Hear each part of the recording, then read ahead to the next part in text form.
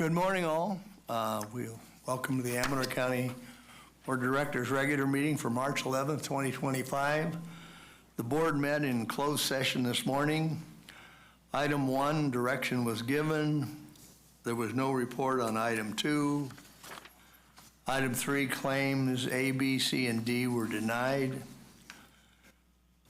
We've got item 4 has yet to be, we'll have to go back in public session, and the confidential minutes were approved. With that, we'll start the regular session. Would you stand and join us in the Pledge of Allegiance? I pledge allegiance to the flag of the United States of America and to the republic for which it stands, one nation, under God, indivisible, with liberty and justice for all.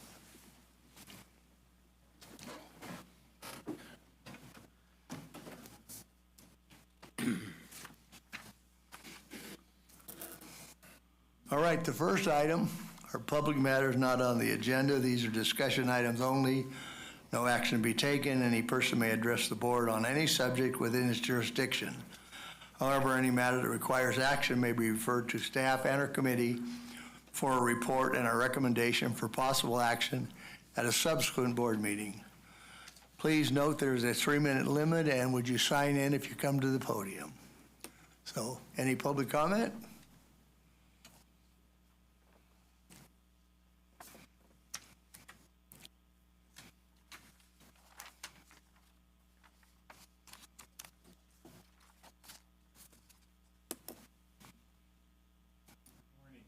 Morning. Morning. I'm Steve Christensen from Sutter Creek.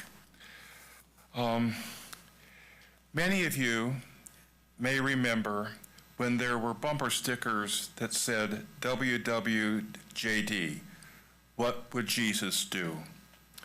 Well, the other night I had a dream. What would Trump do if he took over the government of Amador County? In my dream, Trump announced that he was going to make Amador great again. He would also bring the county MAGA hats for citizens to buy. Trump would announce that as a government entity, Amador County was filled with waste, fraud, and abuse like all governments. He wouldn't give examples or show any evidence. He'd just announce it. In my dream, here are some of the things he would do to get rid of waste, fraud, and abuse. First, he'd lay off all county probation employees. In addition, he'd offer $25,000 to employees of Health and Human Services if they would quit and retire early. Trump would suggest privatizing the libraries and the park and recreation, since they are only used by a limited percent of the population. In my dream, Trump also warned Amador County that he would withhold federal funds unless Amador County promised to give him 1/2 of all the wine produced in our county. Trump would try to eliminate diversity, equity, and inclusion, DEI. He would hire and promote people based on merit. Has anyone looked at his cabinet? How many people were chosen based on merit and their knowledge of the department they were chosen to oversee? No. Most of his cabinet employees were based on inclusion. Only those who agreed with Trump were included in his nominations. Anyways, continuing my dream. To make our county safe again, Trump would order the sheriff's department to go out to the vineyards and round up all the workers and make them show that they are in America legally. These workers would be considered guilty until proven innocent. If these workers could not prove they were in the country legally, they would be turned over to ICE. Also, for humanitarian reasons, Trump would order U.S. Marshals to round up all the homeless and put them into the Preston School of Industry in Ione. Now, people will say that the buildings in Preston are unfit for human occupation, but Trump would say that it's better for the homeless to be at Preston than living under a bridge.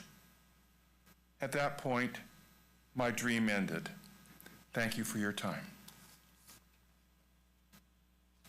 Right. Anyone else under public comment not on the agenda? Julia, good morning.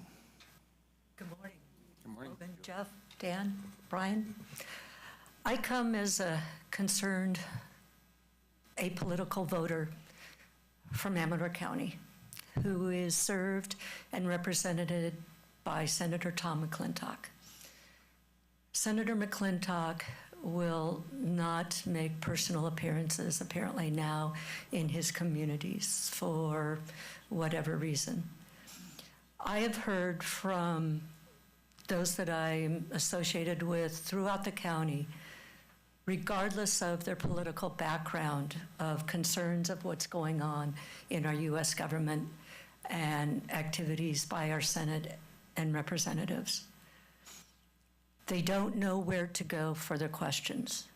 Senator McClintock will not come to Amador County. We can't change that. What I would like is to give all of Amador County voters, regardless of what their political favoritism is, an opportunity to hear from him, his stances, his voice, and to be able to ask questions directly to him. It's non-threatening, it's apolitical, but it's an opportunity that could be a win-win for the representative who represents all of us in Amador County, and for his voters, his constituents, regardless of who they vote for, to be able to hear directly from him. So what I'm asking is that the Board of Supervisors consider either hosting or providing an opportunity, a venue for a Zoom meeting that Senator McClintock can attend from his office, and that there would be some type of facility venue here in Amador County that would host that opportunity. I attended the meeting where the representative, one of his regional directors, attended. It was tense because it was so crowded. There were over 100 people in a room probably that should have only had 30. It was tense. I understand that. But I also understand that if there is an opportunity for people that can ask questions that didn't get answered there, that I think that would relieve a lot of the angst, a political angst, Republican, Democrat, or independent. So I'm asking that the Board of Supervisors consider providing an opportunity of such through a Zoom meeting, which would require obviously a facility, technology, space, and all that. But to me, that's a win-win for both Senator McClintock and all his constituents here in Amador County. Thank you. I would like to address that for a second. That meeting you're talking about was a normal office hours meeting that one of his representatives has here often. It wasn't because people put it out there, like Tom McClintock didn't show up at the meeting. It's one of his staff members that there just answers questions for people. And I wouldn't have a problem with supporting a Zoom meeting or some other type of meeting with congressmen.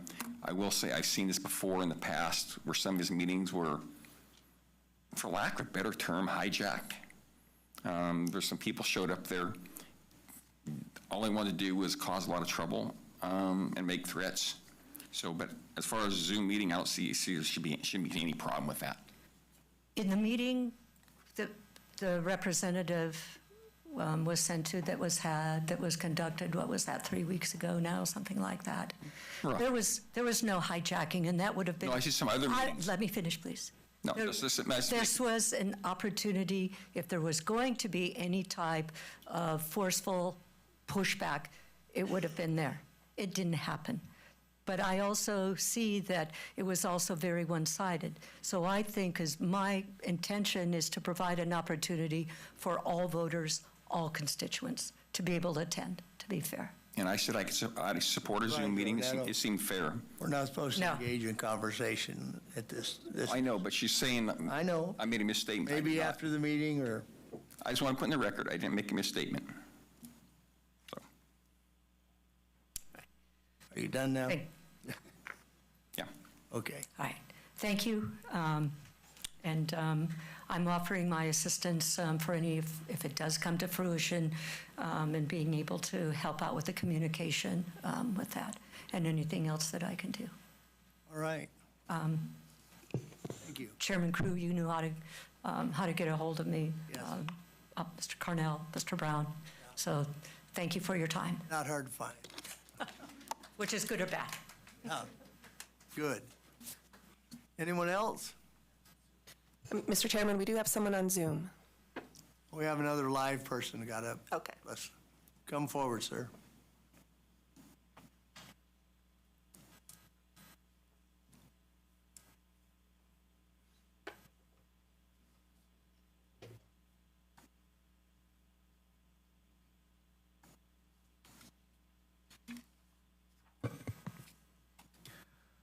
On April 14th, 2022, Department of Health and Human Services Secretary Javier Becerra said this regarding the COVID-19 vaccines, quote, "We know these vaccines are killing people of color, Black, Latino, Indigenous people at about 2 times the rate of white Americans." Hello, my name is Ronald F. Owens, Jr. I was a public information officer at the California Department of Public Health for more than 14 years. I brought this information to my management on several occasions and also presented to them data from the Vaccine Adverse Event Reporting System indicating that there are thousands of people who have died from the COVID-19 vaccine and millions of people have been injured. Unfortunately, they made it about me, not about you, not about the people who are watching, not about the people who may be watching on replay, and not about the people behind me or the 40 million other Californians. Look, as a Christian, I love all people. I don't care what color you are. But here are the optics. The optics are this. I'm this Black guy telling my white superiors that COVID-19 vaccines are killing people of color. And what did they do? They disciplined the Black guy. They muzzled me. I prematurely retired on December 31st, 2023, immediately incurred a 55% pay cut. It's not about money, it's about doing the right thing. The 55% pay cut is the difference between my monthly salary and pension. In July of last year, I sent this board and 57 other county boards of supervisors information about what I'm sharing with you now. In December of last year, I followed up by sending this board and your 291 other colleagues throughout the state of California that between August of last year and early December, more than 440 Californians filed entries for the Vaccine Adverse Event Reporting System. Since then, 100 more people in California have filed entries as well. Matter of fact, 2 people have died. If the Board of Supervisors that I informed last July had listened to me, those more than 500 people would not be suffering. I urge your county health officer to discontinue promoting, administering, and distributing COVID-19 vaccines. I understand you have a policy not responding to comments on matters not on the agenda, but if you have any other questions, because this is an extenuating circumstance, I'm here to answer those questions, and I'm more than willing to come back and present more information to you. Thank you for your time. All right. Thank you, sir. Thank you. else? Go to the Zoomer. Go ahead when you're ready.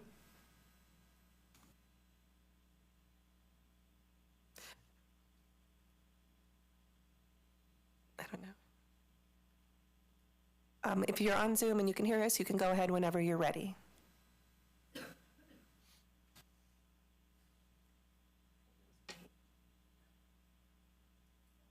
Maybe say the last four of their phone number. The last 4 digits of the phone number, 7520.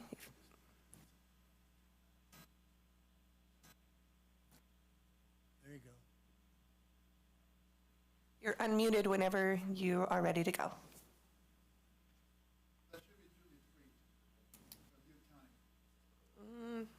She's on here, but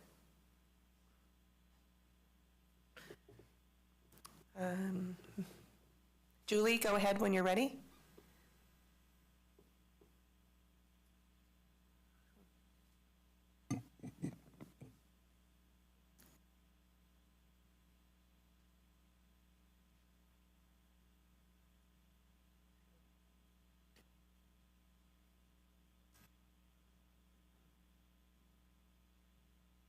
She dropped off. Loser. Yeah, I don't.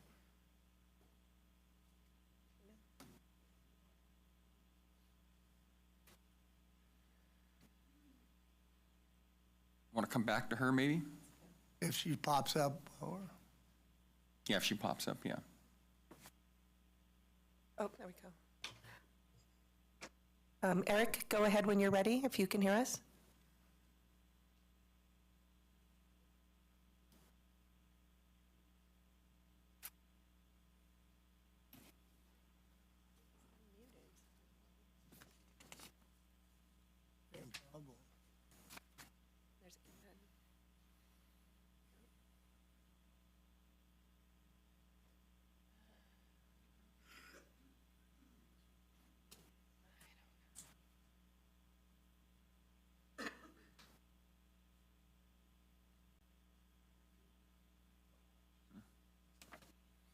Computer audio.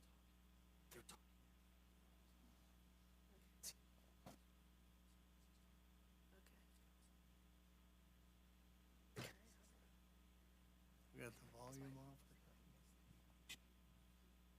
Usually works pretty good. Yeah.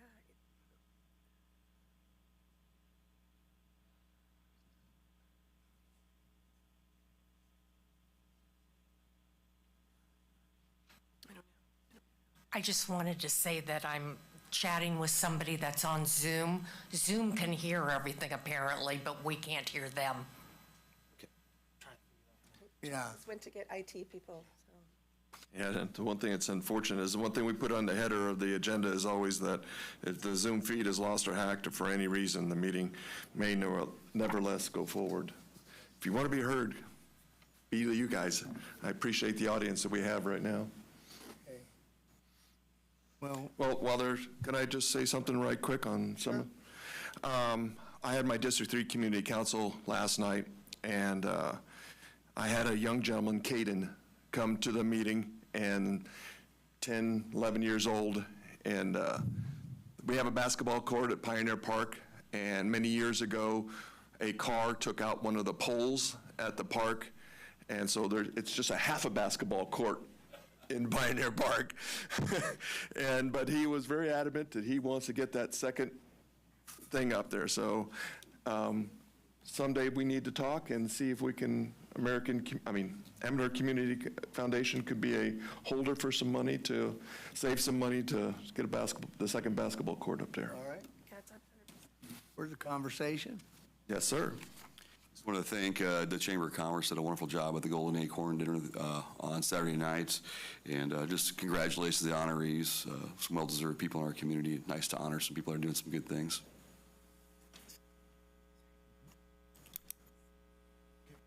Well, I'm sorry I couldn't make it because it's sold out. You did, yeah.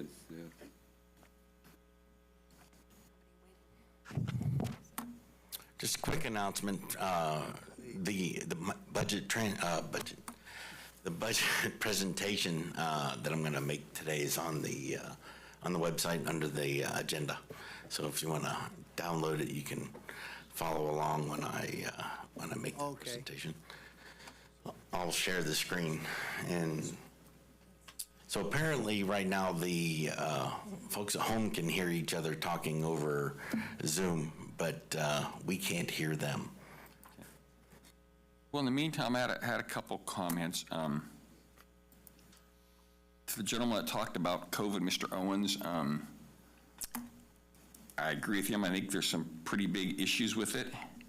I'd asked more than once, and maybe there's a reason why she couldn't do it due to government mandates. Our public health doctor comes in, and I like her. She'd give us reports with all kinds of information about how many people had COVID in the prison, how many died, how many people had COVID this, COVID that. And I asked her more than once, are we tracking adverse reactions?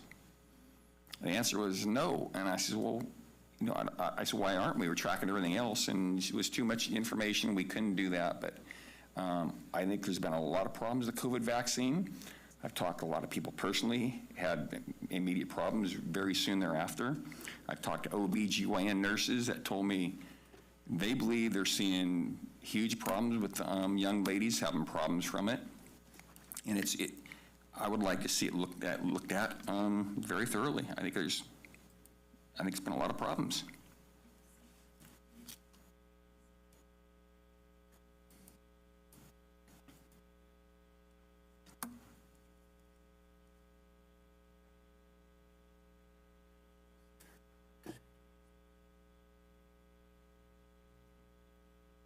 Okay, let's try again. If you want to speak and you're on Zoom, please raise your hand.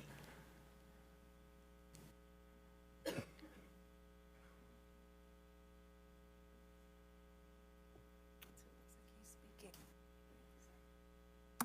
not getting anything.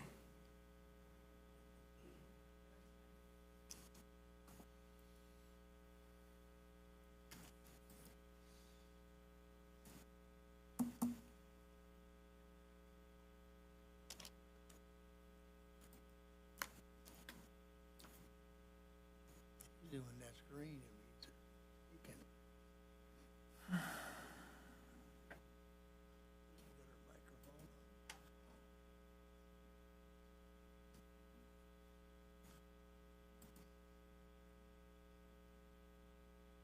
Chat option. If So, someone like, who's on text can ask. Okay, we got it. On chat at least, then we can. Now everybody's unmuted. I am the one that's texting. Thank you. Went from nobody to everybody. Thank you all I for mean, your we can speak in patience. emojis right now. Alrighty, if everybody can I don't hold know, on we can't even and speak in mute emojis. yourself, please, then we will call on you to speak. I'm gonna exit and come back in because Don't do that. I didn't do anything.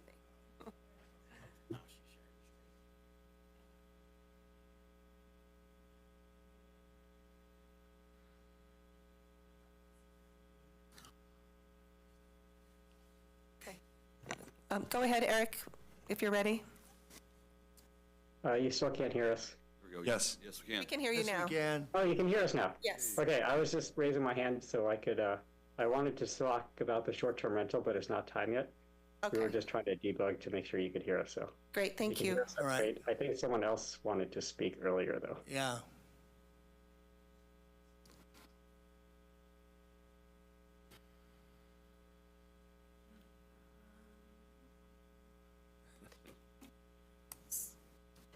Just that phone number that one time. I don't see it now.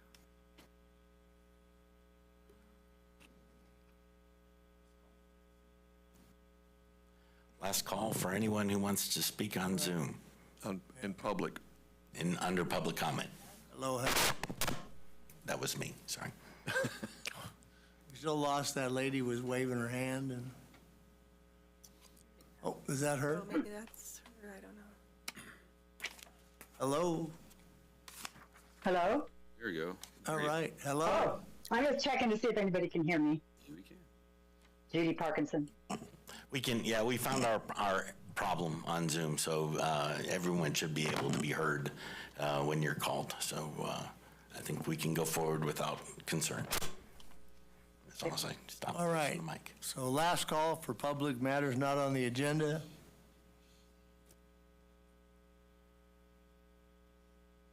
Hearing none, seeing none, we will move on to approval of today's agenda. There's an addendum which will be added as 6F1. I thought it was 6G.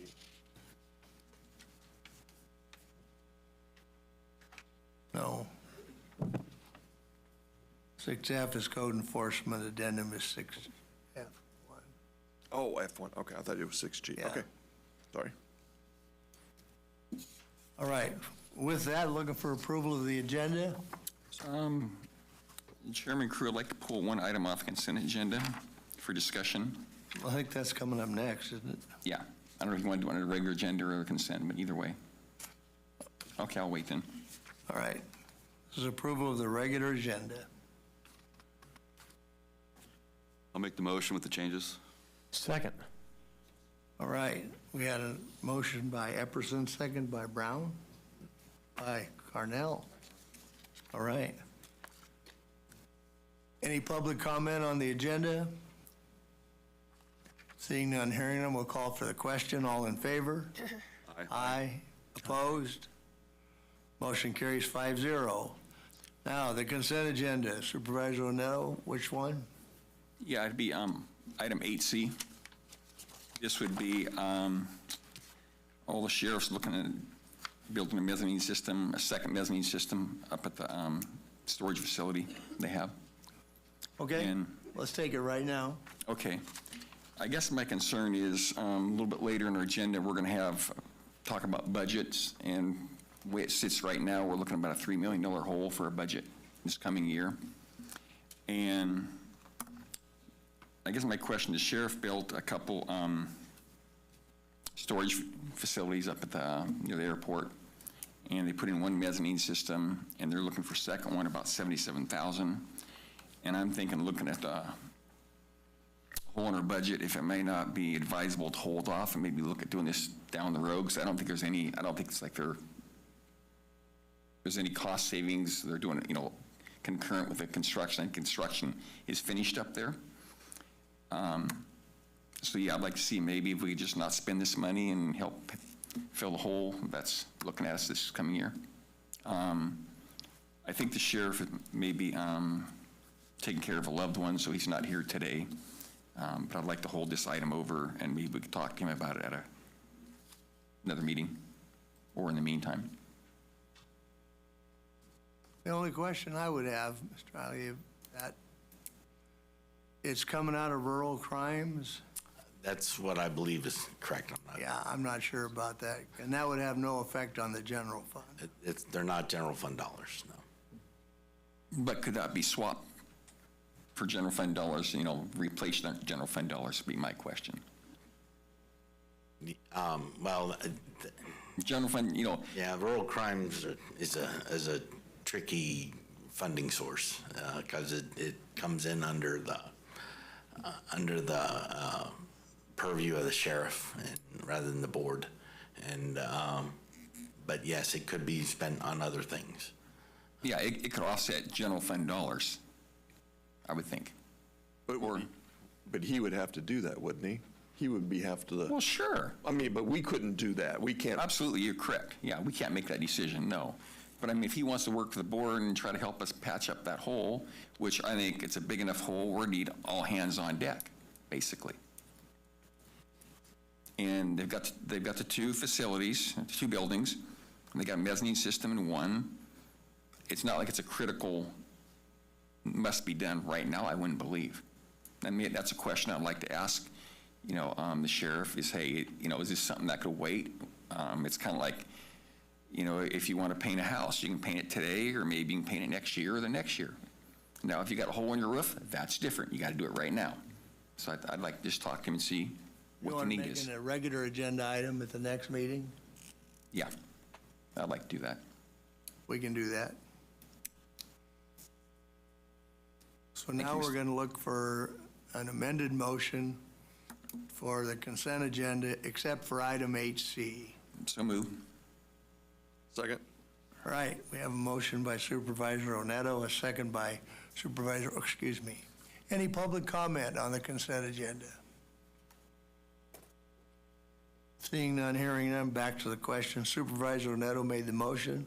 Supervisor Brown seconded. All in favor, signify by saying aye. Aye. Aye. Opposed? Motion carries 5-0. All right. Back to the regular agenda. Item 6A is presentation of a resolution recognizing the month of March as Red Cross Month.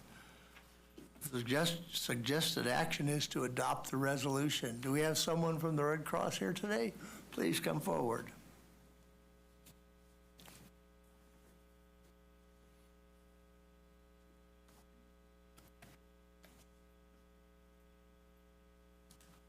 Welcome. Good morning. Good morning. My name is Paul Keaton. I've been with the Red Cross here in Amador County for 18 years. This is Becky Mish, and this is Lisa Baker. And we are pleased to accept this proclamation from the Board of Supervisors of Amador County. And the Red Cross has been in Amador County now for over 100 years, and we're pleased to help the community, and we respond to local house fires or big disasters, and we have a lot of support from the community, and we're very pleased to accept this proclamation. All right. So in our tri-counties, which are Tuolumne, Calaveras, and Amador, we have had a total of approximately 50 calls for the disaster action team, which we've served 111 clients and a total of $39,000, and 8 of them were here in Amador, and we serviced 6 of them. Good morning and thank you. My name is Rebecca Mitch, Community Disaster Program Manager for the American Red Cross. And I just wanted to say thank you so much to the volunteers and for this proclamation. We are still recruiting. We do have, as Lisa and Paul said, we do have a handful of 14 volunteers out of our 70 in our 4 counties. You can contact redcross.org/volunteer for any opportunity to join us, and I have cards. So anybody who would like one of my cards, we are recruiting, and thank you so much. Thank you. All right. Thank you. Thank you for your service, and congratulations. All right. Thank you. I'll read the resolution into the minutes. All right. This is a resolution recognizing the month of March as Red Cross Month. It's Resolution 25-023. Whereas this March we celebrate American Red Cross Month by recognizing the compassionate acts of people in Amador County and by renewing our commitment to lend a helping hand to our neighbors in need. And whereas since Clara Barton founded the American Red Cross more than 140 years ago, generation after generation has stepped up to deliver relief and care across our country and around the world, bringing out the best of humanity in times of crisis. Advancing this noble mission, the volunteers and supporters who now give back through the American Red Cross Gold Country Region, Mother Lode Territory, remain unwavering in their commitment to prevent and alleviate human suffering in the face of today's emergencies. And whereas their voluntary and generous contributions shine a beacon of hope in people's darkest hour, whether it's delivering shelter, food, and comfort during disasters, providing critical blood donations for hospital patients, supporting service members, veterans and their families, saving lives with first aid, CPR, AED, and other skills, or delivering international aid and reconnecting loved ones separated by global crises. And where this work to uplift our community is truly made possible by those who selflessly answer the call to help, whenever and wherever it's needed. We hereby recognize this month of March in honor of their remarkable service, and we ask everyone to join in their commitment to care for one another. Therefore, be it resolved, excuse me, by the Amador County Board of Supervisors to proclaim March 2025 as Red Cross Month and encourage all citizens to reach out in support of its humanitarian mission. The foregoing resolution was passed by the Board of Supervisors on the 11th day of March. We'll look for a motion. So move. Second. All right, we have a motion and a second to adopt the resolution. All in favor? Aye. Aye. Opposed? Motion carries. Again, thank you very much, folks. He's got a resolution for you.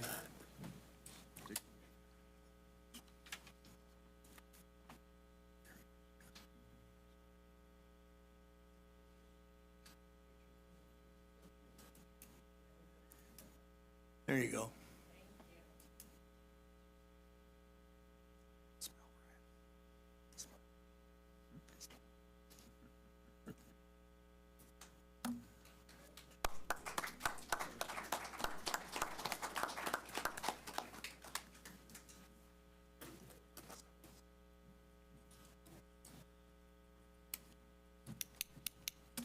Always a good way to start off a meeting. 6B is waste management. Presentation and discussion of Amador County Buena Vista Landfill Phase 3 Unit 1 reconstruction and surface impoundment expansion and liner replacement. Good morning. Good morning. Finally, after a long while, we planned, built, and are ready to report on our landfill project that we did. I'm just going to give you a little history first, a little quick history of how this came about, and then I have 2 or 3 slides where it'll last about 30 seconds, and then the rest of them are all timed out, so the whole presentation should only take about 7 minutes, even though it's 40 pages long, and mostly pictures, and I will comment on those as we go. So history, around 2015, 10 years ago, we had a year where we had no rain whatsoever. And during that period of time, it was also very hot, and we have a closed landfill out at the Buena Vista site. And apparently for several years in the making, the ground was drying out and cracks were forming, and those cracks were anywhere from 6 inches to a foot and a half across, and they were radiating down actually into the garbage on the unit itself. And that was okay as long as it was dry and there wasn't rain. But the next year, 2016, we had what was referred to as 100/1,000-year storm events, and then those cracks had not been fixed, and a lot of water got down into Unit 1 at our landfill site. And when water gets down into landfill units, it's got to go somewhere because the bottom is sealed, so it started going out the sides and coming out all over the place. And naturally, the water board got involved at that point. And for a couple of years, the county hired, this was before I was here, the county hired, we had our solid waste engineer, and we have our hydrogeologist and a geotech guy, and they went out and they did some observations on the site.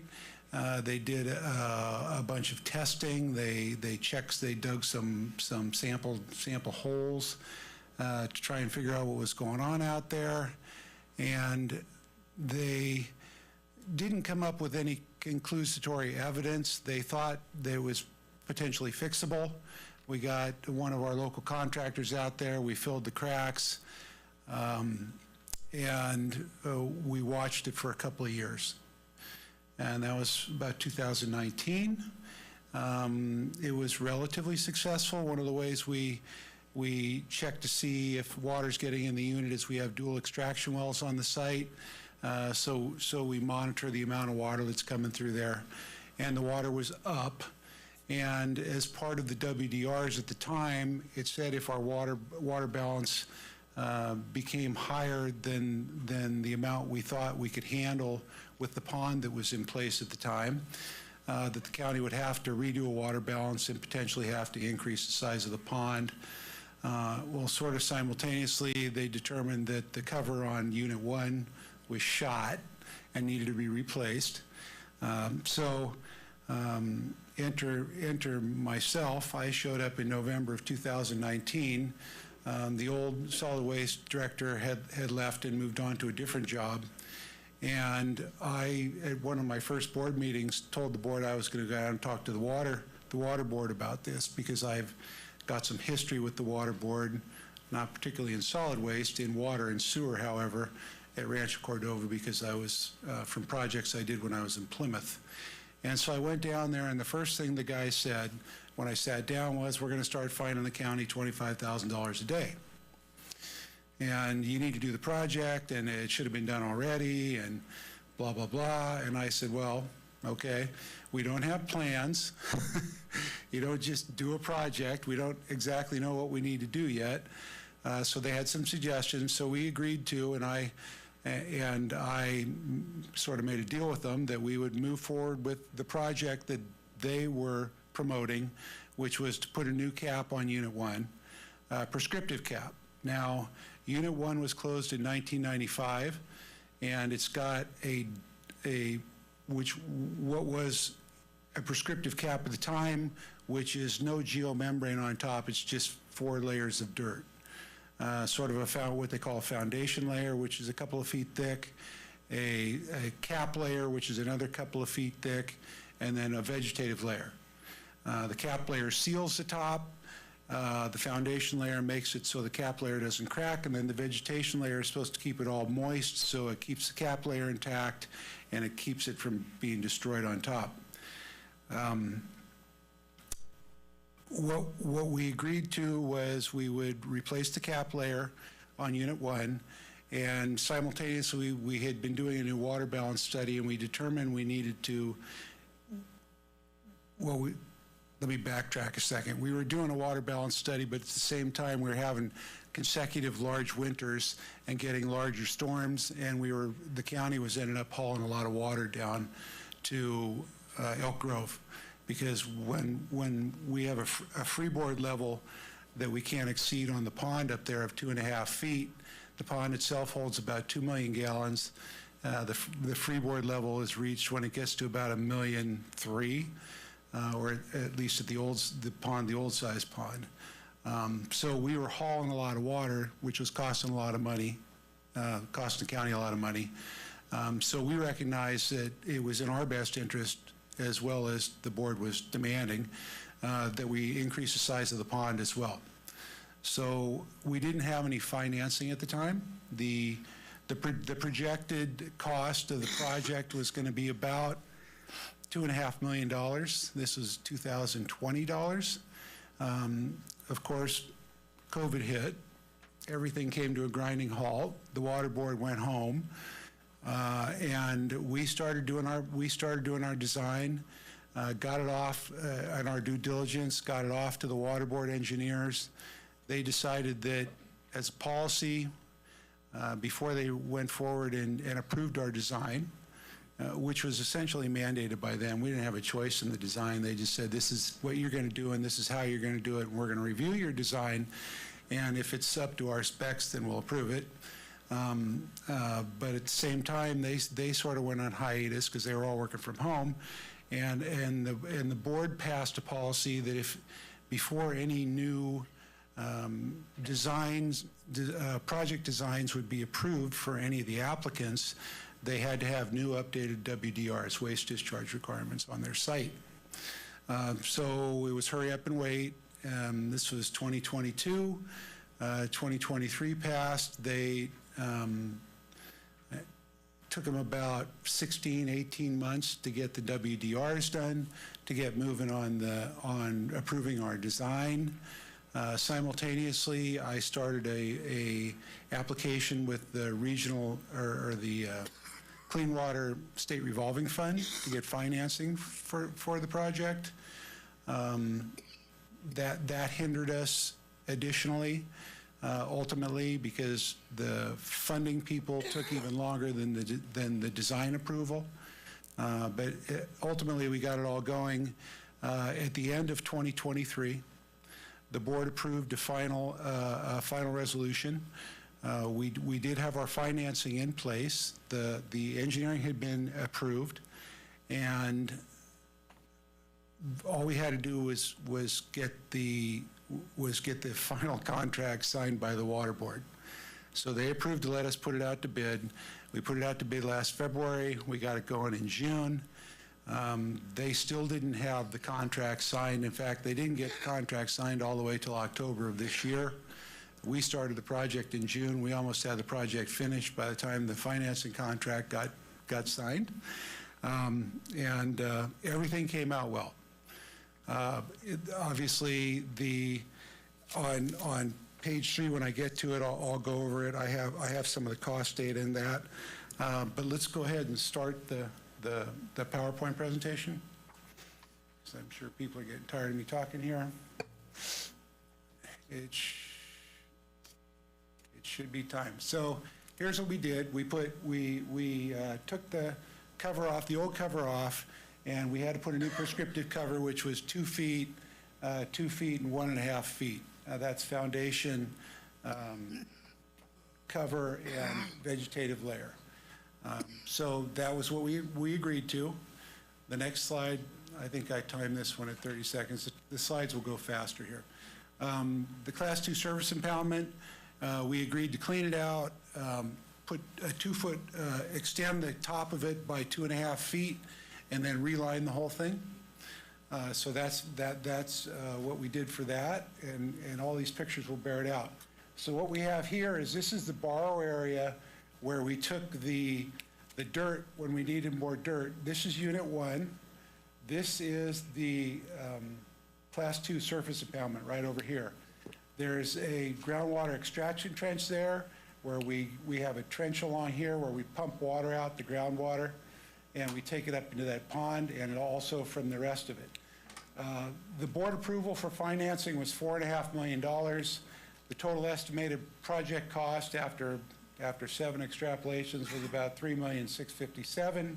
The actual bid was $4,008,000, and the actual final project cost that I brought it in was $4,513,000. So I was $13,000 over the approved financing by the board. And here's the old Unit 1. So it just kind of looks like a field out here. This is a 16-acre unit right here. We're looking from east to west. This is the borrow area over here. This is the south side. That's a drainage pipe going down there. This is looking from a different way up to the surface impoundment. That's the drainage pipes coming down off the top of the surface where the water comes out. This is one of our owl boxes. We encourage owls out there because we have a lot of rodents. This is, again, the borrow area. Here's one of the old wells. That's looking across the top. That's the whole reconstruction area right there. That's the top. Before they got going, they wanted to dig some test pits. They wanted to find out how deep the garbage was so we could see. So as you can see, the varying types of stuff, surface stuff that came up, we ran into this right here, a 2-foot thick ash layer. And this became prevalent across the whole thing, we discovered. This is the top of the surface area.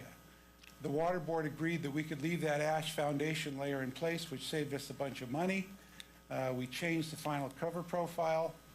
Here we're starting to do some cover layer excavation. First they took the vegetative layer off, then they took the surface layer off underneath the vegetative layer. We left the foundation layer on, and then they just started putting it back on. They had these big giant earth movers out there, 3 of those 615Gs. They got it done relatively quickly. Here it is after it's been actually put in place, track rolled and all that. You can see how nice it looks. That's still with the old wells on there. I don't think that's a new well. These are the new down chutes you'll see. We aren't using pipes anymore. We put in this stuff that looks like a lot like AstroTurf, only it's a lot more expensive, a lot more heavy duty. Here's a crew rolling it out here, going all the way down this hill. You can see what kind of size this is. This is about 100-foot high slope, and that's about 400 feet long there. That's a completed one. This is a drainage off one of them that comes down into a ditch along there. This was the cementatious stuff that they put on the surface of this to harden it. This is after they put the wattles in and they started doing erosion control. Then we hydroseeded it. You can see the hydroseeding going on. On the south wall, we discovered that the covering was about 1.5 feet short from the previous time when they did it. So we had to put this eco-block wall along here. That was the extraction trench. That eco-block wall was an additional $40,000 to the thing. This is the old, this is the new well apparatuses. We replaced all those. This is the old surface impoundment pond. That was December of '23. You can see it's full. This is the old spray system. This thing blew up, blew that fence down 3 different occasions. That's the pump that used to run it. This was the intake. You can see it's kind of old and just completely trashed. Didn't work, hadn't worked for a year. Here's the guys in there doing the hard work of cleaning the sludge out. Now this pond is 200 feet wide by 400 feet long.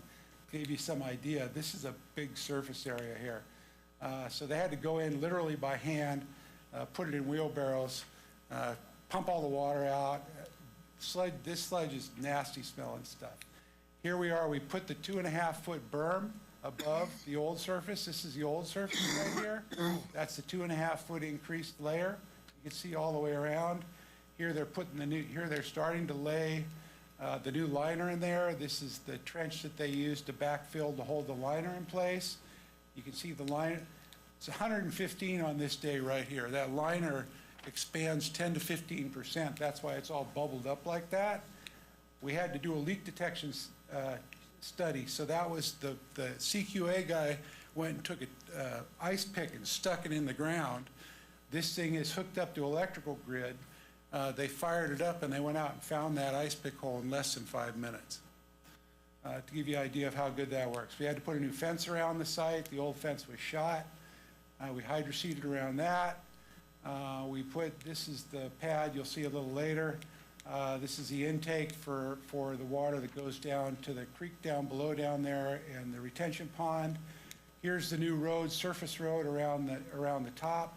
Occasionally we have to get equipment in there to clean the sledge out and things like that. So this time we had no road before, now we got a road up on top. We knew this underground tank was here. That's looking straight down into it. It was 23 feet long, about 10 feet in diameter. It was supposed to be full. It wasn't. We had to pump it out, fill it with cement. That was another $30,000. Our eco-mister pad, where this is our eco-mister, that's our new spray apparatus. You'll see a better picture soon. So it sits up on that pad, sprays out, and it sucks the water up from here. This is the intake thing that's right there. That's a close-up of it. That's a big spray thing. If anyone who knows what snow machines are like, it's exactly like a snow machine, only it's freezing. The electrical out there, here's the old electrical box, was not up to code. We put in all new electrical, brought it up to code. Everything runs on 480 out there. This is actually the pond after it's done with rainwater in it. You can see after we got a rain on December 15th, the grass started growing. This was that chute you saw before we put the cementatious stuff on there with the water running down it. Here's the top of the unit right now. This is the sides of the unit. This is during a storm in January. So you can see there's almost no runoff coming off. All the runoff was clear. We didn't have any sweepy problems after it. This is when the project is actually 100% complete, and this is the final review of it to make sure we don't have any sweepy problems after the fact. That's the borrow area. You can see that was all hydroseeded. Here's one of those down chutes with the actual water running down it. We did a lot of riprap, and that's some of the local deer herd we have out there. These are the eco blocks we had for stabilization. Owl box up there. These are the two. That's the groundwater extraction trench. That pipe comes all the way down from that well that was at the bottom in the front on the west side of the Unit 1. This is the water that comes off the leachate fields. Those are our cohort of osprey that we fledged during construction. And that's Don, my CQA guy. I'd be remiss in not having him on there because he spent 3 months in a trailer at Lake Amador, living there during this project while it was 115 for about 20 days straight. And spent a lot of time every day out there in the hot sun doing good work. He's got 50 years experience. He really saved us a lot of money, he and Kurt Fuji. When we got in a pickle about the foundation layer being an ash layer, the initial feedback from the water board was we needed to remove that and take it to a specialized dump facility at a cost of about 10 to 20 million bucks. We talked him out of it. We kept the layer. It actually ended up saving us money. That's how come we were able to bring it in at the financing amount. We saved about $400,000 under the bid cost. And if you ever want to come out and have an on-site look at it, I'm happy to give you a tour. But that's what your $4.5 million bucks got you. All right. Everything's working out there now. Actually, I went out and was watching them work, and they were pretty efficient. Yeah. That was what, Ford Construction, wasn't it? Yeah, really, really good group to work with. Guys really knew what they were doing. Very efficient, very on top of it. Anytime we had questions, anytime we needed to change things, we did it all on the fly. They were a very competent group of people. I would highly recommend using them any chance you get. And speaking of competency also, Mr. Gardner, I'd like to thank you for your work you did, you and your team. When I was a kid, I thought a dump was pretty simple. As I got older, I realized they're not simple. Yeah. You did a lot of work out there, and you did the county a real good job, so thank you. Thank you. Saved us a ton of money, too. Yeah, you originally said this was going to be like a $10 million project. Yeah. That scared us. Crossing your fingers at that. Yeah. One thing that does scare me is in the future, garbage disintegrates, and Yeah. As long as the water doesn't get down in there, that's 30 years old. I mean, the Title 27 code says that these closed landfills have a life expectancy of about 30 years. When you talk to solid waste consultants, they just laugh and scoff at that because there's technically no landfill in the state that's been closed in 30 years. Closed landfill that's been clean closed, and they don't ever anticipate that one ever will. And we're on our next 30-year period now. I know we do have a financial responsibility for the site. If you look in the audited financial statements, we have a footnote in there, and the county has fund balance reserved. It's up to $10 million now to take care of anything that could happen on this site. Well, we did the two big projects that were part of the corrective action plan in the event something were to happen on the site. So my next chore is to go back to Cal Recycle and try and get that reduction, the reserve balance on the general fund reduced by about 50%. That's my goal. Hopefully it can happen and probably take about 2 to 3 years to do that because they'll want to step it down a little bit. We shouldn't have any more issues out there. Literally everything's brand. The only thing that isn't new is a compressor, and I plan on fixing that in the next budget year. So we should be good to go for another 20 or 30 years. Great. All right. Thank you. Good. thank you. Thank you. All right. Thank you. Any public comment on a job well done?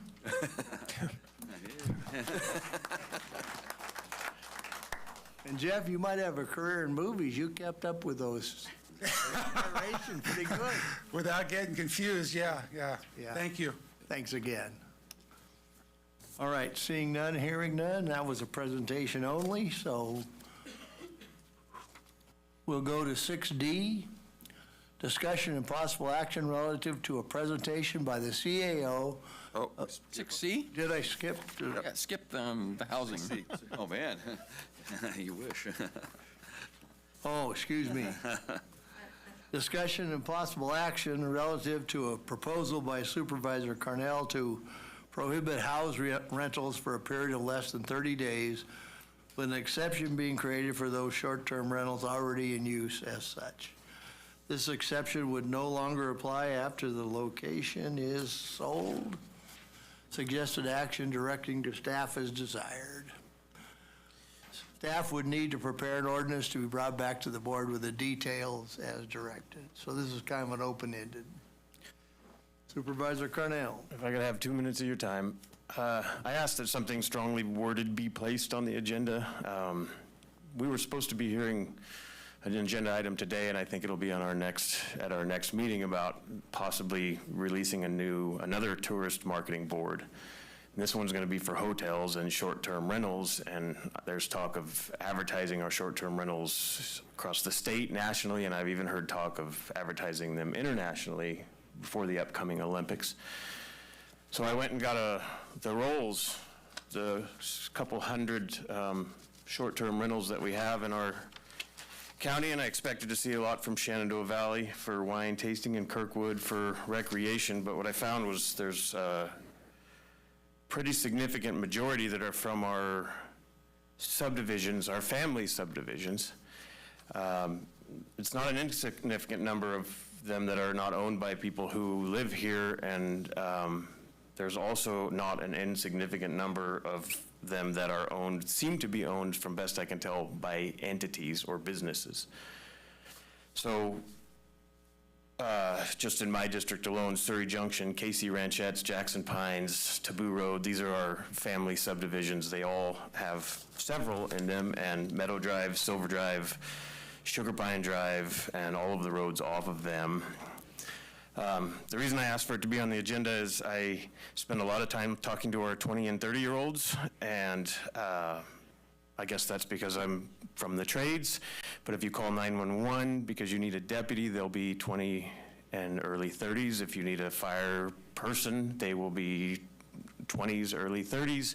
If you need new tires, the person putting them on there is going to be 20-something years old. Our ambulances, all the services, our entire way of life is actually the lion's share of the work's being done by 20 and young 30-year-olds, and my anecdotal unscientific study, our averages here seem to match the national averages, that almost over 70% of that group of people no longer believes the American dream is available to them. And none of them believe that they'll be able to buy a home, maybe never, for a family. I watched a young family last year try to buy a home. It took a year. They'd saved up a pile of money, and every time a house that was in their price range came on the MLS, it was gone that day. It almost seems like it just went on the MLS to show that it was sold. They finally bought a home because an older couple that had raised their family in their house rejected multiple out-of-town offers and accepted a much lower offer because they thought their home was meant to be filled with a family. So anyway, once this went on the agenda on Thursday, I spent the weekend getting yelled at. My first phone call I answered was that I was a communist. I don't get on social media, but apparently it's not going well for me there.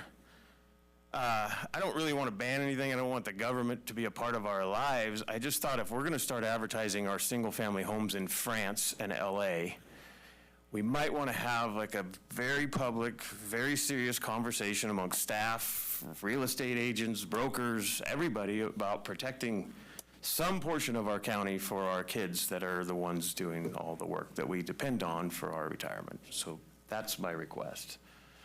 I don't know how to word that, but. Well, I'll say this. I definitely think you're the exact opposite of the communist. I don't know if I like your proposal or not, but I think it's well worth having that conversation. So that's where I'm at. You did say the realtors weren't very happy with you. I'm not sure. I don't get on social media, and I stopped answering emails last night. So. Yeah, I got phone calls and comments. The one most constructive was actually she was just asking that we'd invite all the players to the table and have a robust discussion about what's to come, if there's something we can do that's legal, and how do we encourage our local folks to buy in. I mean, I also got a message from a dear friend of mine, and they actually own a rental up here, but their family stays there at least 1 week a year, or I said 1 week a month. They say they're pretty regular. It's just a place they have, and then when they're off weekends, they live in the Bay Area, and then they rent it out the rest of the time. But they bought it to come up and recreate here and hang out and enjoy our county. That was just one anecdote. And Supervisor Carnell, as Solace, I had our county council call me a socialist once, which I thought was rather ironic and humorous, but there you go. All right. It's part of the job. You call me whatever you want. I warned everybody I ran so our kids could raise their kids here, and so I guess I'm going to be trouble. Oh, I gotta say this, I saw a county council kind of grimace down there. It was not this current county council. Just for transparency. Well, this should be a hot topic, so why don't we see what the public thinks, huh? Sounds good. All right. You were sitting closer, so, I moved up front on purpose. yeah, there was method to your madness. My name is Ron Felton. I am a real estate broker licensed through the state of California. I'm also a member of the National Association of Realtors. I took an oath with the Realtor Association to not only advocate for my community, but also for my colleagues. So, when I got wind of this, I don't even need this thing. Mr. Brown knows that. When I got wind of this thing, I reached out to my colleagues to find out what their take was, even though I pretty much knew it was going to be unanimous that they would shoot it down. The real estate agents, brokers, do not want restrictions to be on their livelihood, especially at a county board level. We have National Association levels, we have California Association levels, piles of attorneys, more attorneys than we have loggers in this county, and we have advocates locally. So when I reached out, it was unanimous, no restrictions. That's not saying there were some people that want some restrictions, but it was pretty unanimous that if it was going to be an all or nothing, that the county would experience the breadth of the California Association of Realtors. And that's probably a little bit of your conversation yesterday. And so I like you guys. I love my county. We should take heed of that. I do personally, I didn't take that approach. I took the time to actually draft an ordinance, send that ordinance to my colleagues, and ask them to pick a couple of things they absolutely couldn't live without and a couple of things that they just couldn't care about. Now, I can probably say we can get an ordinance passed. I definitely know we can get an ordinance passed with no restrictions. I don't think that's right for our county, even as an advocate. I think that an ordinance would have to include things. I've listed several of them. I'm gonna shoot through these. Do you mind? Let's see, a registration process. Currently, those numbers cannot be accurate. I'm in this industry. I do not know how many short-term rentals are in this county. There's no possible way you could really know how many short-term rentals are in this county because people don't report their short-term rentals. So there's more than this? Absolutely. Hundreds more, okay. Yeah, absolutely.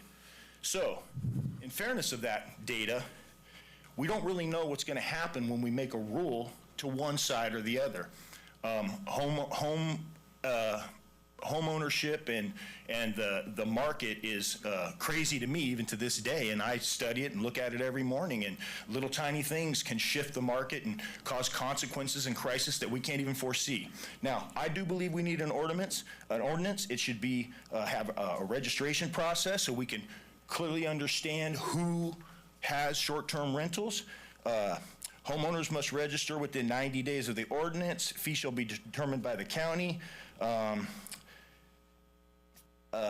Failure to register, violation, first violation, written warning, fines of $500, fines of $1,000, possible suspension of your STR, operational restrictions, countywide restrictions, neighborhood restrictions based on population levels using hard-to-count density data. So if we're in a tight rural area, urban area, if you want to call it that, we don't really have that, but downtown Ione, the heart of Buckhorn, River Pines, even though like we have to address, can River Pines survive without being a short-term rental community? It's on the edge of the wineries. Are we really going to make that available to first-time home buyers? I don't know that answer for sure because I haven't spent that much time understanding River Pines and its eclectic community. A limit on the number of days an STR can be rented per year, varying on outlined areas, and that is a lot to do with how Tahoe handles their short-term rental situation. Exemptions for properties above 4,000 feet in elevation. I don't think anybody, those are seasonal cabins. We can all agree there should be exemptions to Kirkwood. That's probably where you were expecting some feedback. By the way, Kirkwood believes they live in a special area, and you don't have control over that side, so they should be, I let them know that they don't have a special area. Residential properties classified as residential, but encumbered or restricted to STR use only. There are a number of properties that are classified as residential that cannot be used in any other way. They're sitting on acres of vineyards. They're rented out as short-term rentals. Those vineyard owners are never going to live in those things. They're not used for their staff. Properties with the combined uninterrupted acreage of 5 acres or greater. We can probably agree that huge parcels that have wedding facilities on them but are still classified as residents don't need to be curtailed by the county. And then we're going to move on to the determination of those restricted areas. Property owners operating STRs in restricted areas shall have a period of 5 years from the date of the resolution to cease STRs in those restricted areas. That gives them an opportunity for a bailout, not just an immediate thing. We can all agree that over the course of 5 years, there's probably opportunity in there where the market is good or bad, and if they pay attention to the market, and you can sell a house as a non-short-term rental in a good market and get away with it. In a bad market, a short-term rental, that may be the only way you can market that property, and that's an experience that we have here in Amador County that we need to pay attention to. A lot of the properties that got purchased over the years bailed us out of having a housing crisis because people did step in here with money, bought them as short-term rentals, and we don't have vacant properties as a result. I'm going to finish this by saying this. You have to hear me out. Short-term rentals are not the reason we're having a housing crisis in Amador County. That is not the reason.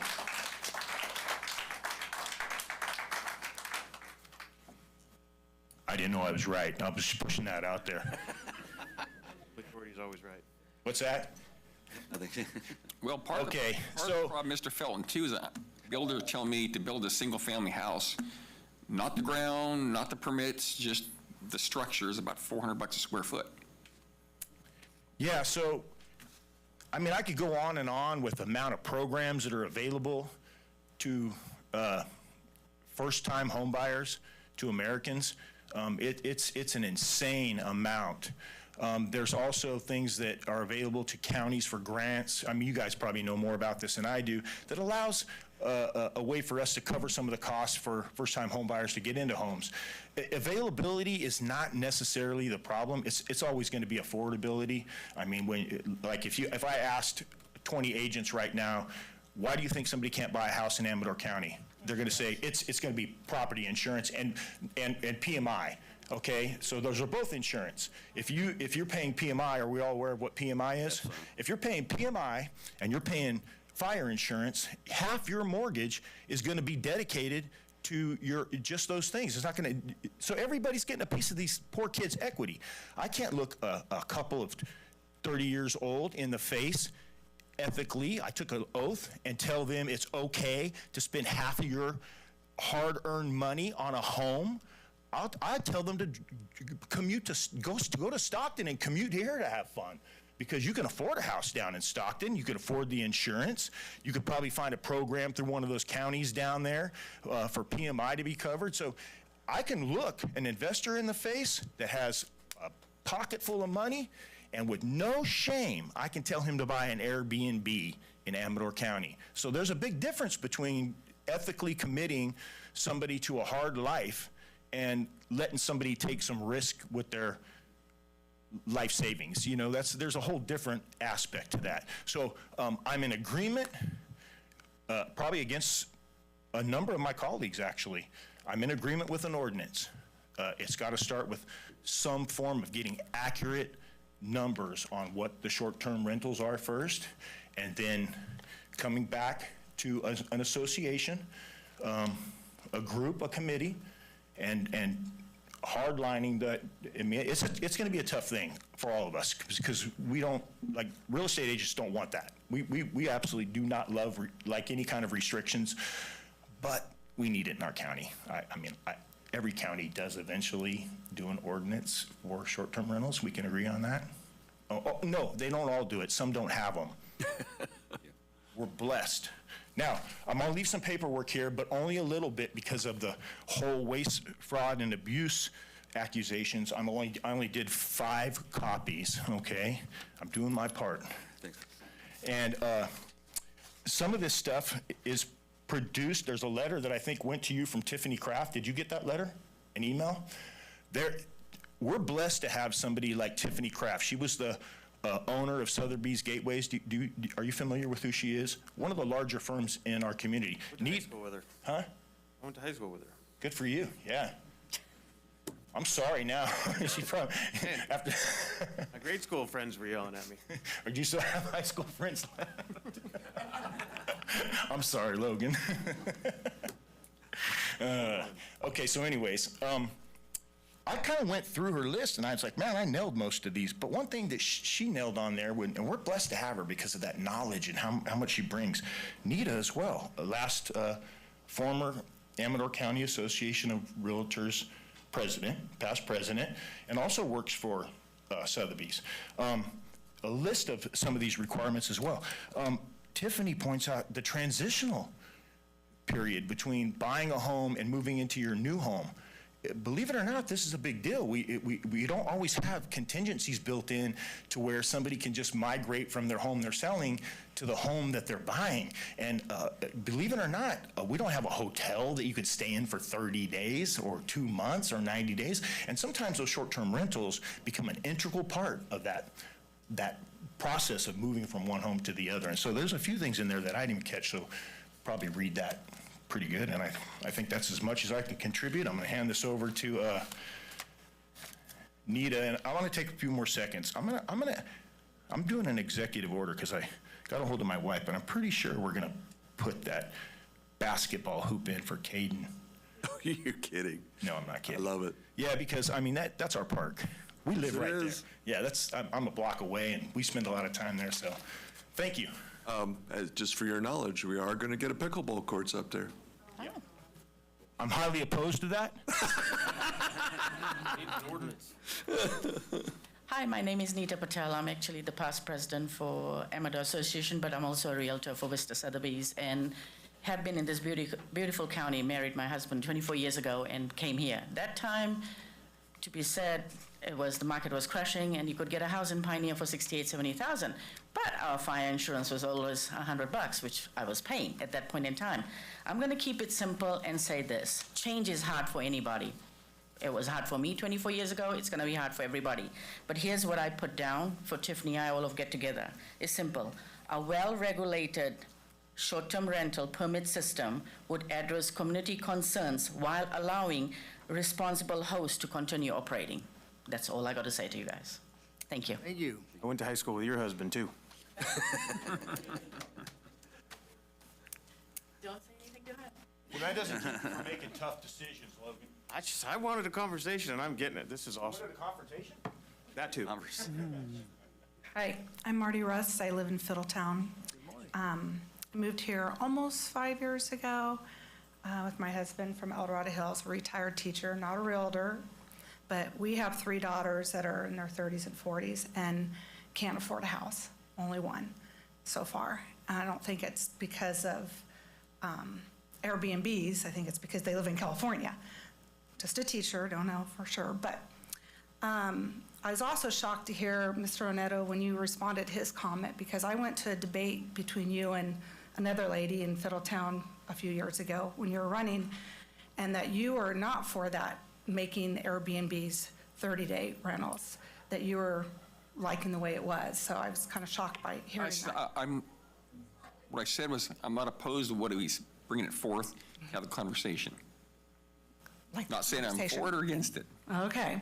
So after a few years of our friends and family staying in our casita, we have a little Airbnb,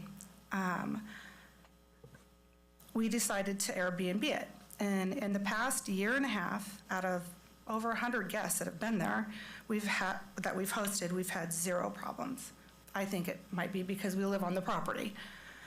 Not only does the large number of guests that visit our Airbnb, they also visit the wineries, which also brings revenue, and the county also gets the tax dollars from staying at our house. It also pays for our fire insurance and our property tax as retired couples.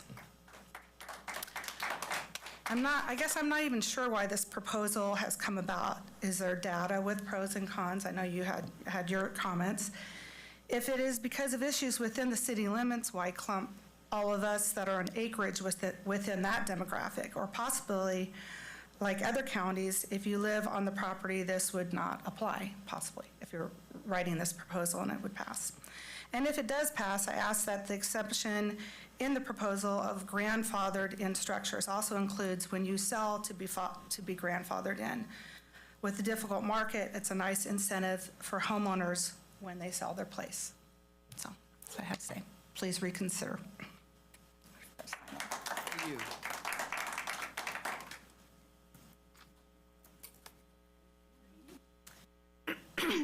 Hey, guys. Oh, sorry. I'm really glad you guys are bringing this up. My name's Lisa. I live near Marty, up in Fiddletown. We bought the property, I've been here for about 25 years now. Well, we bought the property 25 years ago. We were absentee landowners. I moved here about 10 years ago. My life situation changed. So, of course, I had a plan.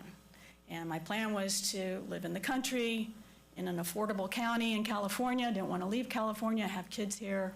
You know, I'm from Georgia, but California's my home now. So having this property, I felt like, well, there's lots of things I can probably do with it as I reach my retirement years. And one of them has come up. I've got an extra cabin on my property that's really lovely.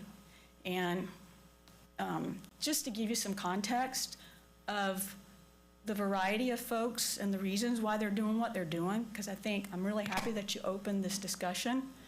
I'm really glad that you mentioned that your perspective is anecdotal, because we do need to do this, like you're saying, talk about it, understand who we're talking about. So anyway, I have this Airbnb, and it has a French, Italian, Mediterranean theme. So I think it's pretty cute. Some people see my Airbnb on the Airbnb platform. They don't know where Amador County is. I've had people from Texas, Virginia, coming here because it's an experience. And they see that this is this cute little building sitting in a very natural setting. You can't just find that anywhere. It's unique. So I kind of pride myself on that. And like Marty and everybody else is mentioning, I didn't anticipate that I would move here, that we'd have these horrendous fires that would cause us to lose our fire insurance, raise our rates. When you're on a kind of fixed income, when you're reaching those retirement years, this really helps. I mean, it really helps you to maintain. I don't understand exactly how we correlate that in this particular county, preventing people from being able to live here. I know what it's like in Palo Alto or, Silicon Valley, LA. I just don't see, I like this county because I feel like even though we're conservative, we're also somewhat progressive in a different way in this state, because we do look at it. We do look at individuals. We do look at protecting people. So I just wanted to share my experience, and it brings me a lot of joy to share what I have with people, and it's not a big money maker. And mine is probably listed in a business. So when you see like it's owned by a business, it is I live on the property, and it is my business. And all I can say is, well, I'd like to finish. I like what a lot of the other people have said. I do agree.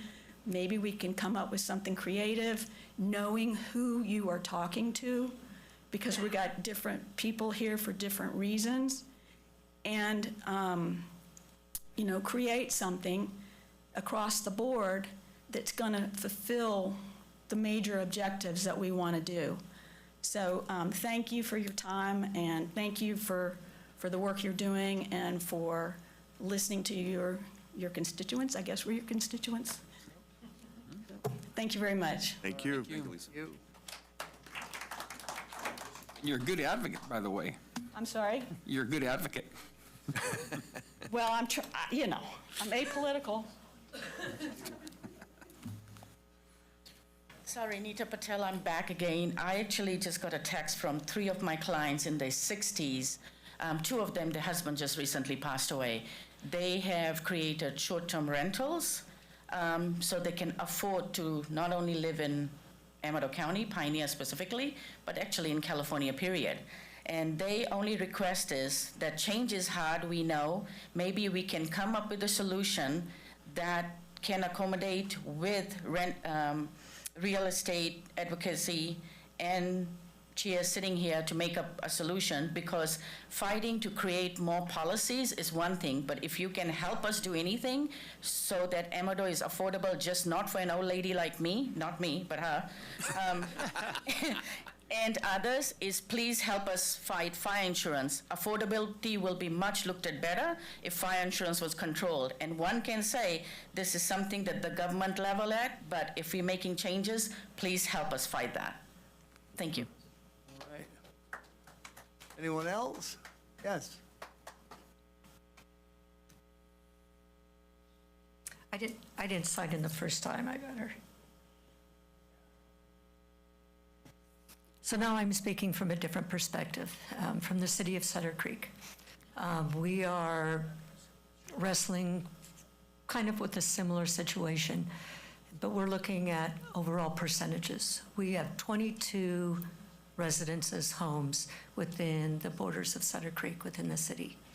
We are at currently just under 1% of those are short-term rentals, as listed either with VRBO, Airbnb.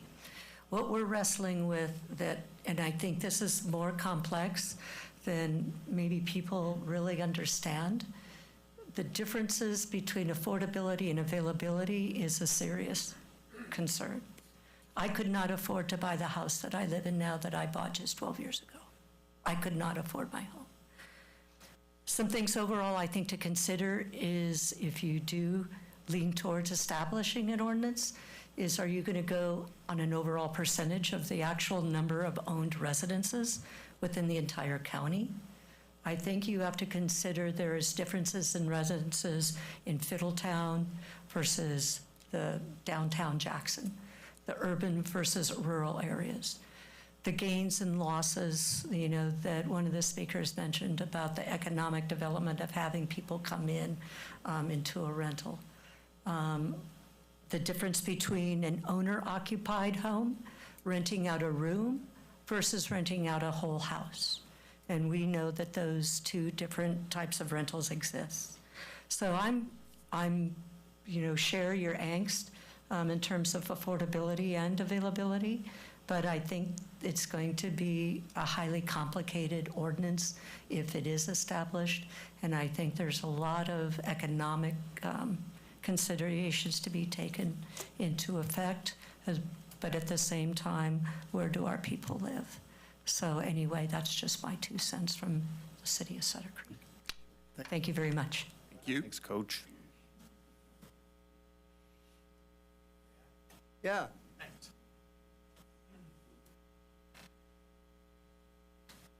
Morning. My name is Doug Spainhauer. I'm a resident in Amador County for about 13 years now, a local business owner with locations in Sutter Creek and one here in Jackson.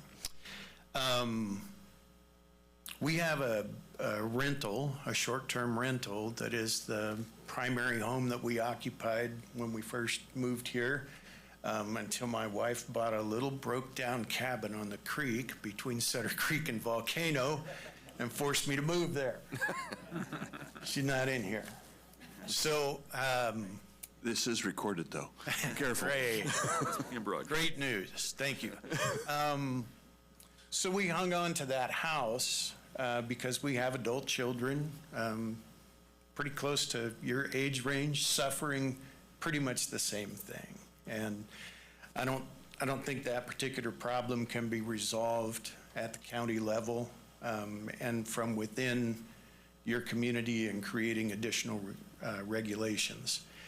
For the first speaker, a lot of real estate knowledge. I'm wondering, can I ask a question of like the gallery and everybody? Is that fair or? Prepared for that? Am I prepared? Oh, it's a simple one. It's a raise your hand, and it's really just about trying to establish who's participating in the short-term rentals. So I outed myself. I'm an owner of a short-term rental. Is it okay? Who's got one? I think a lot of your audience is on there though, and that's how she's. Yeah, which is great too. My point is, our short-term rental is in Sutter Creek, and Sutter Creek actually has a registry, and a little bit of a overreach in my humble opinion, limiting the number of short-term rentals. But along with that comes a covenant or a contract that everyone who owns one of those properties signed, and it deals with community issues. It takes care of the registration problem, and they're also asking for a TOT tax. That's a transitory occupation, and which we pay based on the revenue that's generated by that property. So I guess my concern is, are we going to now get that at multiple levels? The community that our property is in, now the county, is it just going to be a registry? And also I would say, this might be a solution without an actual problem. If it's not having an economic impact on other businesses, and I think short-term rentals actually help other businesses. They might be a little harder to compete with for hotels, but I don't really feel like we need an ordinance. I feel like we're asking for a solution to a problem that isn't at this level, at a county board level. I do think there's a problem with affordable housing, not only in California, but across the country. And I've got people I love that, also can't afford to buy a house. But you might look into the other communities and see if the city councils have enacted registration and a control, and see. But I don't know if we need two layers of that, one at the municipality level and one at the county level. It would be separate. We wouldn't be overdoing what is happening in the cities. Anything the county would enact would only be in the unincorporated county. Right. The county doesn't have authority to do it within the city. So the city ordinance that we're already in compliance with would be the limit. That would be it, yes. For us. Thank you. I had no idea. Relief already. Anyway, yeah. So anyway, thank you for your time, but I would say most owners probably are on the side of not trying to regulate this to that level. I don't think anyone would have a problem with registration and county rules or people knowing that they have a property. So that's it. Thank you. All right. I mean, on Logan's behalf, we should clarify a couple things. He's taking, You need to be at the microphone to talk. can I? That's up to the chair. You need a friend, Logan. Or do you want one? Got a bunch, they're Look, 30 years old. He never claimed to take anyone's home away from them until they were done with it, correct? So somebody has their life tied up in their home as a short-term rental, even under this heavy-handed ban. You're not going to take somebody's home from them until they're done with it. It'll affect their resale value as a short-term rental, but it won't affect their current livelihood. No, you can rent them for longer than 30 days, and then our kids would have somewhere to live too. I Well, mean, just throwing that out there. Okay, but you use short-term rentals, and that's specific, so we have to discuss that directly. And it's a short-term rental. You're not taking that away from somebody. They want to live there forever and make it a short-term rental. This doesn't apply to city limits. Cities have their own jurisdictions. We have four or five cities now? 5 cities? 5. 5? Sorry, I should know this. Well, Amador City kind of uses our government, don't they? No, they're their own city. They don't use resources from the county. Not animal control, anyway. Yeah, that's why I'm not on this board. All right. Yes.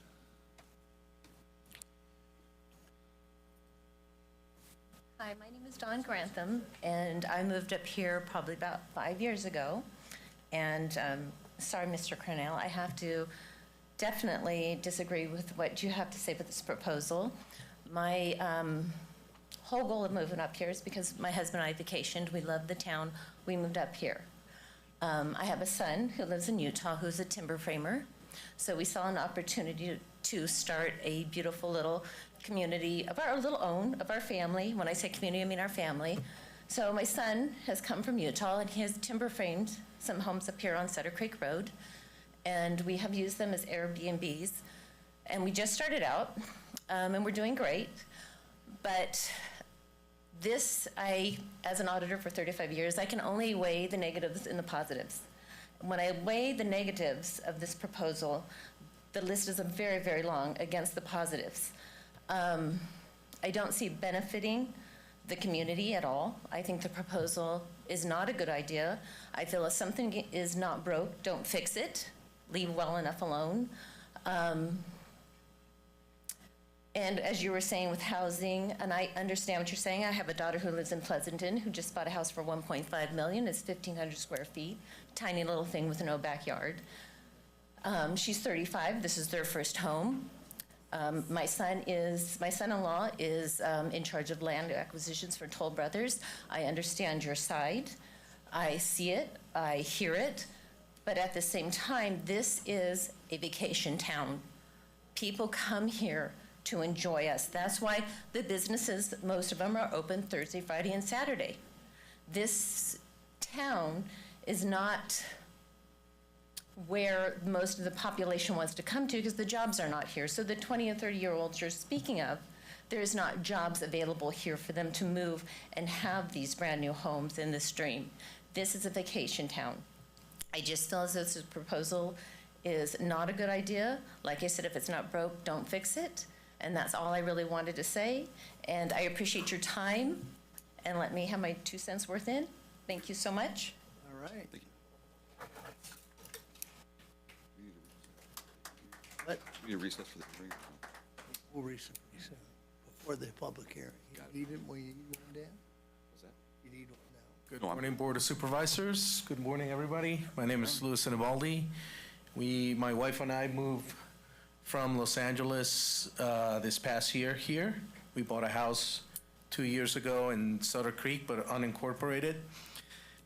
Our decision to buy the house was one because we came to visit and look at the property, and we loved the area. We fell in love with the people, how friendly everybody was.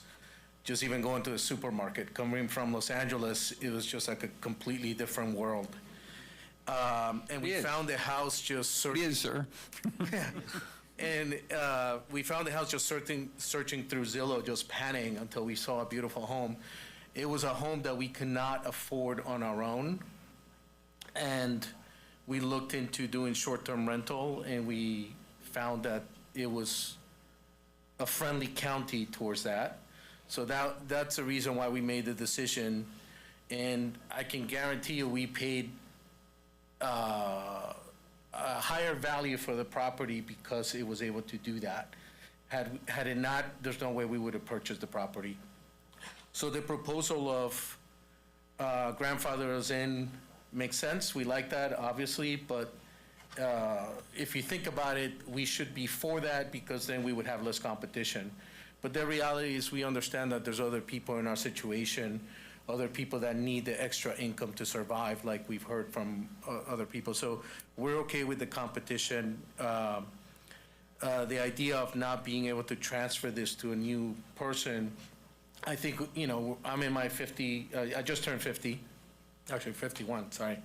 And my wife is in her 40s, but I can see us living here for the rest of our lives until we get to a situation where we can't take care of ourselves. And trying to sell a home at that moment, we can, clearly see that the price of the value of the home would be less at the time. If the next owners, it's a big property, we're in 20 acres. It's not a tiny home, first home buyer's home.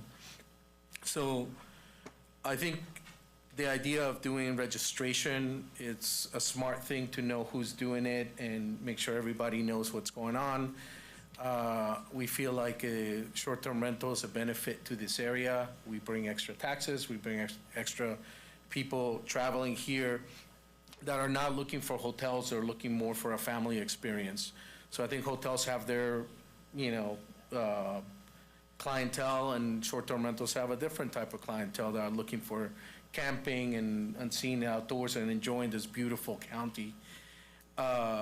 So I think we're okay with the thought of regulating, with the thought of if 100% of the homes become short-term rentals, I understand that the community would not be there anymore. So I think restricting percentages, let's say 5-10% of homes can be, or maybe even, I think in Vegas they do a distance.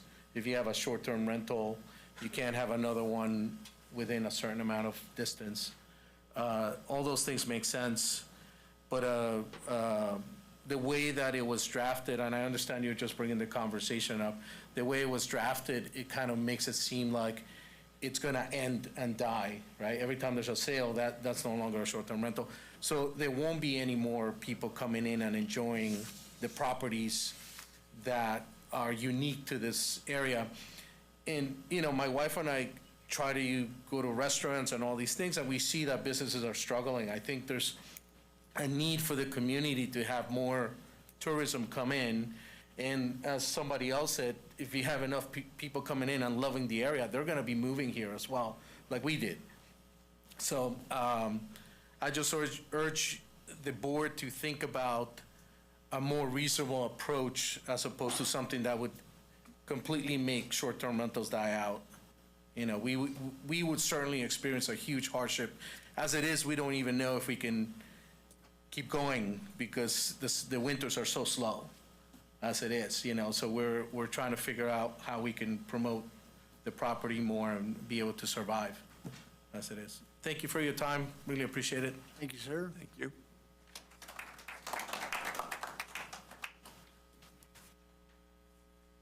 Good morning. Hi, my name's Cindy. I wasn't planning on speaking, so hopefully I get this out right. As a Bay Area transplant that left the area because I didn't want to live in that chaos anymore, what I will say is I don't support government control over any aspect of our lives, especially our investments, but I 100% understand. So my whole thought is bring in opportunities for tourists to come in, spend their money, and go home. So I think the solution isn't so much stopping Airbnbs or controlling the locals' investments. I think the solution is more geared towards stopping investors from buying properties for Airbnb purposes. So if there could be an ordinance to create that, I think that would be a better solution, and it would keep our community bought and sold within the community. And I'm just a renter. I'm also a realtor, so I understand the whole aspect of it. But definitely no government control, but keep out the investors. That's what I could say. They are what have destroyed the Silicon Valley. Anyways, thank you. Thank you.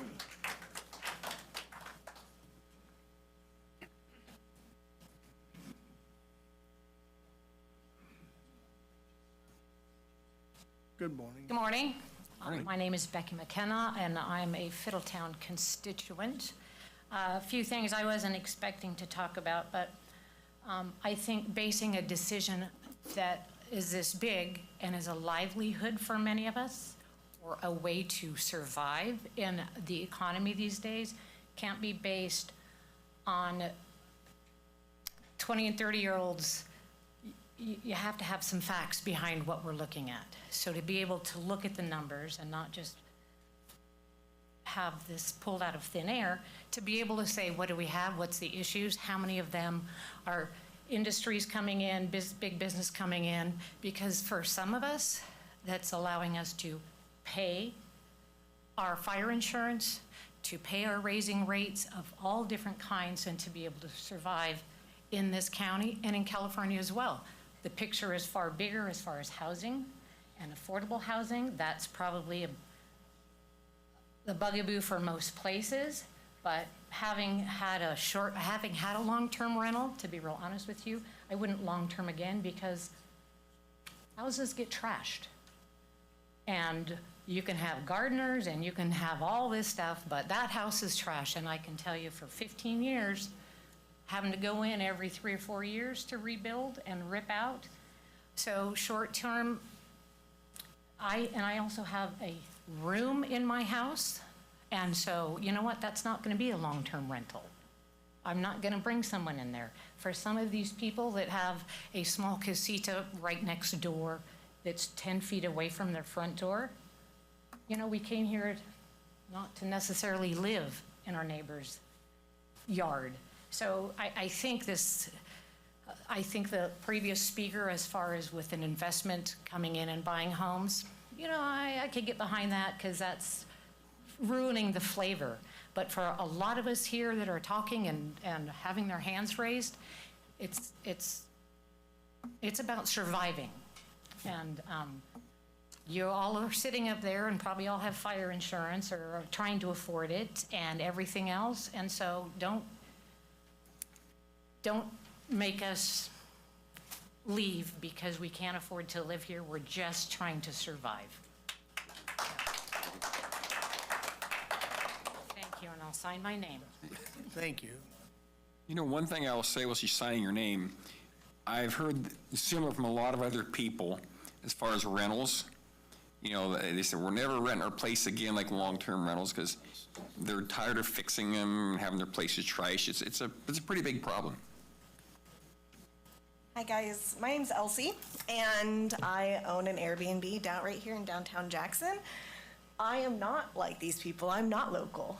I actually live in Sacramento, and during the eviction moratorium, I sold all my small houses and I bought larger houses to do boarding houses because it was safer for me, because I'm not rich. I happen to live in Sacramento. But when I came to Jackson and I spent 6 months working on that house, which was empty for 10 months, so plenty of locals had time to buy it, and they didn't, and I did, and I fell in love with this community. So while I live in Sacramento, this is my home. And when I no longer have to go to work every single day in Sacramento, this is going to be my home. But this feels like my home to me. So when we also look at investors, and I have it under a business as is required by the city of Jackson. I didn't have a business before, but I had to form one for the city of Jackson. But not all investors are wheeling and dealing and scheming. Now also, I have in that, my house is a very large, fun fact, it's haunted, and I stopped and I couldn't find people to rent it. That's why it's an Airbnb. So it's not just because I tried to make it a boarding house, but tenants would only come for 2-3 months and leave. So one thing to stay in a haunted house for 2 days, it's another thing for years, right? So that's out of necessity for my business to keep my house, I had to turn it into an Airbnb. Part of it, which is less haunted, is a long-term rental. It's been empty since September. So again, we can't say that the reason why 20 and 30-year-olds are still living with their parents is because there's nothing available. It might not be affordable for them based on their jobs. It might not, but I think it's also just a cultural shift. So running boarding houses, most of my tenants are older, and people are always surprised by that. And I say, why? Kids live at home with their parents until they're able to buy 5-bedroom houses. That's just kind of the culture currently that I find with my boarding houses. So I only own 3 investment properties. I'm not this huge investor, and I work very hard on all of my properties. And they are all my retirement account, right? That's all it is. And so, you know, just to see the other side of, even for some of these investors that aren't local, this is still, we care about this community. We love this community. And because of the business that I run through my Airbnb, I have the opportunity to bring people from literally all over this country to it, because they come to it because it's haunted and they're interested in that.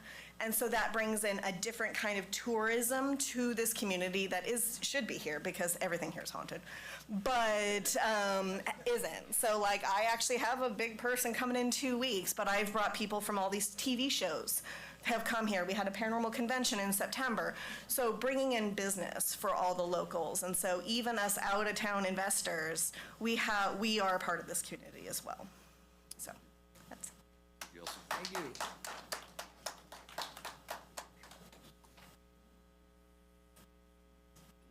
Good morning. Like her, I don't live here, but I do manage a handful of Airbnbs that are here, short-term rentals. I also serve on the California Association of Realtors director. I'm a director for them. We just had a big meeting and we talked about short-term rentals. It was Your name is? Amber Stedman. We talked about short-term rentals heavily across the state as being an issue. I also have fought long and hard with the city of Sacramento to keep short-term rentals the way they are, and have heard both sides of the argument, especially when it comes to affordable housing. We found that most people cannot afford housing, and we did the study in El Dorado County because of fire insurance. Not because there's short-term rentals in El Dorado County, but because of the fact that the fire insurance would increase their mortgage payment by anywhere from $600 to $1,200 a month. So in my side of things, I would like to see not what you proposed, not just because once you start putting restrictions on areas, then people will start to not want to move into those areas because they feel like their home will be restricted from being able to do whatever they want to the home. So coming up with possibly another avenue or plan like El Dorado County is trying to do in regards to finding resources to help with the insurance cost for first-time home buyers for year, 2 year, 3 years until they can get on their feet would be another avenue to go, instead of just coming after the short-term rentals that are already here and the short-term rentals that are applying in Amador right now to become short-term rentals, because I'm on one of those applications, and I think there is a little bit of movement where they're not going to accept any more applications at this point. So just looking for feedback on that as well. Thank you. Right. Anyone else? We've got quite a few Zoomers too. Thought this was going to be 5 minutes.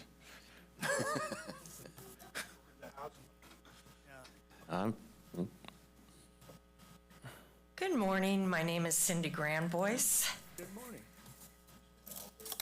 Thank you for bringing this up. I appreciate it. I believe this was brought up a few years ago, and here we are again, but I think we need to be here again. I want ordinances. Unpopular viewpoint, sorry, I do. The fact that you have no idea just exactly how many short-term rentals are in this county is troublesome to me. That's problematic. You don't know if it's 5%, 20%. You have no idea. It was debated. Nobody seems to know. That's an issue to me. Another issue to me is I live in a wonderful neighborhood. You know why it's wonderful? Because I don't have any short-term rentals in it. I know all my neighbors. We've known each other for years. We are very welcoming to when we do get a new neighbor in. I don't want that changed. I don't want short-term rentals completely eliminated. I would like to see it on something of like a liquor license or something, to where it's either by population or whatever. You've already said that it doesn't touch any of the cities. So many of the people that have short-term rentals it's not affecting to them because they're within Jackson city limits, Sutter Creek city limits, Plymouth city limits. This doesn't affect them at all. It affects neighborhoods like mine. Kirkwood, another story. Let them have their short-term rentals. I agree with moving it up into what is primarily a second residence. Somebody who lives on their property and rents out either a casita or another thing, I got no problem with. They're people that are stable parts of the community. They're here, they are our neighbors, they're trying to supplement their income. Even though they're short-term rentals, I kind of put them into a separate category as opposed to people who don't live here, who own multiple residences that they're short-term renting.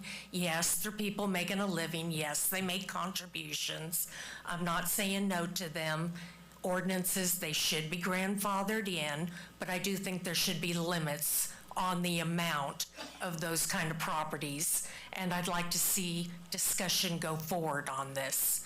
He had some great ideas. I hope he's part of the discussion. Thank you. All right. Thank you, Cindy. Anyone else in the audience? Let's take some Zoomers. Go ahead, Terry, whenever you're ready. Terry Sweet, are you ready?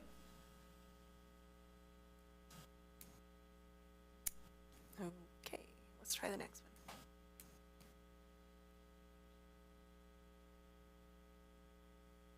Can you hear me? Yes. Yes. Okay, thank you. Nobody has mentioned that in 2019, the board studied this issue for 6 months, and it decided an ordinance was not necessary, but wrote a noise ordinance instead. And all I ask is that all that evidence should be considered by board members before the board proceeds on this. Banning short-term rentals would force property owners to pay for a broad public problem, not of the owner's making. Market forces, cost of building materials, and government regulations are bigger factors. Only 1% of Amador County housing units are short-term rentals. A recent Realtor.com report says a decade of underbuilding has created a housing shortage of 4 million homes. 1.6 million were completed in 2024, the highest in 20 years. At that rate, it'll take 7.5 years to close the gap. In 1951, my parents bought a 2-acre waterfront house in Tiburon for $20,000. Now the average Tiburon home is about $3 million. Should I be entitled to a lower priced home just because I grew up there? Should all my neighbors take a hit on their home value so I can afford to buy one there? One of our most essential property rights is the right of possession to the exclusion of others. A report on home sharing states, even if allowing homeowners to rent their property does increase the value of a home, what of it? The alternative is for the government to take away a property right to prevent homeowners from using their property as they see fit in order to artificially decrease the price of homes.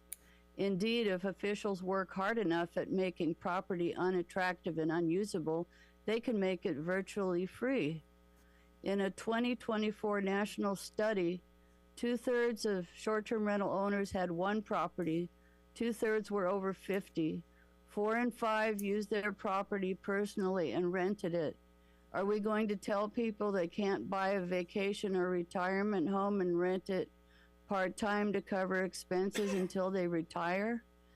And also, we bring a lot of revenue to the county, and please drop this issue and don't put us through this again. Thank you very much. All right.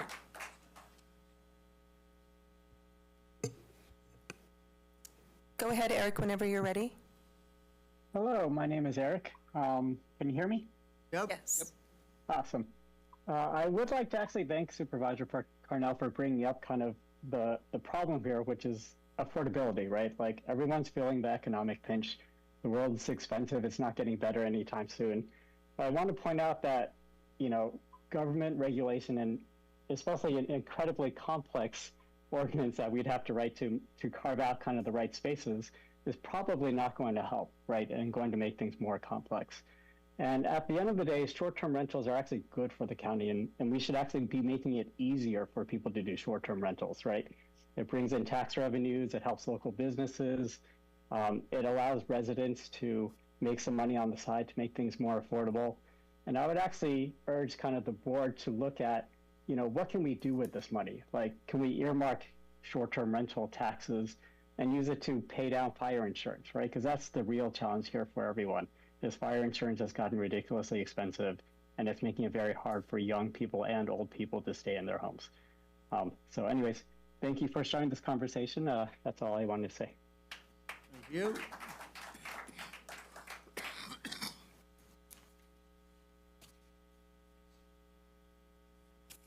Go ahead, Connie, whenever you're ready. Hello. Thank you for bringing this topic and allowing us to speak on it. My name is Connie Kwan, and I'm a homeowner in Volcano. It is our second home, and I urge you to oppose the prohibition of short-term rentals for three main reasons. The first is the reality is, as homeowners, you know, this is a home that my husband and I bought because we love the area. It is not the most economically positive property for us. We have just our main house and then two other properties. If we wanted an economic benefit, this would not actually be the place to buy. But we love the community and we spend a lot of time there as our vacation home. We share it with renters who bring positive economic benefit to the community. So the idea that, you know, STR owners are getting rich is simply not true. We're in fact losing money on this property, and we're literally getting paid by happy comments in our guest book right now. That's why we're keeping it. It's just not an area where a lot of tourists come through is the reality. So the rental helps us offset some of the costs, the rising cost of ownership, like fire insurance, for example. So if not able to even rent it out once or twice a month, which is the reality of how much we get to rent it out, because we don't have a lot of tourists, like I said, it's going to be a really challenging to keep it. And, you know, we share the same affordability concerns as the full-time residents around fire insurance, maintenance costs, etc. So it's not really going to solve the affordability problem. The second point is that the short-term rentals help keep the local economy alive. And I'll tell you two real stories about two of our staff, cleaners, that have cleaned for us. The first is our current cleaner, who I'll call Jane because I want to protect her name. She has a child who is special needs, and she cannot hold down a traditional 9-to-5 job because she needs to pop home whenever she needs to. And working for us gives her that flexibility to fit her schedule. And we pay her $40 an hour, way above minimum wage, because she does good work and we want to support the local economy. We pay 10% on every rental to the TOT, the local county tax. So we're paying, you know, our share of taxes. We're supporting the local economy. And the second story is Polly, again, hidden name, but she used to work for us as a cleaner for about a year. And she was taking that job because she had aspirations to become her own homeowner and run her own Airbnb. And she accomplished that because, you know, I took her on and said, look, you can learn the ropes by doing the cleaning for us. And she did. And after about a year, she saved up enough to buy her own smaller property in Sutter Creek. And now she runs her own Airbnb. And that is her main income. So to take this away from her and, you know, to take this job away from locals is simply should not be the goal of the county. And finally, I want to say that, you know, this is about homeowners' rights. The ability to use our property responsibly and generate income is a fundamental right, and I think it's overreaching for individual freedoms to impose this regulation. I think it has negative impact on the community. And I want to end with one story, which is that, I don't know if you know, but in Italy, there are towns where you can buy a house for $1. For $1. And the reason for that is because these towns can't attract people to even live there anymore. They have these abandoned homes that no investors want to go in because, you know, for a long time, like, people are moving out of them. The young people don't want to live there anymore. And I worry that if we put strong regulation on people who are actually willing to come in and invest and add to the community, that driving these people out, driving the SCR owners out, will simply put the county in a more challenging spot in terms of that. And we don't want to end up, you know, I love this community. This is why we have a home here and we come up here often. This is why I think it would be bad for the community long term to have that. We don't want to end up like a city in Italy where they're literally begging people to come with $1 homes. So I urge you to reconsider this law and to protect property rights, to protect jobs, and to protect local businesses. Thank you.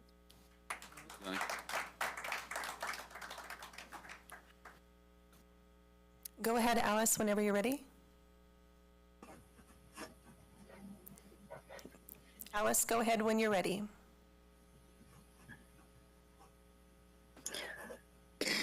Hi, can you hear me? Yes, go ahead.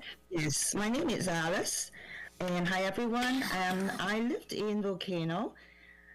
As you know, there's not a lot of jobs in Volcano, and I manage and clean rental properties there. Short-term rental supports my income for many years, and prohibiting it would mean that I would lose my job and my income. So I strongly urge you to reconsider that. Thank you very much. Thank you. All right.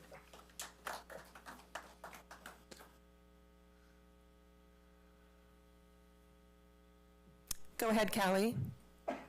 Hi, thank you, everyone. I've heard some really amazing comments today. Thank you for letting me be a part of this conversation. My name is Callie Clark. I'm actually a researcher for the state of California. My comments are my own, though. I was born and raised in Sacramento, but my family had a little mining claim up in Sierra County, so I spent my summers up in the mountains. I recently bought a little A-frame over in Silver in the summer, with the intentions of retiring there. I'm a little ways from that, so, but wanted to get ahead of it because I, like a lot of you, were afraid of affordability. So we decided to buy now and plan to spend the rest of our lives there when the time comes. We're there very often, and when we're not there, we do Airbnb it. It helps us keep that affordable. When I'm listening to everything today, I hear a lot of good comments. I hear good ideas. What I don't hear so far is a lot of good data. So I really encourage everyone to take a step back and look, as Terry mentioned, and thank you, Terry, whoever you are amazing, at the data that we do have. And I'm going to tell you why.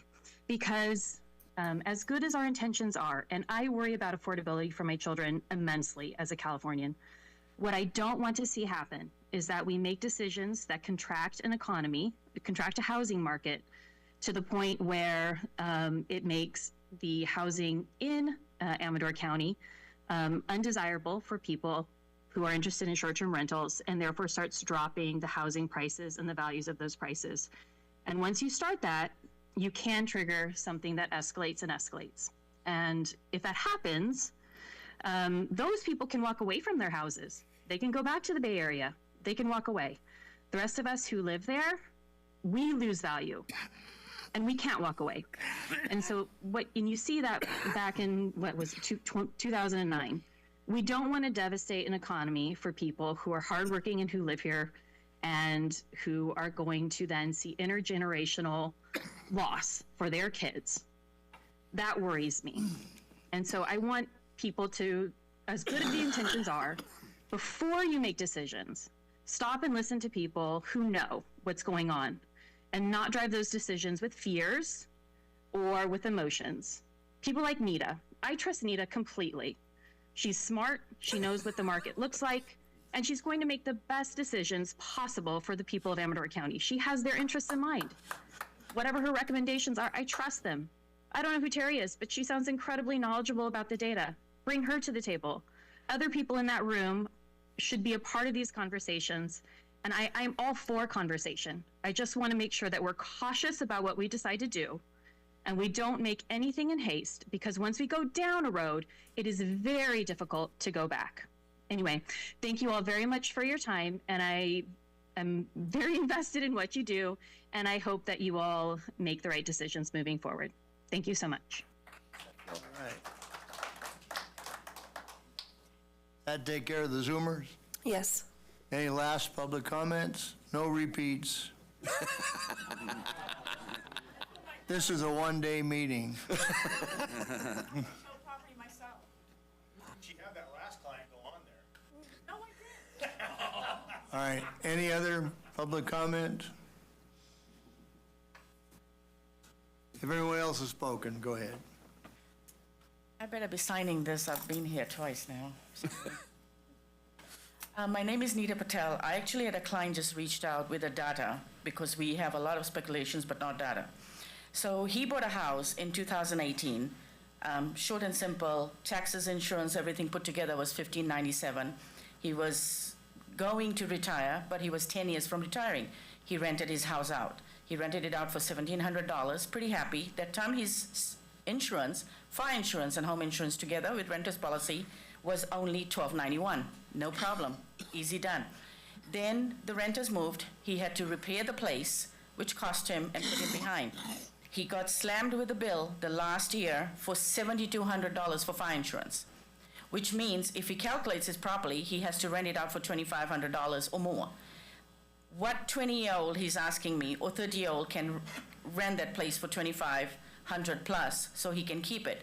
He's deciding on short-term rental because that will allow him to come here now, enjoy it while he's still transitioned to retirement, along with allowing other families who can enjoy, generate business in this county, because when a short-term rental comes, a lot of the people look at as couple. But what I have seen is families come up here. Mom, dad, kids, cats, dogs, everybody's brought up here.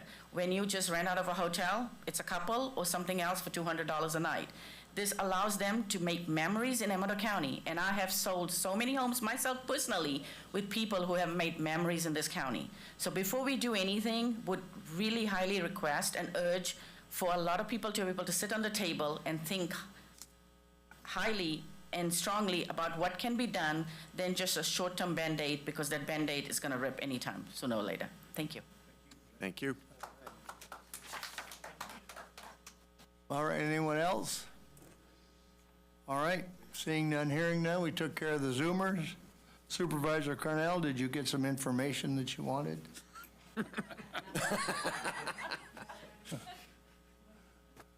I wanted a discussion. I don't want it to end. I'm very grateful that you all came. We'll have to have one at night so the 20 and 30-year-olds can show up. They're at work right now. So I just want to hear from everyone. All right, Supervisor Brown? I want to go the part of the opposite side of the direction. We've kind of gone into this in this way. As many of you know, I'm retired Air Force, and if you're enlisted on the Air Force, you didn't have high pay. That is nothing that's in there. So I always had to go the cheapest way to go on a vacation. And before I became on the board, I did a bucket list trip that I saved up for. We went to Hawaii, we went to Australia, and then Japan. Well, Australia, I had a place in Hawaii, but I didn't have a place in Australia. So we stayed at a hotel for 2 days, and that was $400 a night.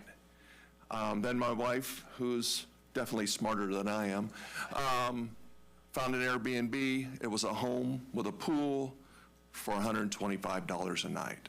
I mean, it was just an incredible difference to be able to sit there in a rented home. Now, it was a duplex.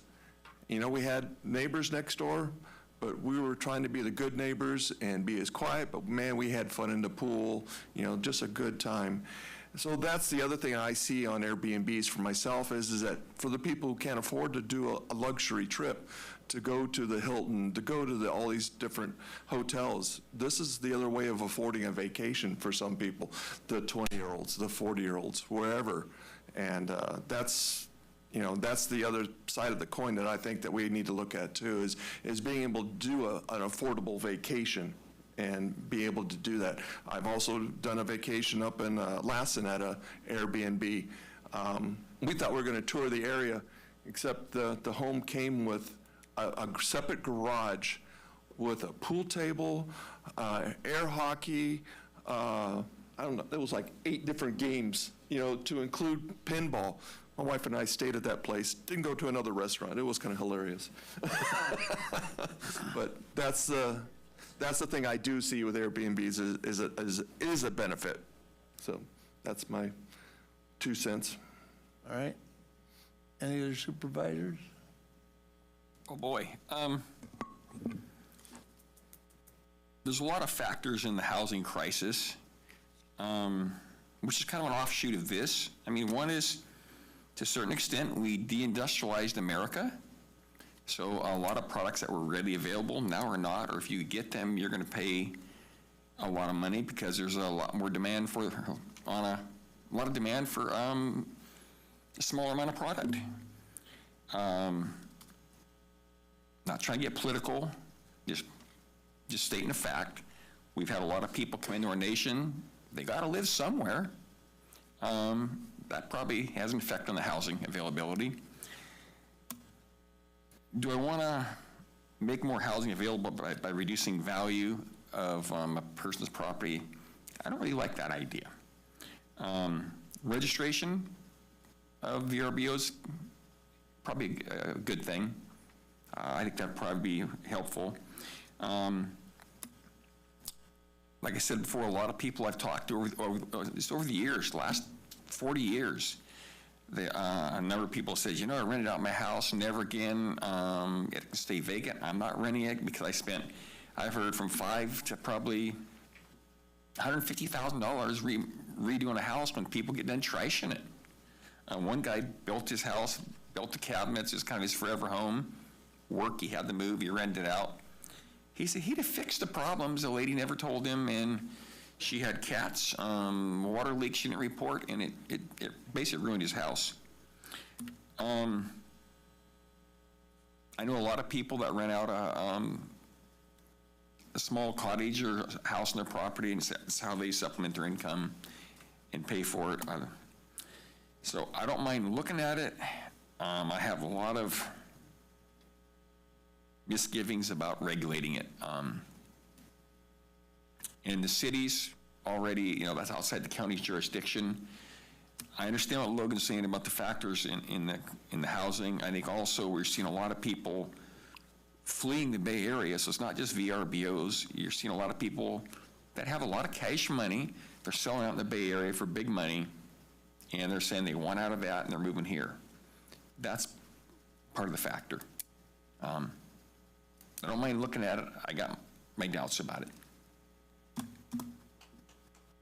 All right. So, you gotta, I don't know what to do now. yeah. You're not the only one. I want to say one last thing. One of the speakers said, this just really isn't a place for 20 and 30-year-olds to live. This is a place for people to come and visit. That's what they said.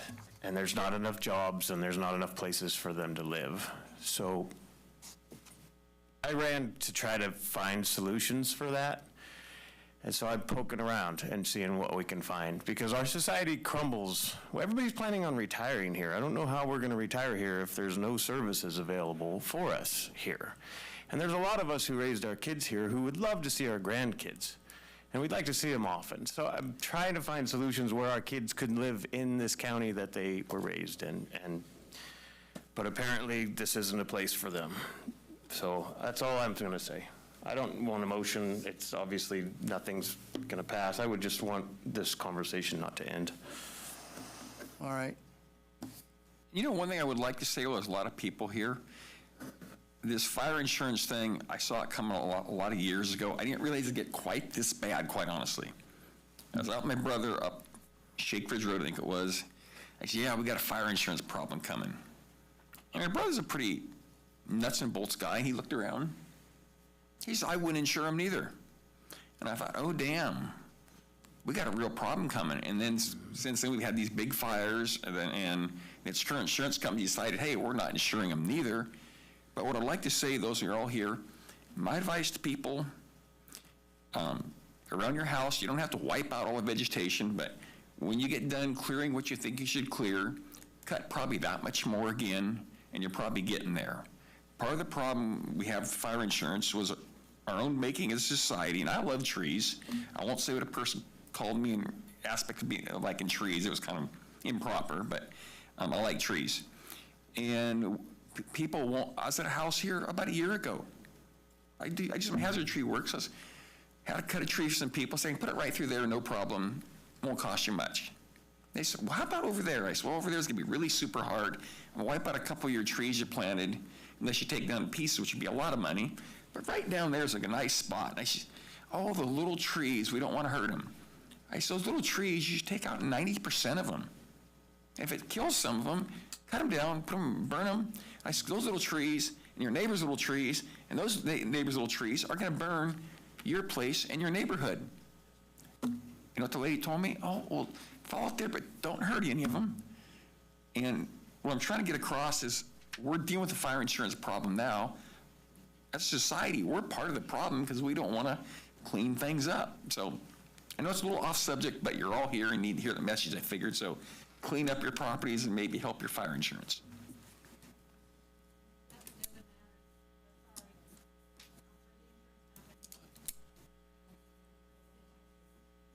I think one of the main things that I heard is we really don't know how many Airbnbs we actually have.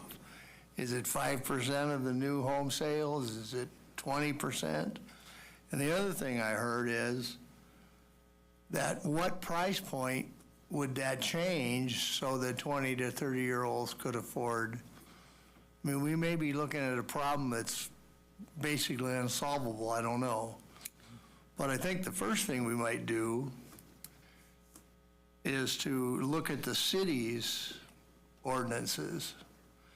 We don't want to make an ordinance, I don't think, that's at odds with what the cities are doing. We want kind of a unified, I would think. And maybe we'd pick up some tidbits of what we could do registration-wise and accountability and those kind of things. But it sounds like another 6-month study, and so maybe think on that a little bit, Supervisor Carnell, and we could maybe have a couple supervisors, get some help from staff and the Board of Realtors, and get the actual information so we can say there's 420 in District 5 and there's 211 in District 3. And the other thing I thought is that I thought right off the bat that anything over 4,000 feet that's seasonal probably should be exempt. Oh, absolutely, yeah. Yeah, and that seemed like a no-brainer, but. I probably should say something. I think, I think one big thing we think is the, just, again, finding how many we have, make sure they're registered, encourage those that do have short-term rentals to register, to be signed up. I know when I was on council, we only knew the ones that were paying TOT, and it was largely voluntary. It wasn't compulsory at all, but it was good for the city to have people actually volunteering to pay that, because it made it easier on us to regulate. We didn't want to have to regulate. We ultimately decided not to. I think the other big issue that it seems to be really driving this largely is this renters' rights. I mean, the state is actually strengthening them right now. If you've seen any of that stuff, it's like, I don't know what they're doing. I mean, I spent the last year previous to this situation helping out some friends and working for them, fixing up rentals. And it was a nightmare. I mean, you'd walk in and you're like, dear Lord, what happened here? I mean, you can't charge them. You have to charge 6 or 8 months of rent to break even, hardly ever. I mean, I go in there, I'm like, people painting, why would you paint your shower blue with a roller? I mean, I don't know. Apparently it's popular. I fixed a number of them, but you go in and you see what the problem is. I mean, renting is very risky. Short-term is easy because, you know, they can't tear stuff up too much in 3 or 4 days, but you give them a 6 months or 6 years, then you guys start having problems. So, and I don't know what the solution there is. I just think that is a major problem that our state is going down the dark path on that deal. It's hard to rent places out, and you want to. You know, I mean, our church rents a property, and, you know, I'm there often enough to know what's going on, and I can tell you the expenses. It never seems to end. And fire insurance, I don't know, good luck. We've got that path, as we're so far down the road right now, I don't know what to do. I mean, yeah, that's where we're at. That's what's happening. Yeah, we're kind of there. And I do want to thank you all that do have short-term rentals. We do really appreciate the economic, you know, I think there's some way we can partner, actually encourage more of that with the chamber and other things to actually promote the short-term rentals. And it's fun I love bringing people up and showing them the area. You know, people that come out and visit, and, you know, they think California one way. I'm like, well, you're not where I live. So, you know, I love the area. I came in here some 20-some years, and I'm so happy I moved here. It's an amazing place to raise my family, and I hope some of my kids hang around to enjoy it with us. So, with that, I'll conclude my comments. Thank you. All right, so there'll be no action on this to be discussed further. And right now, we're going to take a 10-minute break. We'll be back for the public hearing at 11:35.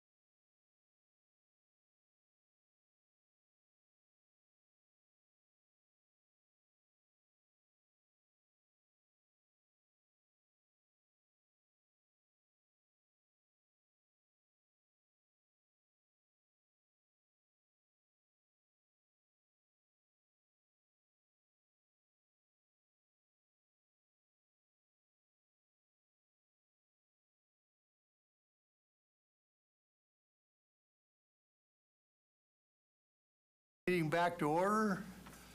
It's time for our 10:30 public hearing.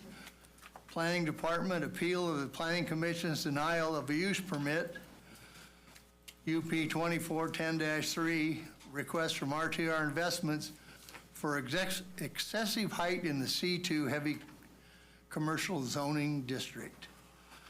The request seeks approval of a 60-foot height for the proposed Jackson Gate Hotel, which is a 15-foot increase over the height limit in the county code. I just noticed that. Is it 65 we were talking about? No. 65 feet? No, it's 60. Okay. With that, we'll open the public hearing. Good morning. Good morning. Nicole Shepard with the Planning Department. The project application was previously reviewed by the Technical Advisory Committee for Completeness and Environmental Impacts.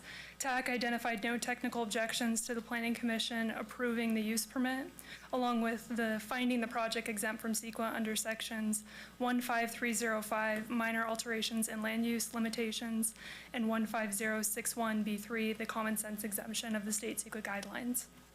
On February 11, 2025, following a public hearing, the Planning Commission approved the notice of exemption but denied the use permit request. An appeal was filed of the Planning Commission's denial of the use permit by the project applicant, bringing the matter before the Board of Supervisors.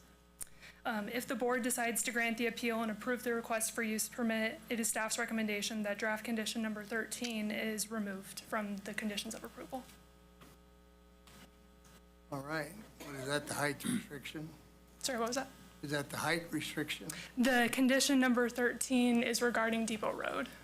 Oh, okay. All right. I just want to clarify one thing. The denial, the vote at the Planning Commission was 2-2, so it's treated as a denial. It technically wasn't voted down by a majority of the Planning Commission. I just wanted to. Thanks. But it just wasn't passed. All right. Next case. The proponents. Good morning. Thank you, Board of Supervisors, ladies and gentlemen. I'm Sean Reagan. I represent Jackson Gate Hospitality and my father, Ron Reagan, RTR Investments.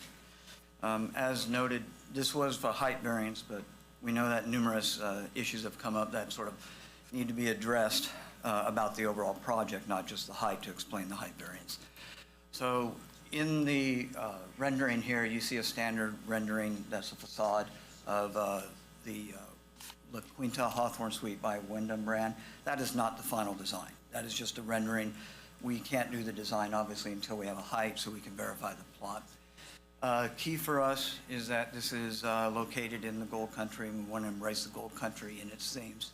So briefly, I'll try to go through how the group's developed, a little overview of the project, the market overview, and the benefits for the county that we're trying to address with the project. Jackson Gate was established recently, so that's the new name that we're going of an LLC. It's a subsidiary of RTR Investments, which has been here since '79. My father's been developing here better part of 50 years. He's, in this time period for the county, he's done about 155 homes, 43 commercial units, and put in about $220 million worth of works that have been developed in the region. As we said, Jackson Gate Hospitality will work with, as under RTR Investments, and we have a hotel operation chain called Pacific Inns. So they're the professional operators. They've done about 120 hotels, past few years about 48 and about 25 in operation. Key for us in this package is basically embracing our Gold Country heritage and the wineries. The org chart, real simple, is my father and myself. We have Aaron Bustoni, Blumos Associates, as our consulting engineer.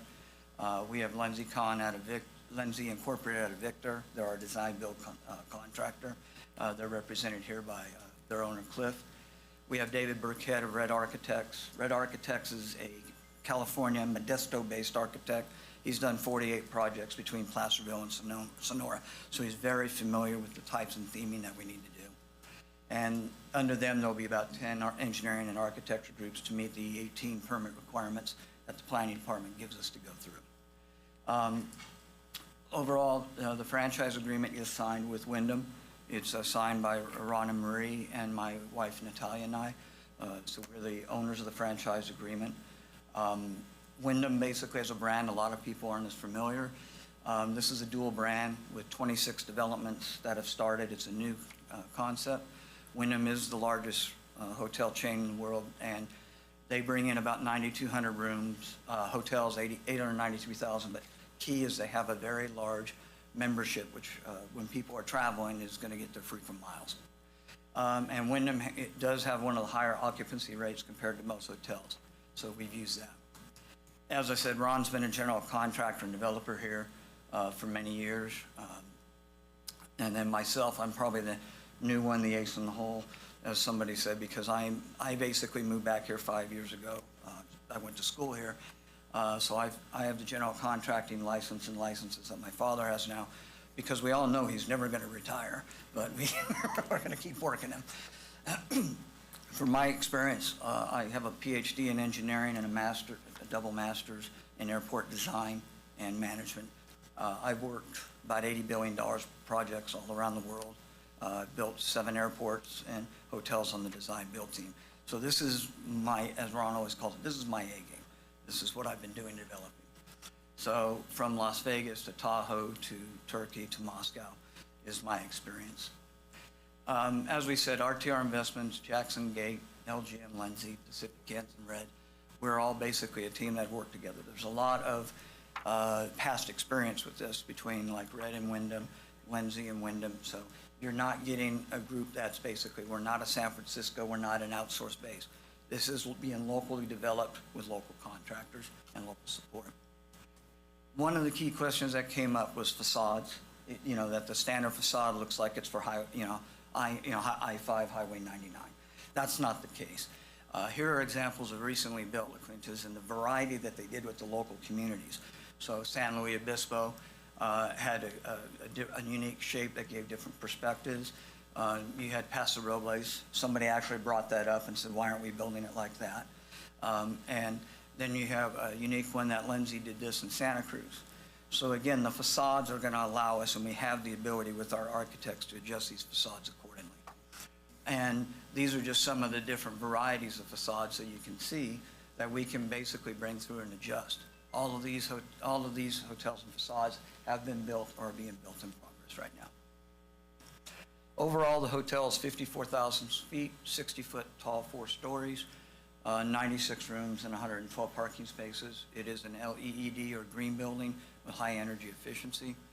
We're basically proposing this rectangular shape on the lot to basically balance. It will have conference room, meeting room, breakfast dining area, a bar area for services, and an indoor pool. Those are the conceptions that we're basically focusing on. Some of the things that came up were key questions on development. Why am I doing a hotel and not housing? This is a commercial zone. There are housing areas and other things such as Gold Rush and Sutter Creek out in Plymouth, but this is not a housing zone. So that's why this area was selected for us. The height of the building will change the landscape and create towers and skyscrapers. Well, that's really not the case. We're in a draw. The airport's 110 feet higher at its top than the highest building. And if we make the adjustments in the design build that we're looking at, the Sundance Hotel right now would actually be taller than our hotel because the property is stepped up in 18-foot increments. And that profile has been verified by Toman Associates. The safety risk of the fire was addressed. We've addressed that with the fire department. There's a 70-foot in Jackson and another 70-foot in Way. We discussed with the TAC committee about breakaway parapets, but we're actually trying to reduce the parapets so that we can basically just have a step off. And then lastly, there's not enough water. Well, we have our AWA basic approval that done. It just, until I have a plot, I can't ask or do the final design on it. So we do have it in principle with them, and one of the key things that we're introducing is we are introducing a gray water system. And with that gray water system, we'll be able to double use the water, and that should also significantly reduce our water usage with AWA. In the project, using an aerial view right here, you'll see that, I got the airport on the top and the draw on the right in Jackson Gate. So our hotel will be principally located about this part. The base elevation is about 1505. With the 60-foot, we'd be at 1565. If you compare all the existing facilities from Safeway, the Sundance, the APAL, Vincent Guerrero Warehouse, Lynch's, and PG&E, you'll basically see that the hotel is going to blend in with height. It's not going to tower over. Yes, there may be power poles and stuff in the front that may be taller, but in the end, it's in a draw. If you look at the hotel, you will not even see the top of the hotel till you pass Jack in the Box. So we've got a good height variation on it. Key with the airport elevation is 1690. This was verified by TOMA, so we're about, as I said, 250 feet off the glide path and 110 feet lower. We're in a good position for both safety and regulation.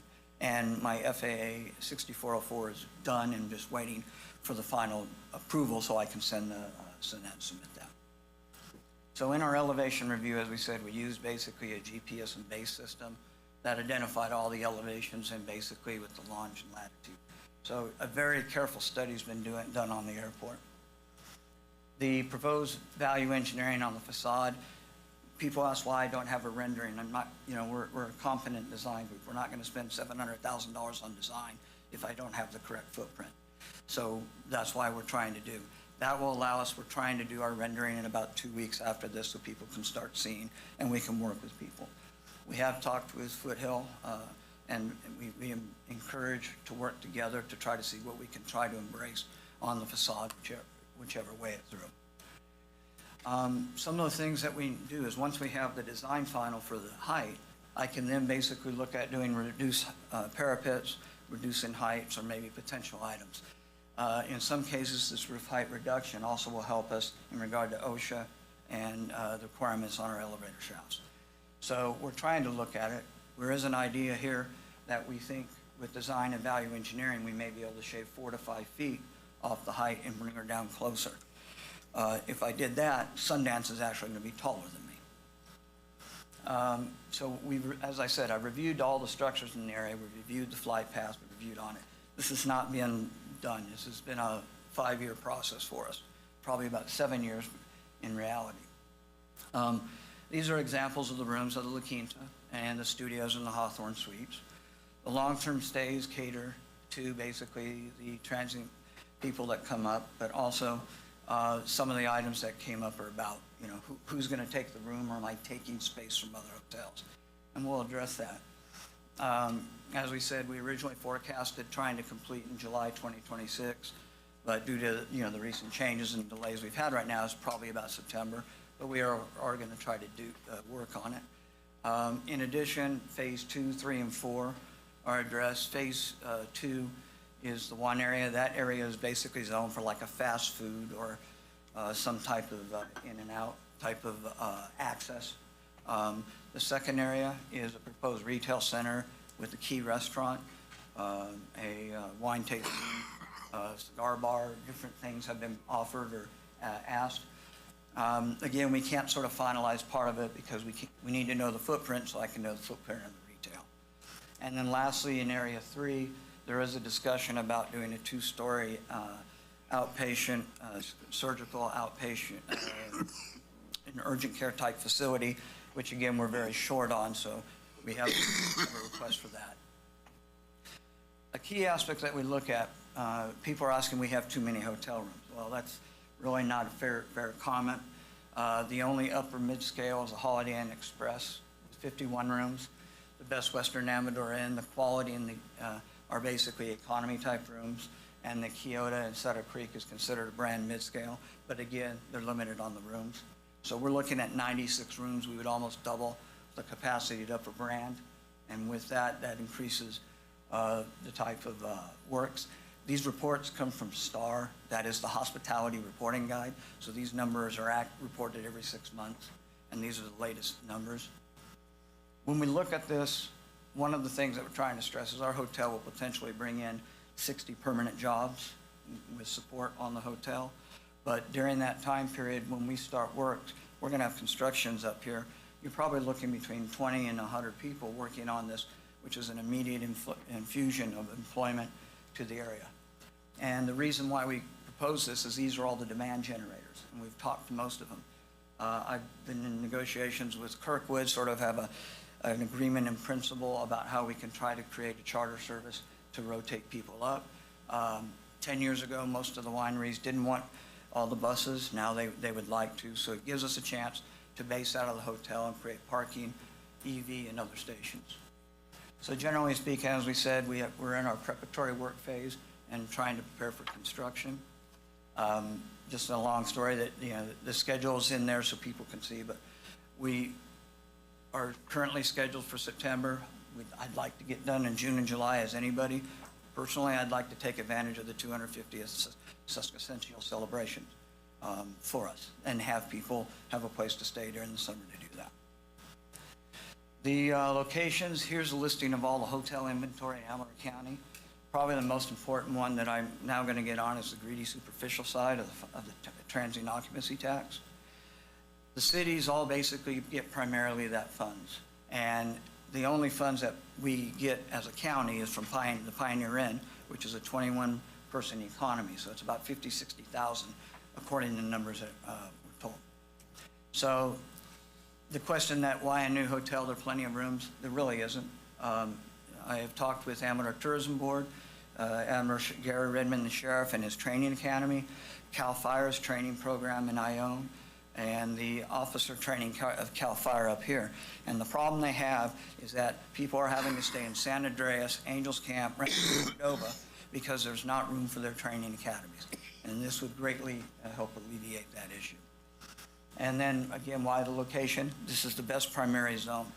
The current traffic pattern, which will be verified by our Caltrans traffic study, basically shows about 42 to 45,000 views. In Plymouth, where they're proposing a hotel near the circle, they're at 8. And in the Kyoto area, the Holiday Inn Express, you're looking at 12. So we get about 4 times the amount of views being on the crossroads right there. And so that benefits the general area. Basically, as we said, the key one is an employment stat. This will basically benefit and bring income in. These are all the latest numbers from the California employment. And probably the most important part for us is that I've tried to address, because that was the whole reason I had to market the hotel to get a brand to be with us. And that is the benefits is our transient occupancy tax, and our immediate impact tax, and basically our local use, which can produce between $500,000 and $750,000 to the county into the general funds. In addition, when we calculate a hospitality, they use the macroeconomic level, and that basically says an average guest is about $100 per person into the local economy between gas and food and other inputs. So that potentially is another $350,000 of income into the county. And again, our 200% increase of big brands, which means more people, better quality, and people who, to be honest, are going to pay a little bit more at both services and at the hotel. And the fact that we have no long-term stay rooms currently here, except for something like Airbnbs or something, this will present a model that gives us our long-term stay. One of the key parts is working relationships. I know you've received quite a few letters of support and probably quite a few letters of not support. But in these ones, I've got 16 restaurants, 32 businesses, 24 of the wineries engaged, and Amador Brew Micro that have basically, they see, for them, this is a benefit with the tourism. We also talked, as I said, with municipal entities, such as the sheriff, the fire, and PG&E. And in the end, we feel a 4-story project of this level that is green and energy efficient is going to bring a perspective and represent something new in Amador County. But it's not going to be the first 4-story building here, and it's not going to be the first structure at over 60 feet. We do have the historical precedence on that. So one of the key things also about doing this is I want to keep the hotel populated, obviously.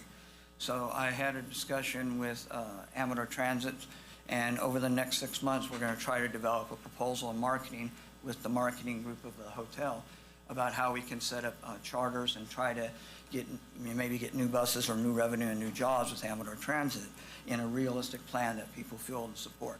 It's an opportunity, not a promise, but we think it's a good opportunity in transiting people around. Lastly, the most important, it is going to increase our job opportunities. It is going to increase the opportunities of tourism, and it is going to basically help things like if the Sutter Creek development goes, people are going to move up. They're going to have a place to stay for long-term when there's a shortage of housing and no long-term stay. I think the one thing we did say is that because of the central location and parking, we will try to establish a bus stop area that works for Ione, Sutter Creek, Jackson. And we are going to look at EV stations. We will have EV stations and solar that are integrated into the project.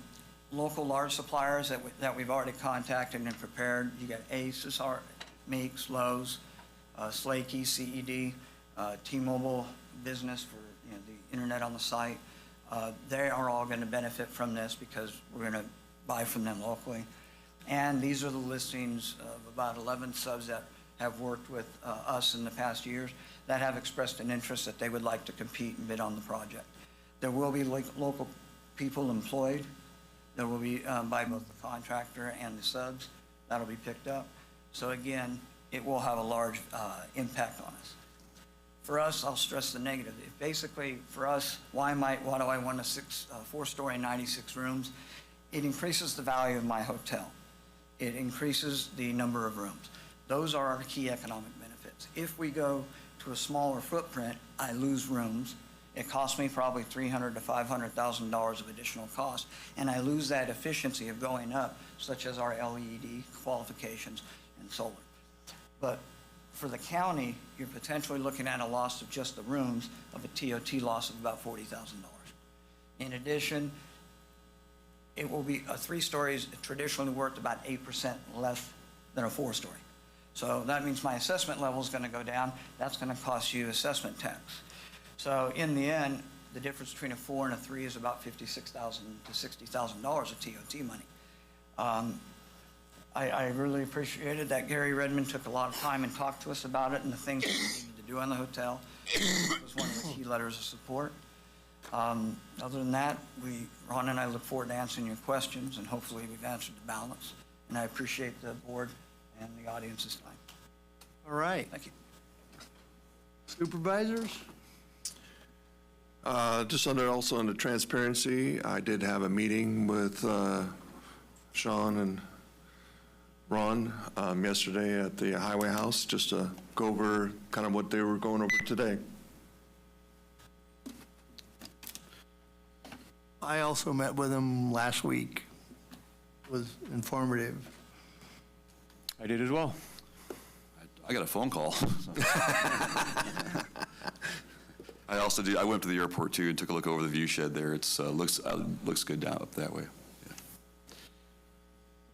Supervisors, I just want to ask, in your meetings, did you talk about anything other than sort of what that presentation was? And if so, it would be good if you could describe it. And if not, then that would be enough. Since I started that, we talked about the hotel itself, what was going on with it, the height, and then we talked about familiarity to the area, dealing with how Sean has come to the area and how Ron has been in the area. So it's just mainly friendly talk, nothing specific. Mine was more nuts. I asked him about Depot Road and Caltrans and the drainage in front where there's still there's a ditch that overflows sometimes, and the height restriction naturally, and if AFPD had looked at it, and kind of all the nuts and bolts of getting a permit after, if they could get the ball rolling. So, yes. I was sitting next to Supervisor Brown, so I'd characterize it the same. Talked about the history of the property, who owned it, things like that. Yeah, I discussed the footprint largely and encouraged them to also look at Ione. District 2, that's what I was in particular. Well, my confession is I had a conversation in the hallway for a minute or two. Over there. All right. Do you have questions for them now? You want to listen to public comment? What's the pleasure of the board? That's it. Public comment? Yeah. All right. Anyone like to speak on this issue? For or against? Mr. Wardell?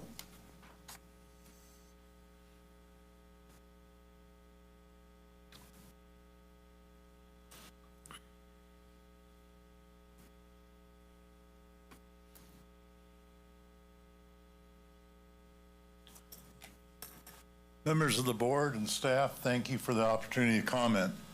I'm David Wardall, Airport Manager at the county's biggest airport, Eagles Nest International. It's 7,500 feet of runway.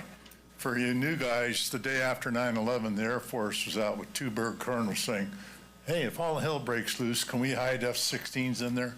Yeah, we'll break the noise limit, but come on in. Very good presentation by staff. Very impressive.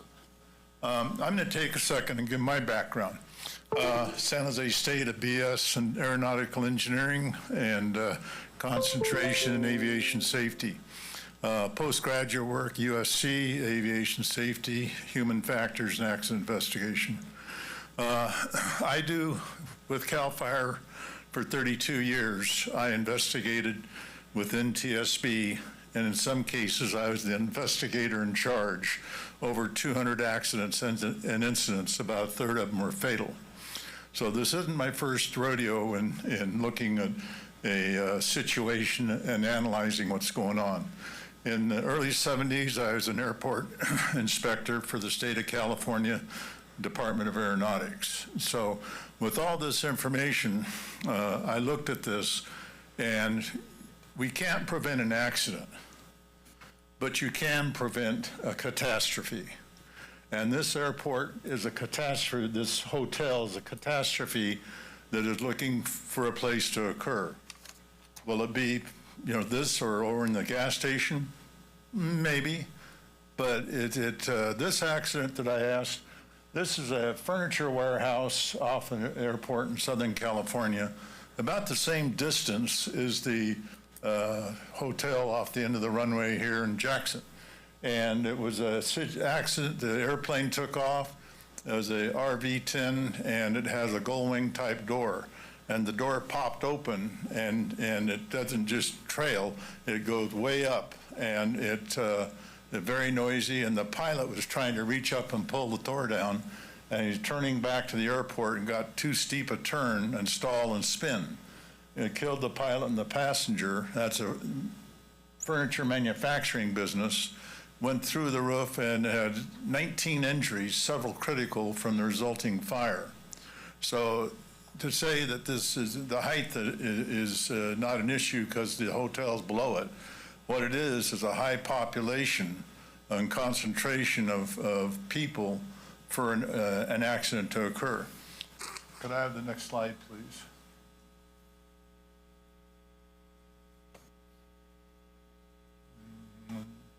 Okay, this is, let's back up one slide. This is the airport in Southern California, and you can see the distance from the end of the runway to that furniture manufacturing business. It's approximately the same distance as the next slide. From the end of the runway in Jackson to the vacant lot. Right now, the vacant lot, the only people to be killed are the 2 people in the airplane or whatever else. But citing that hotel there is a difference between an accident and a catastrophe. And that's the whole reason why I'm here, is saying it shouldn't be a 3-story, 2-story, it should be a no story. And there's been a lot of encroachment around that airport. And I look at what's happened in Sacramento County. Airports closed from encroachment. Sunset Sky Ranch on Grant Line. Natomas Airport out in the Natomas area. Phoenix Field up in northeast downtown. And this is just another excuse or reason for closing the airport because of further encroachment. It's been very, very poor land use planning. And in this case, you have a very high occupancy area. It is a real potential for loss of life.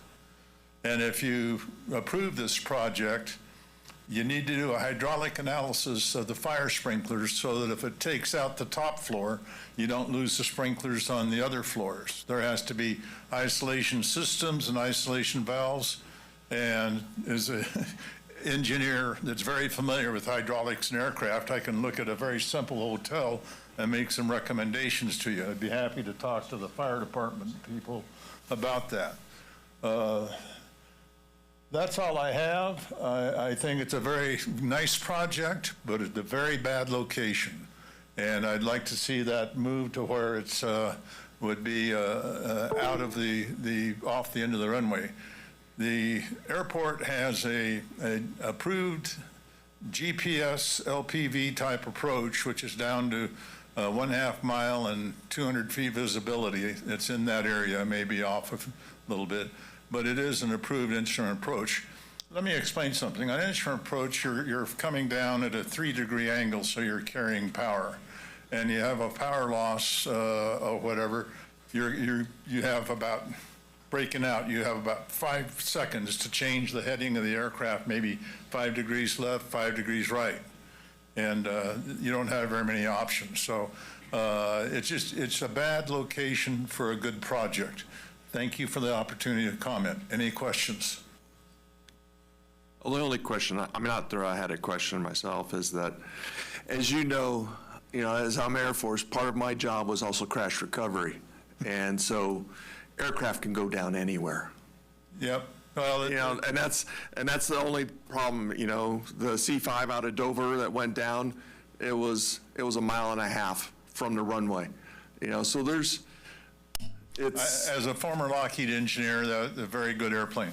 But the point being, a stall spin accident, you're not gliding on your height latitude. You're coming straight down vertically, and it's just a real concern for that potential between a catastrophe and an accident. So I think the hotel's a great idea. It's a lovely project. You'd be commended. And I've built houses and other things from the start, engineering and doing all the AutoCAD drawings. So very, very to be commended on that. But it's a wrong location. Thank you for the opportunity to comment. All right.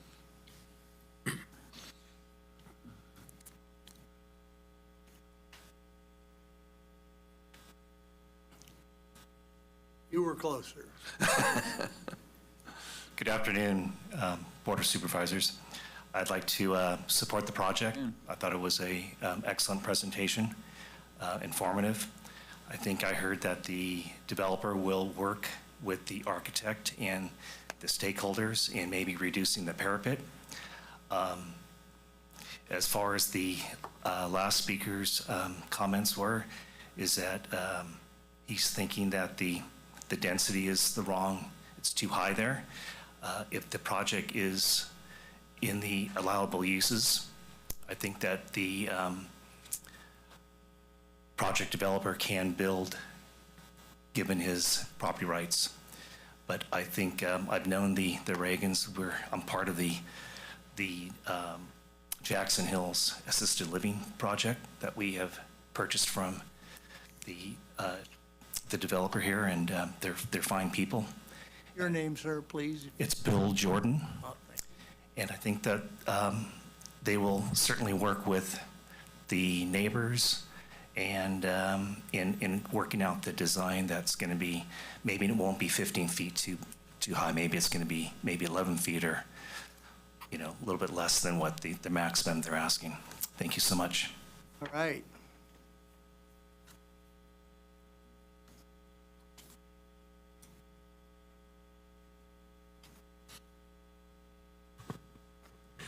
Good morning. Craig Baracco, Foothill Conservancy. Yes, sir.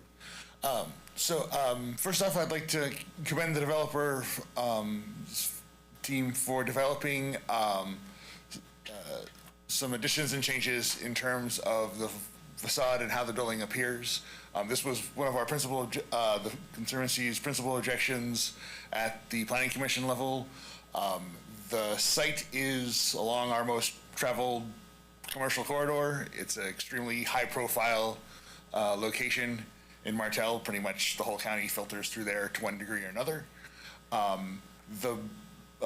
What's being requested is a very substantial height increase.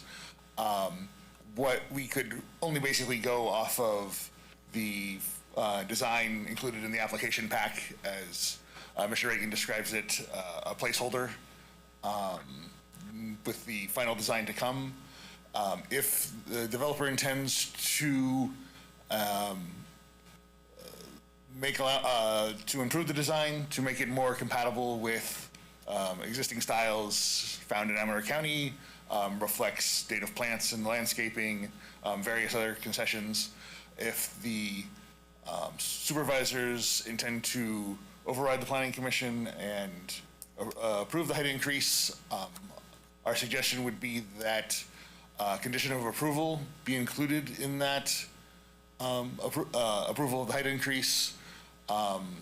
Since we don't have a final design in front of us to evaluate, but something that would allow the county to see the follow through in that effort.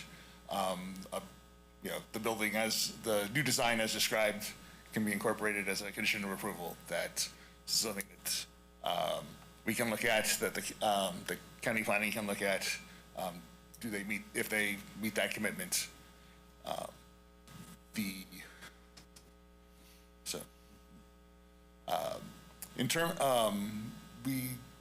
Conservancy still, our position is to uphold the decision of the Planning Commission, deny the height increase.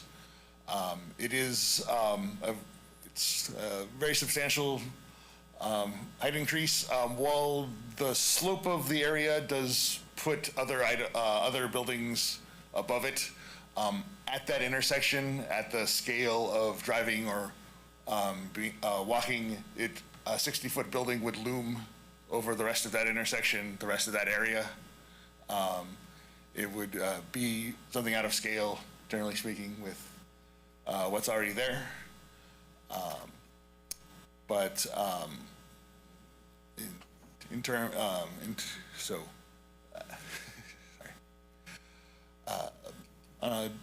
Final note, and this is less on the developer than on how the county has processed this application from the beginning. There are issues of traffic that need to improve the intersection. Caltrans has requested a traffic study. There are issues with limited water and sewer hookups. Both are supplied by AWA, although ultimately it's the City of Sutter Creek's sewer plant that will serve this. They have a limited number of existing sewer hookups. We've all heard from AWA in terms of decreasing water supply at Kenner and the limited number of additional hookups. This all should have been done as part of the review process for this project.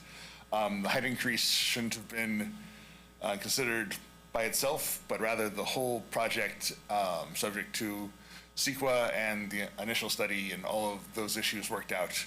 I hope they all work out after the fact at the building permit stage, but really they should have been considered before the Planning Commission had its meeting and before the board reviewed the project as well. On that note, we would look forward to regardless of the outcome of the height increase, we would look forward to working with the developer on finding a design that's suitable for the county, that would, given its prominent location, something that would be welcoming and reflective. I think the need for good business and an attractive building and the Conservancy's goals of having buildings that reflect local architecture and style match up well, and that would we would look forward to working with the developer on that. If you have any questions or... I have one for you, is that, as I told the developer, that's part of the armpit of Amador County sitting there. Hey. Oh, you tell me you love that area. PG&E sitting back there. Yeah, how much this hotel is actually going to block views of unappropriate areas. I don't know how you want to say that, but without being, derogatory about Amador County. I know it. It's up country. You're not using the word blight, are you? I have trees. That's all I have is trees. No. But it's just, I think for me, it's a step forward for that area. We have the place that'll be kitty corner to this. That depot has been closed for as long as I remember it. but it's got lead, it's got asbestos in it, nobody wants to touch that. Hopefully, you know, if this gets pushed forward, that we may want to upgrade the area, you know, maybe help the area, because this is, you know, it's definitely something that would benefit that nobody else is looking at. This nicely sets up the next pitch, and I think we'll be seeing it coming up in the next few months, is that the county needs to genuinely reconsider design guidelines for commercial development. It's something that's been discussed in the past. It's been a long-term goal of my organization.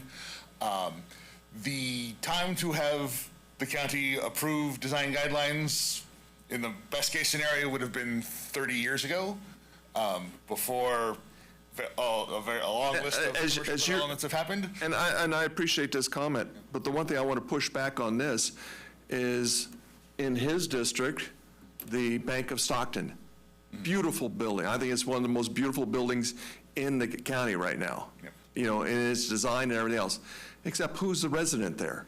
It's been open for 2 years, and the only thing else that's sitting next door is an open vacant office, because nobody can afford the cost of doing that redesign. It's not a simple little 4-square building that a lot of offices could have been put into. It's a very elegant building and a very nice looking building that nobody can afford. No businesses have come out of his area to say, oh, I need it into that spot. It is a premium spot. It is right there in the middle of Pine Grove.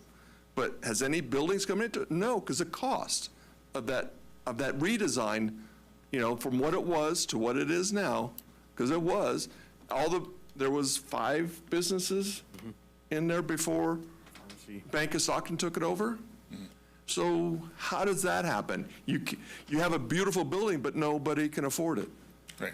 I mean, there's nothing inherent in design standards that it be expensive, right? There is design considerations.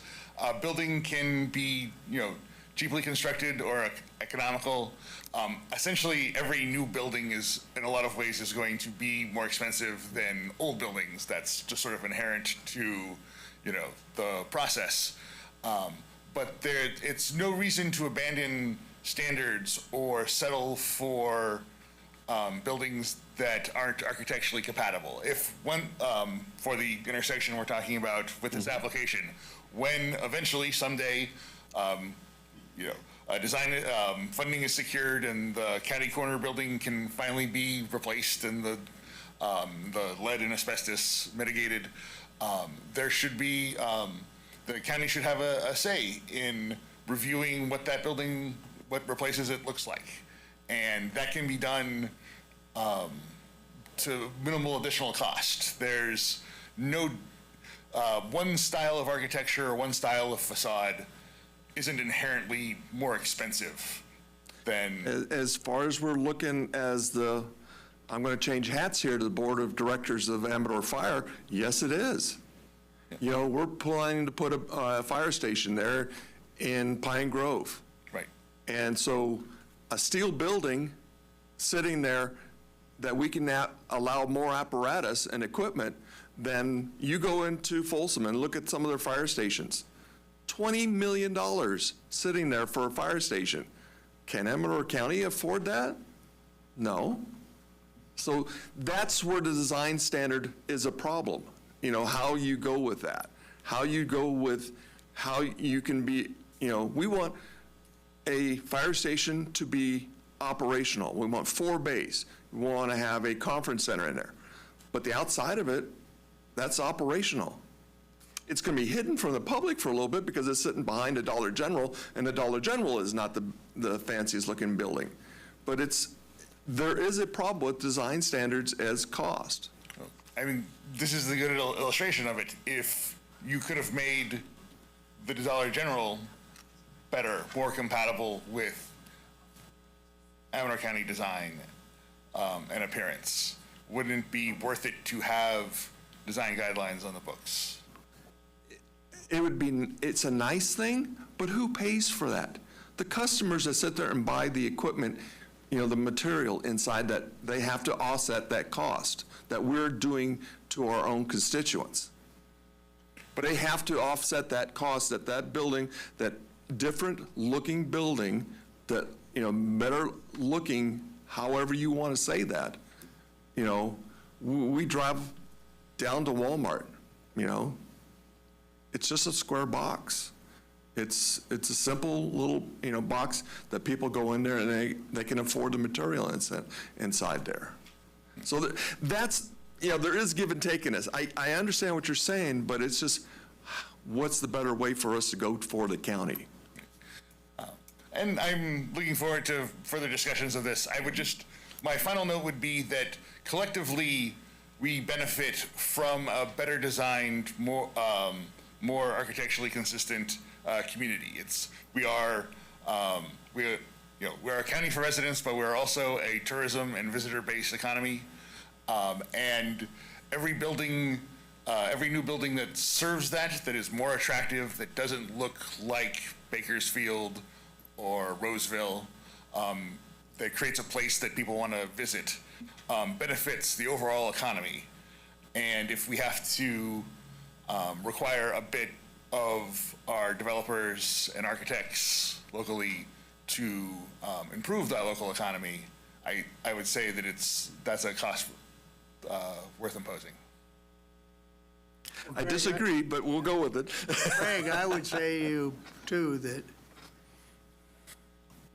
I don't really know what the Mother Lowe's style is. I was going up High School Hill talking to the guy.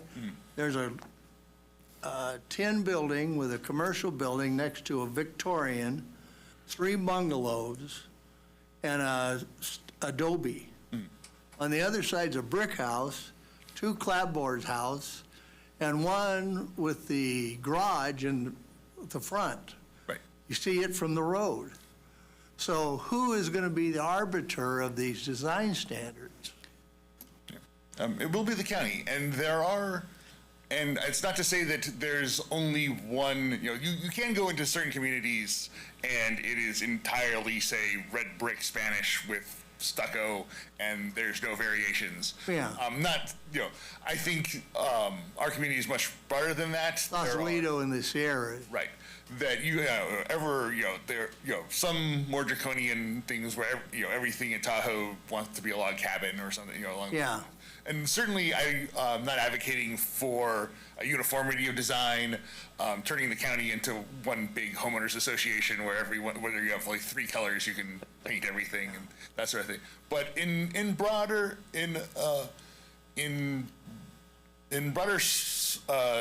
scope, in a broader scale, there are, broadly speaking, architectural styles that are recognizable, that can be written up as standards or guidelines and can be applied. And there's certainly a lot of room for interpretation, a lot of room for, at a certain level, this is art, and so it's, a lot of room to drag out the process forever. Well, it doesn't have to be. It can be as simple as having a design review committee with some people who have thought about these issues, and it's a lot less technical than, say, figuring out how to make sure, Tanner treatment plant has enough water for everybody. It can be done. I will say the one thing I do agree with you is the business that burned down in Sutter Creek. Mm-hmm. Yes, that business should like the rest of the businesses they're sitting on that row of Main Street sitting down there. But what do you have in that where this hotel is being thing? You have an O'Reilly's, you have an Arco station, it is built. I mean, the part of the planning is built for what's in that local area. Right. So that's kind of the only part of it, so there's. And these things are going to change and evolve over time. Like I said, 30 years ago would have been the best time for design guidelines. Second best time is now. And we would, if we had design guidelines 30 years ago, maybe we would have had Martell, a lot of Martell wouldn't look as corporate as it does. You're more likely the Begovich would have run you out of the building. So we all have our roles. One thing, I think what the chairman said as far as like not, whether it gets extra height or not, time will tell, but we don't want to hold up somebody like, I think about like the McDonald's, and that went around like this for quite a while. Would I be against some conceptual designs that maybe could be looked at? No, I think I'd be fine. I don't think the developer had an issue with that neither. So I mean, it would be nice to have a little idea what's going there. Where do we approve, especially if we went a higher height? And it would definitely be my preference that we have, with design standards and a process for review, it won't have to be a case-by-case basis where particular high-profile projects draw this attention, like the McDonald's is a great example. And I think they had originally proposed if I remember, I was like in high school at the time, but they'd proposed like a giant, 60 or 90 foot high sign that could be seen from 88 and things like that. But if you have design standards on the books and a process established, and a lot of projects don't need a lot of attention. They're not prominent. They're say a warehouse district or a warehouse something. But with a process established, then you don't have to pick on a few projects. You can review things as they come in and impose them. All right. No, it is art. I mean, I can tell you that and I own the least appealing building in my artistic humble opinion is we went down this trail briefly. It is the classic minimalist 80s cinder block construction. That's the design standard for that building. It's atrocious, but anyway, that's it's a classic building though, according to this design standard. Eye of the beholder. Yep, exactly. Right. No, it's All right. Thank you, Craig. Thank you for your time, guys. Didn't mean to pick on you that much.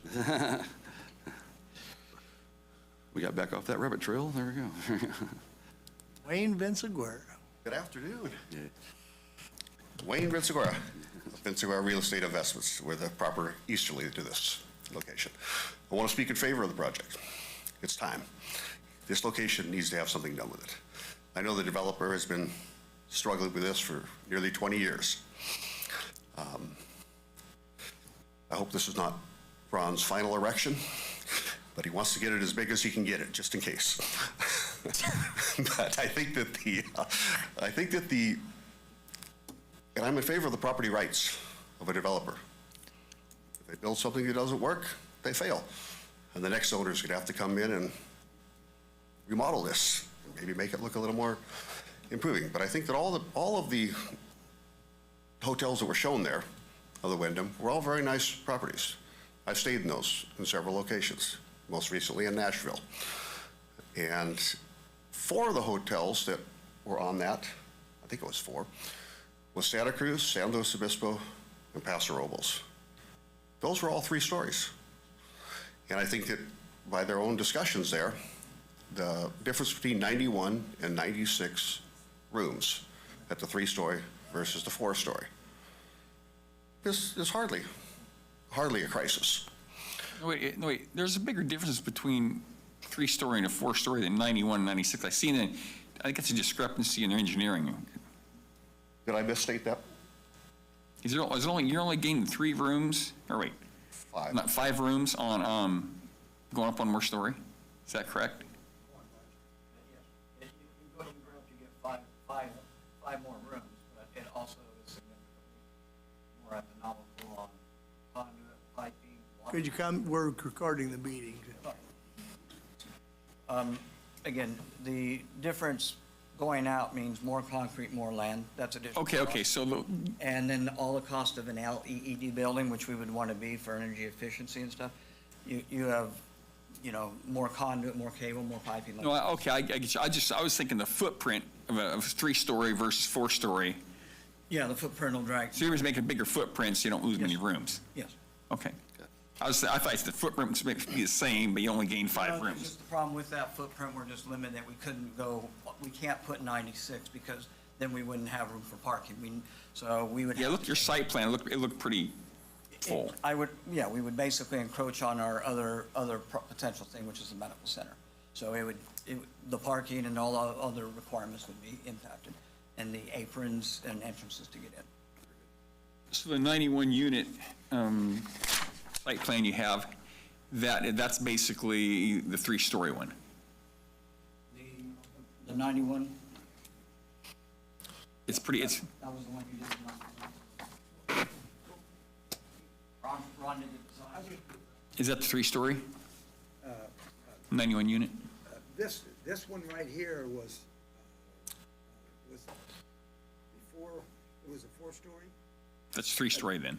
Then the 3-story. You see where the parking is right here? Yeah. That area right there was extended for the 3-story. Okay, this showed 91 units as far as right there. Yes. Originally, when we did it, if you look at this, it says La Quinta. Mhm. Okay, this was 5 years ago. It's not a Hawthorne. Okay. Hawthorne was added on to the length of the building to accommodate the extended stay. Okay. I thought those videos of the hotels had at least 3 of them were 4 stories. The architectural one for, yeah. Good. My name's Alan Ames, and I'm Director of Construction for Wyndham Hotels. And so I cover all the hotels west of Texas and Winnipeg, Canada that are being built. And I've opened all these hotels you saw. I worked on those hotels. And one thing I just want to let you all know is we value communities. We know each one has a unique style and unique flavor. And absolutely, we love to be good partners, right, in a community. And so all of those photos, you're right, they were 4 stories of the images. Santa Cruz, for example, was a 3-story, but we had an underground parking. That changed that. So each one's a little unique. We just recently opened a new La Quinta in Lincoln, California, and there was a lot of local flavor there that was needed. And so if you ever are up that way, go in and walk through there, because you'll see that. And that's what we really do value on that and work closely with. So as they develop plans, we like to take a look at them. We like the cities and counties to take a look at them. We work with you, and if there's, like I said, if the parapets have to go and we have to incorporate, driving in this morning, beautiful area, right? And immediately I saw, from the mining to the vineyards to, I live in Utah, and it reminded me of Park City a little bit, coming through the main street. And so we love that, right? And bringing that into the look. So I would anticipate your exterior would change a lot from our typical prototype. But that's what's being built all over the country is that dual brand. Okay. But thank you for having me here today. Thank you. Thank you. We got awful lost there on the ifs and buts and candy and nuts. But I think the question before the board here is 45 feet, which is the current design standard, the current height limitation by the code, and whether to go to 60 feet. And you have another one on your agenda here today for additional height for a cell tower. When height is needed, or when setbacks or other requirements, positioning of garages, certainly you want to consider any hardship that may exist and any need that a developer or builder has. In the case here, the biggest hardship that I saw was the cost of a few $100,000 maybe. And oh my God, the county's going to lose $39,000 of revenue by it. So project's still going to be a success. It's still going to be needed. And touch on what Jeff was talking about, if it's a little bit wider, it's still going to be tall enough to block a little bit more PG&E.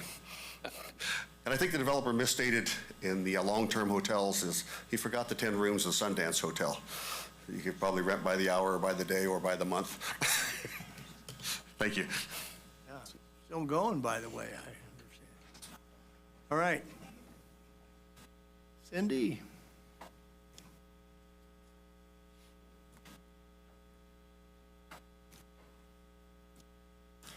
Hi, Cindy Grandboyce, member of the community. Hi. If I understand correctly, I'm trying to get a grip on this. The hotel's going in. The question is whether it's 3 feet or 3 stories or 4 stories.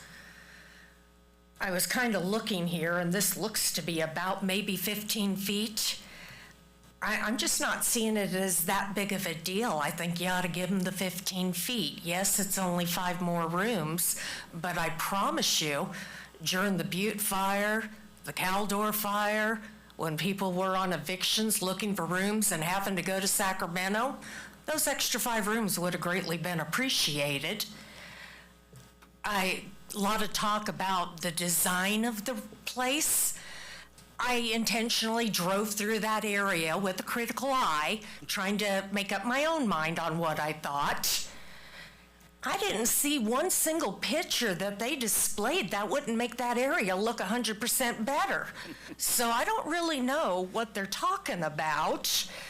If you could do something about, you know, that place that really needs to be torn down, that'd be awesome. But I do have one favor of the hotel builders. When you get this plan going for transport to Kirkwood back and forth, can you put in the option for the general public to buy tickets on it and not just hotel stayers? Because I promise you, you'll have a few. That's the basis of the plan.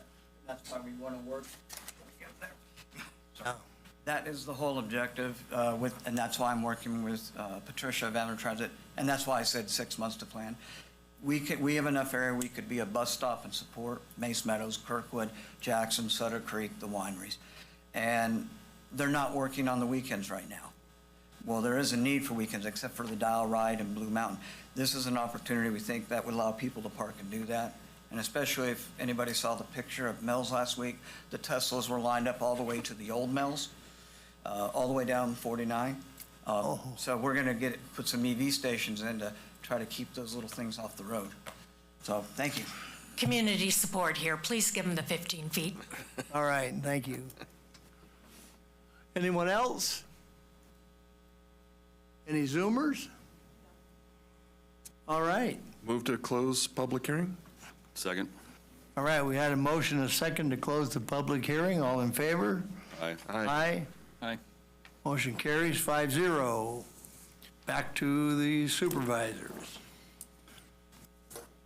We are supposed to make a determination if the proposed CEQA categorical exemption is the appropriate environmental document. Do we have to do these individually? You can put them together. Okay. And then either deny or approve the appeal based on the conditions the board seems appropriate.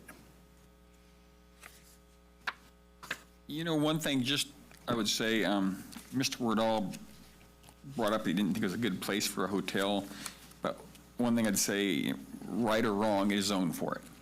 So that's really kind of off the table, as far as I see it, and we're just really looking at now is the extra height, and it'd be nice to have something, if we end up approving something over height, it'd be nice to have a little bit of a, for lack of a better term, a string on it to say, hey, what are you going to be building there? That's something I would think might be a good thing. Not that we want to get in the design review guideline morass, but it'd be nice to be able to say, hey, if we give you this allowance, what do you get? What do we have in return? It's just a thought. Are you talking about like maybe choices of what the outside of the building looks like?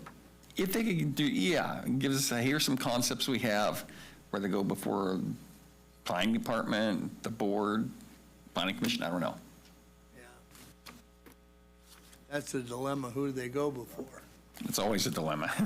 Come on. Thank you for that. You know, I know you're I was going to say that what we would have offered to Craig and the Foothill Conservancy is that as we go along, that we would submit plans to, the architectural plans to them. Being the owner, I have the right to hold up things and change things and so on. And as being a local guy and wanting to work with the community, I'd be willing to present that to him. Doesn't mean that I will always agree with them, but I will present it to them and see if that we could get the input, their input as to this, to bring them along. You know, see if we can bring them along so that they see a rationale for allowing it. As to the height, we've talked to Wyndham, and we can maybe reduce it down. If everything, we would do that as a concession. I'm not really sure. The architect said that there was some, the first story had about 11 to 12-foot ceiling for presentation in the common areas. We could reduce that down, and by doing that, we could then reduce the height. One of the things that most folks don't understand, the reason that the height is higher is because we have elevator houses. And those elevator houses are not the entire thing, but they are the highest, happens to be the highest thing. And this is to obviously adapt the elevators to the 4 stories.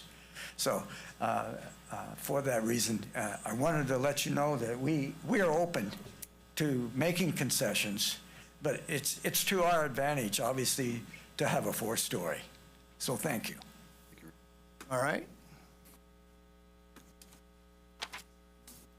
As to the looks, that used to be log decks, and it was the largest employer in the county, and now it's all chain stores. So I think it's a perfect place for something like this. And as to the height, they're talking about being able to reduce it down a few feet, so we're really talking about 10 to 12-ish feet, and most of that is the elevator houses, not the entire building. Am I understanding that correctly? Yep, and it was zoned that way. There's, Yeah, that was an overriding concern of mine. It was zoned that way. There's more people in the Starbucks line, I think, that's right next to it. I think it's Safeway.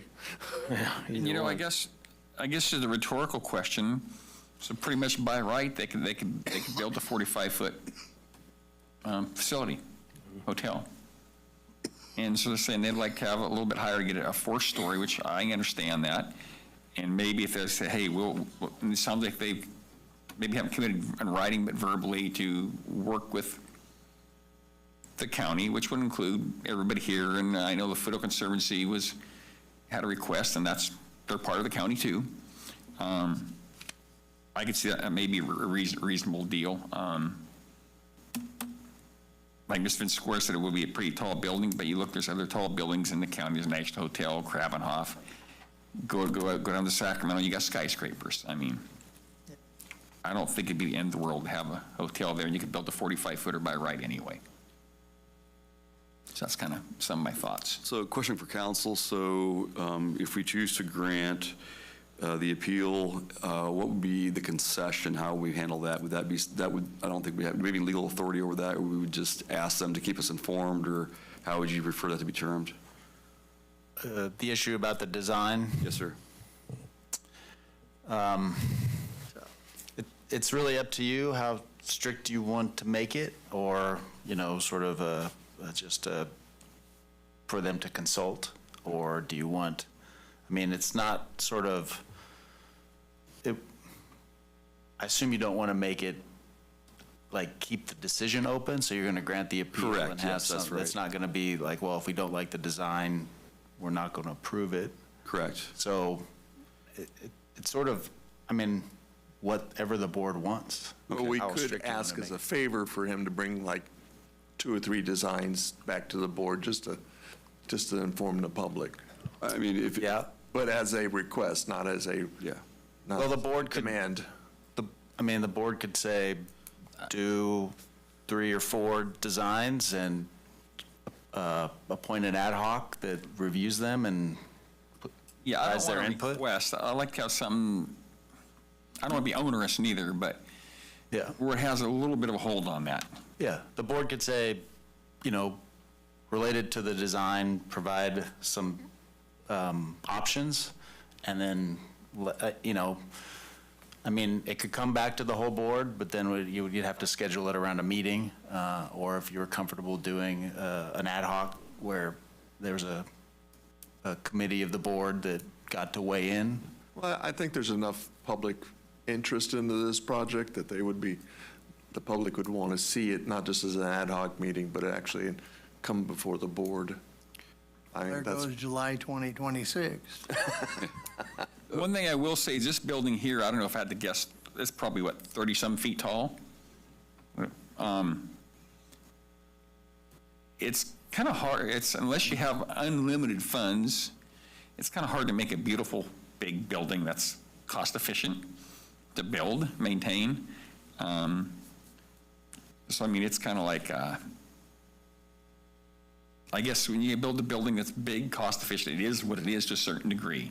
But we're asking to just make it do some things like, you got brick out here, it kind of looks a little bit nice, it's just a big, I don't want to call it ugly building, but it's a big building. The brick kind of makes it look kind of pretty, even just some accents.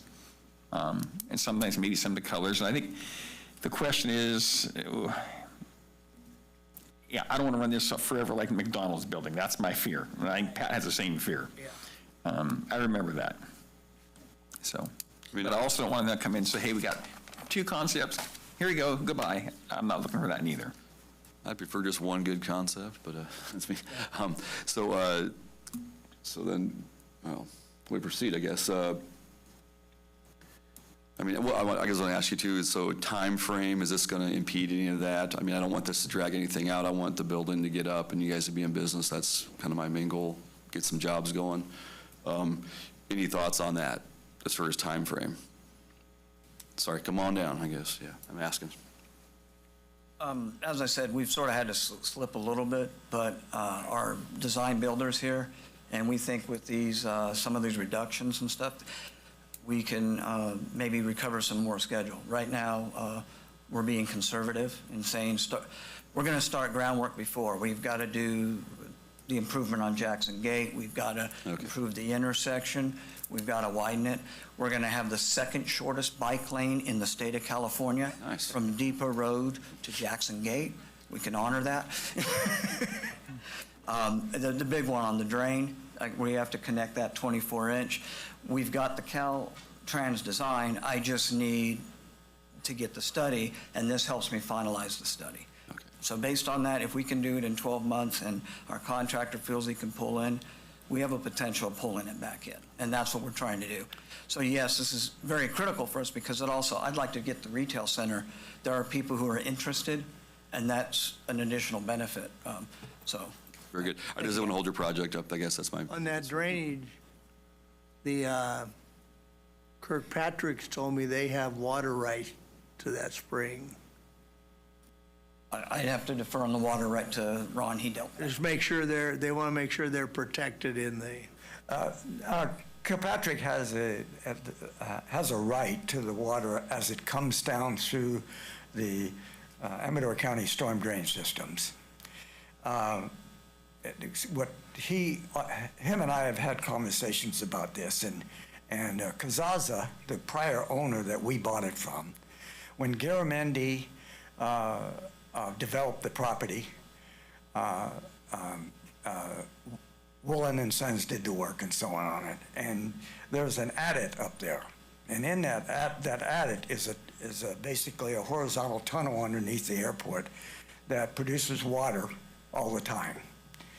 And Kazaza interrupted Garamandi's construction because he said, you are taking away from my water right. Okay, and that water right came down and it was surface draining into a pond area at this site. What happened is that the state of California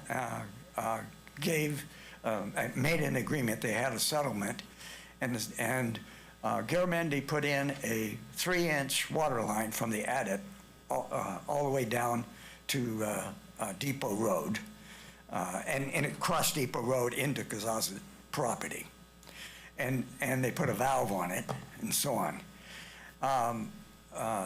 That water then was utilized with various other pipes to a swimming pool and various other things that Kazaza used. What was his name again? Kirkpatrick. Kirkpatrick, I'm sorry. I forget his name. He felt that because that water went to Kazaza, that water then ultimately drained down to the storm drain on the Caltrans. And he has expressed his concern that just because Kazaza had a right doesn't mean that he doesn't have a right. You with me? Which is, I could see his point. However, he gets all the drainage water regardless. So Well, that won't be interrupted. I don't think this is, it has not been an issue that has come to the forefront. At the same time, I never know, it could do it. But I think that we are on firm ground that we have a 32 gallon a minute water line. It's not potable, but we can utilize that water for fire suppression, for landscaping, and to reduce our quantity of water that we have to get from AWA / the county. One other question, Ron. Did condition approval number 13 go away, the Depot Road? Say that again. The condition number 13. Oh, yeah. The widening of Depot Road, did that go away? That apparently the Planning Commission, the planners removed it. They could speak for themselves. And Wayne disagreed with the proposal for an encroachment off of Depot Road. You have it. Good afternoon, Commissioners. Chuck Beatty with the Planning Department. Staff's recommendation, staff's recommendation at the Planning Commission hearing was that condition number 13 be struck because it kind of sets up a situation where the board is forcing two private entities to enter into an agreement, which we thought was outside of the Planning Commission's purview. So that's why we requested that condition be struck. The Planning Commission didn't act on it, so it's still in the conditions now, and I would recommend that you strike it as well if you move to approve the project. Question on that. Is there a left turn lane coming off of Jackson Gate Road? Or would there be? No? Well, there would be. It's not now. There's not one now. There's not one now, and would there be? There's on Jackson Gate Road, the Caltrans is requiring and goes back 2011. But when I bought the property, I bought the property on the other side for O'Reilly's. They wanted to, the county wanted to increase the width, have an opportunity that they increase the width to allow for a left-hand turn pocket. Well, they didn't have, that meant that our road, that the road widening would have reduced our lot size. And I couldn't build O'Reilly's. So what I did is I negotiated with the county and the Public Works that I would give a dedication on the other side because we'd acquired that property. We're looking to build the hotel now. And so we have a letter that goes back a long time ago that we have agreed to dedicate for that lane on Jackson Gate, but it's on the other side. Where you're building the hotel. That's right. Yep. And then the Caltrans then drew up plans for that left-hand turn pocket. And they wanted to put that left-hand turn pocket in, but they wanted us to pay for $200,000 to participate. My problem was at the time we didn't have the money. So if you're building the hotel now, are you looking to put one in? We have to put one in. Okay. It's agreed. It was agreed way back then, and it is agreed now. I was just thinking you have a lot of people making a left-hand turn. We have to do it. We have to pay for the left-hand turn pocket. Okay. It's probably $500,000. Good. Thank you. Thanks. Thanks, Chuck. Are we ready for a motion, or? Ashley, can you come forward, please? Amador Fire Protection District Officer.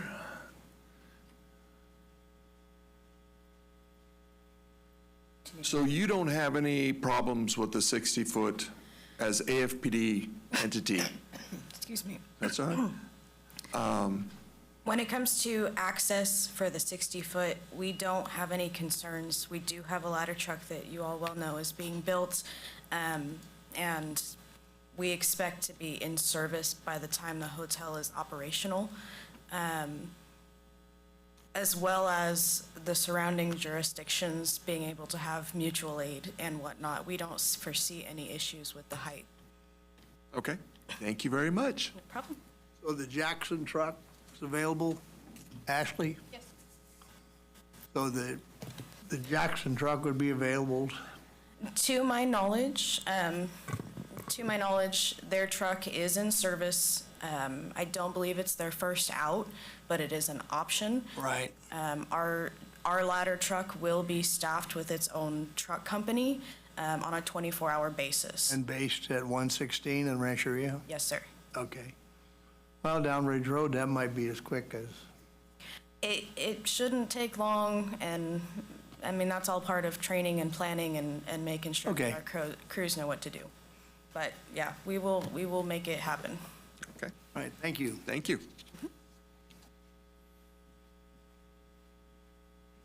All right. What do you think? Well, I think the only wrinkle is what we do as far as coming back for the conceptual plans. I feel like it's in the best interest of the developer to make the most aesthetically pleasing hotel that they can. Yeah. And appears to me that they've listened to the community and will continue to, and I don't really want to hold them up anymore. Good. Yeah. I'm in agreement. So the motion is.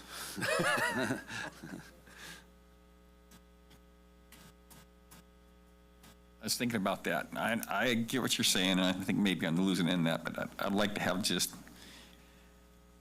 I'd agree that you think they want the most pleasing project, but sometimes dollars get in the way. Were any of the, just throw something out there, the images that the examples that they showed, were those, any of those preferable or acceptable to the board that they could use as a template?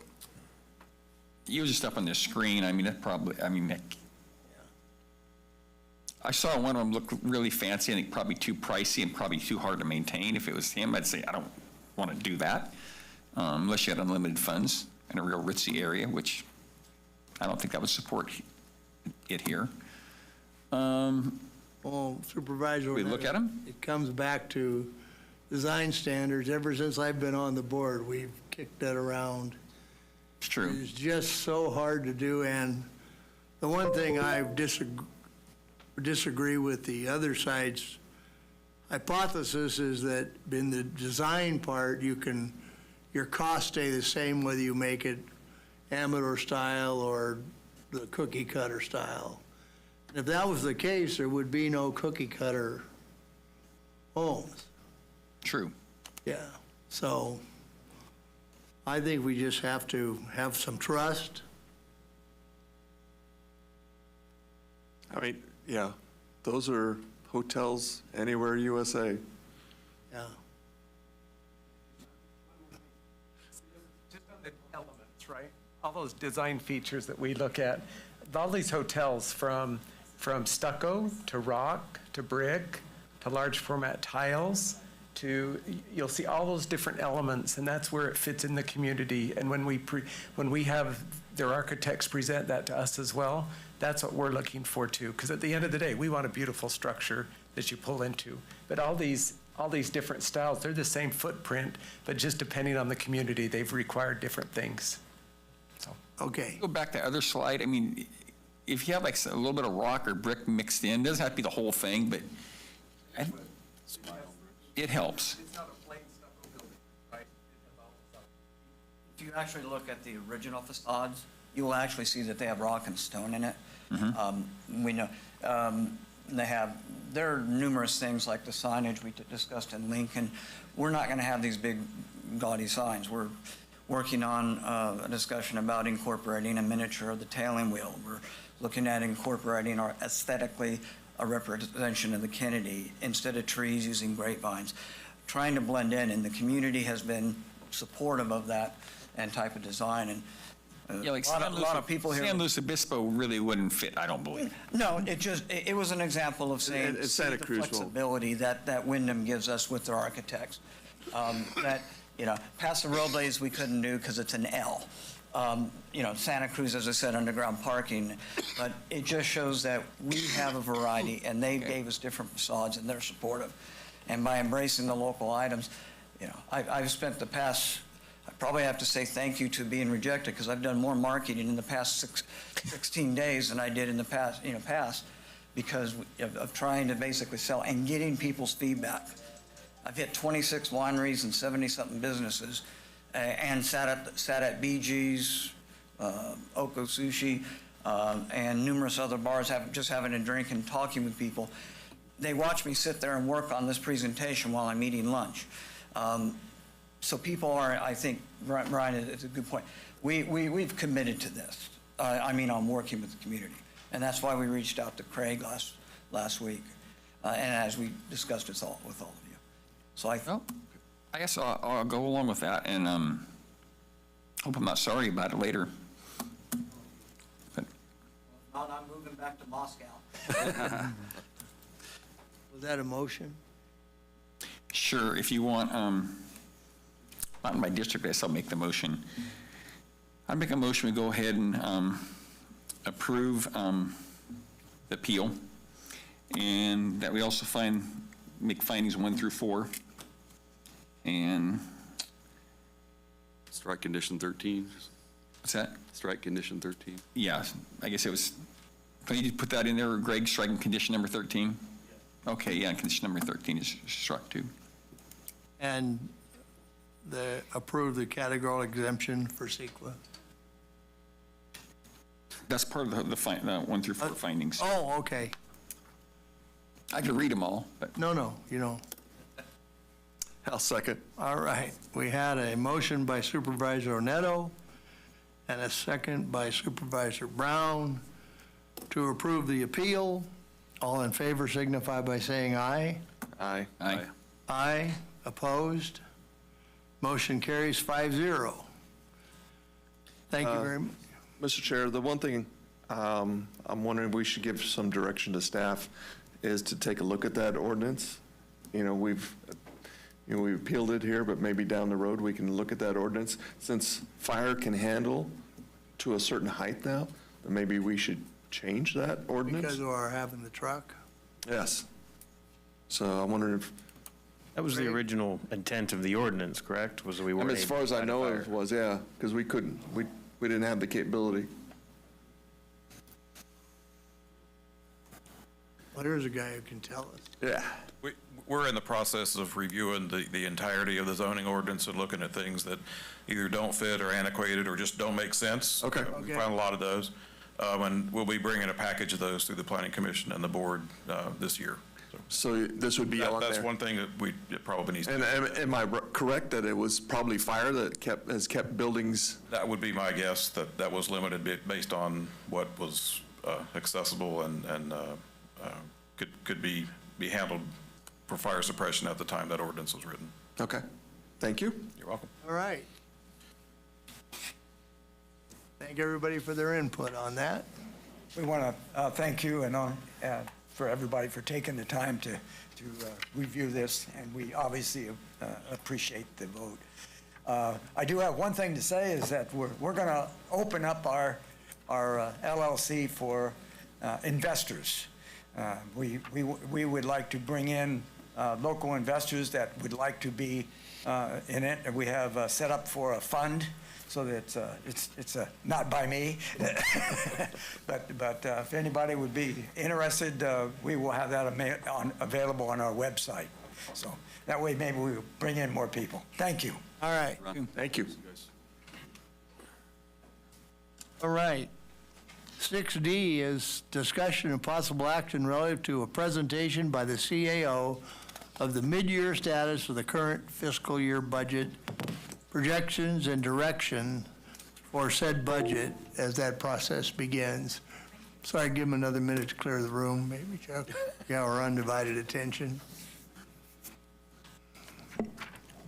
Well, it is that time of year again.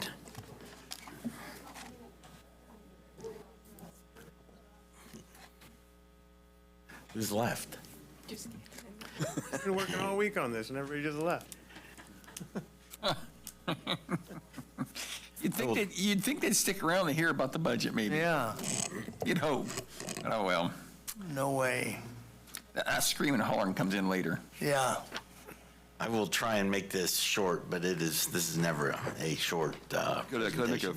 Could we move Mr. Deaver? I'm gonna go ahead. Do you want to do that? I was gonna ask If you about want to do that. that, Let's do that's that fine real with quick. me, yeah, at Have this him come point in up. time. Oh, and yeah. Although Ken said he was enjoying Debate, I'm sure. You want to hear the budget, Ken? He's enjoying our You want to hear the budget, or you want to get going? I'm fine if you put Mr. Yeah, just to help him out, I think. That makes sense. Yeah, thank you. Yeah, good call. Sorry, Kenny, I just should have thought of it. Read the number E. All right, we're going to go to 6E, which is the discussion and possible action relative to a request by Deaver Vineyards to obtain a letter of public convenience or necessity required by ABC, proposed to move the tasting room from its current location at 12455 Steiner Road to 2001 Shenandoah School Road, which it creates a need for a public convenience or necessity finding. Thank you. Mr. Deaver, you want to speak on this? Only if you have questions. All right. He's a smart man. See a little one. I know where he's coming from. He's been here enough times. Yeah. I have no questions. No question. No. It's pretty cut and dried. Yeah. Yeah, I'm good. Likewise. All right. Any public comment? All right. Back to the board. Well, I'd make a motion to approve a letter of public convenience or necessity for Deaver Tasting Rooms to move their location from 12455 Steiner Road to 2001 Shenandoah School Road. Second. Right. We have a motion by Supervisor Oneto and a second by Supervisor Brown to approve the Deaver Vineyard license move. All in favor signify by saying aye. Aye. Aye. Opposed? Mr. Chairman, could I just, maybe just to simplify things, if the board will authorize the CAO to sign the form, if you ought to, I'll rather make that than part wait, of my motion. might speed things I'll up. amend my second. All right. Call for the question with that amended. All in favor? Aye. Aye. Aye. Opposed? Still carries 5-0. Are you going to stick around for the budget now? Maybe that's why he was squirming, had to go through that. All right, we're back to Chuck, you are up. Okay, let me reshare here. A lot of paper. Yeah, hasn't it?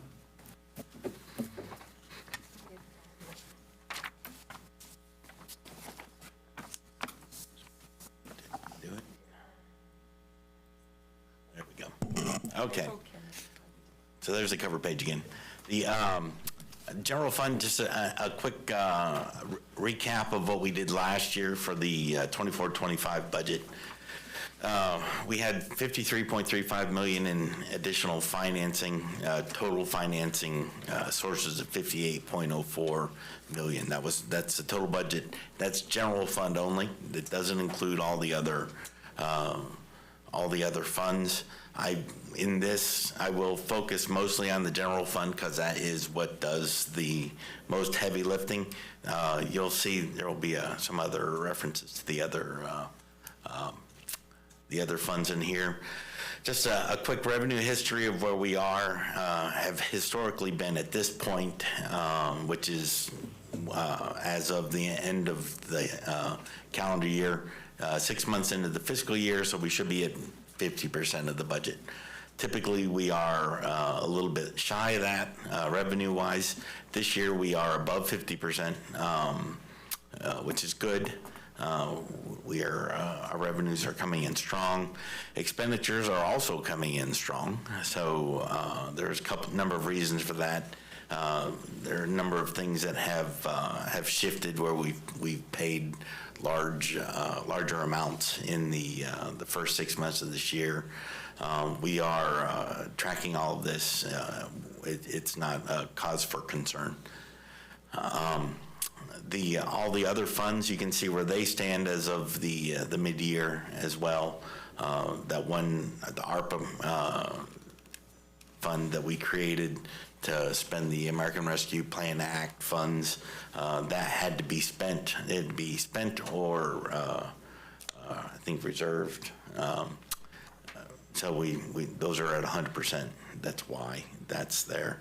We prepaid, not prepaid, but our insurance was due in the first half of the year. So you can see where things are relative to those other funds. But back to the general fund, what's happening with revenues in 24-25? The big thing that we're seeing is that the sales tax is slowing down. We talked about this last year at this time. Sales tax was slowing down, and our prediction for the 24-25 budget was lower than 23-24, and we are still seeing that it's going to come in about 3.3% less than we had predicted, which is about $274,000 under what we've got budgeted. The Prop 172 sales tax is actually strong. That's the one that's statewide rather than the local. TOT-wise, the county is very strong. Our TOT is predicted to come in at 3% over what we budgeted. The Jackson Rancheria has contributed what they had promised us for the 24-25 budget. I've touched base with the CAO or CEO over there, and she's indicated that they're on board pretty much for next year as well. We will. I'll get with our public safety folks, and we will actually break down the numbers. But they are committed to continuing that cooperation voluntarily with us. Harrah's, Northern California, owes us about $1.5 million a year and is currently paying us $0. We did voluntarily agree to toll that agreement while they're suing the state, but that lawsuit is dragging out and they're giving us nothing. We did not budget any of it this year, though, either, because we knew that was coming. The transfer taxes are way down, which you would expect, given the slowdown in the real estate market. 13% below budget, which was we had brought down significantly from the 22-23 budget.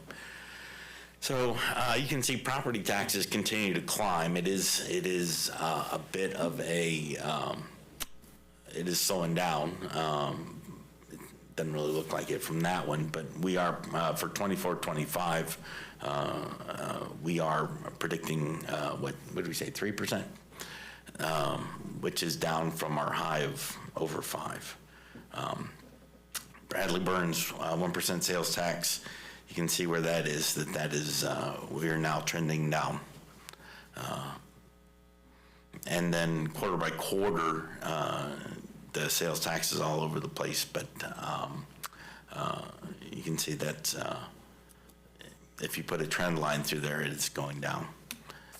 So as far as expenditures in 24-25, we are expecting about $693,000 in savings due to unpaid or unfilled vacancies and unpaid leaves.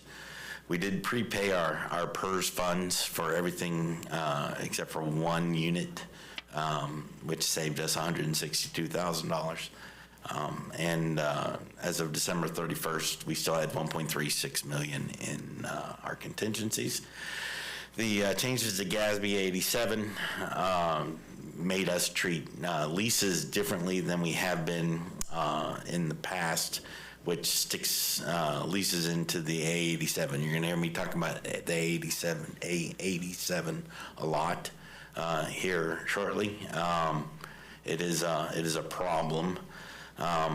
But ultimately, all of these things have all added up to be to cause a significant drop in the allocations to the general fund for 25-26, which we will talk about. We have included the HHS building, the new lease that we've got, dropped the costs out there significantly as well, which resulted in a direct savings to the general fund. So the amount that we have, the general fund is paying for the space over there that we are responsible for, is going to save us $56,000 next year. Just a quick note on tree mortality. The tree mortality projects do continue. We continue to declare the tree mortality emergency every month. To date, we've done 32 projects.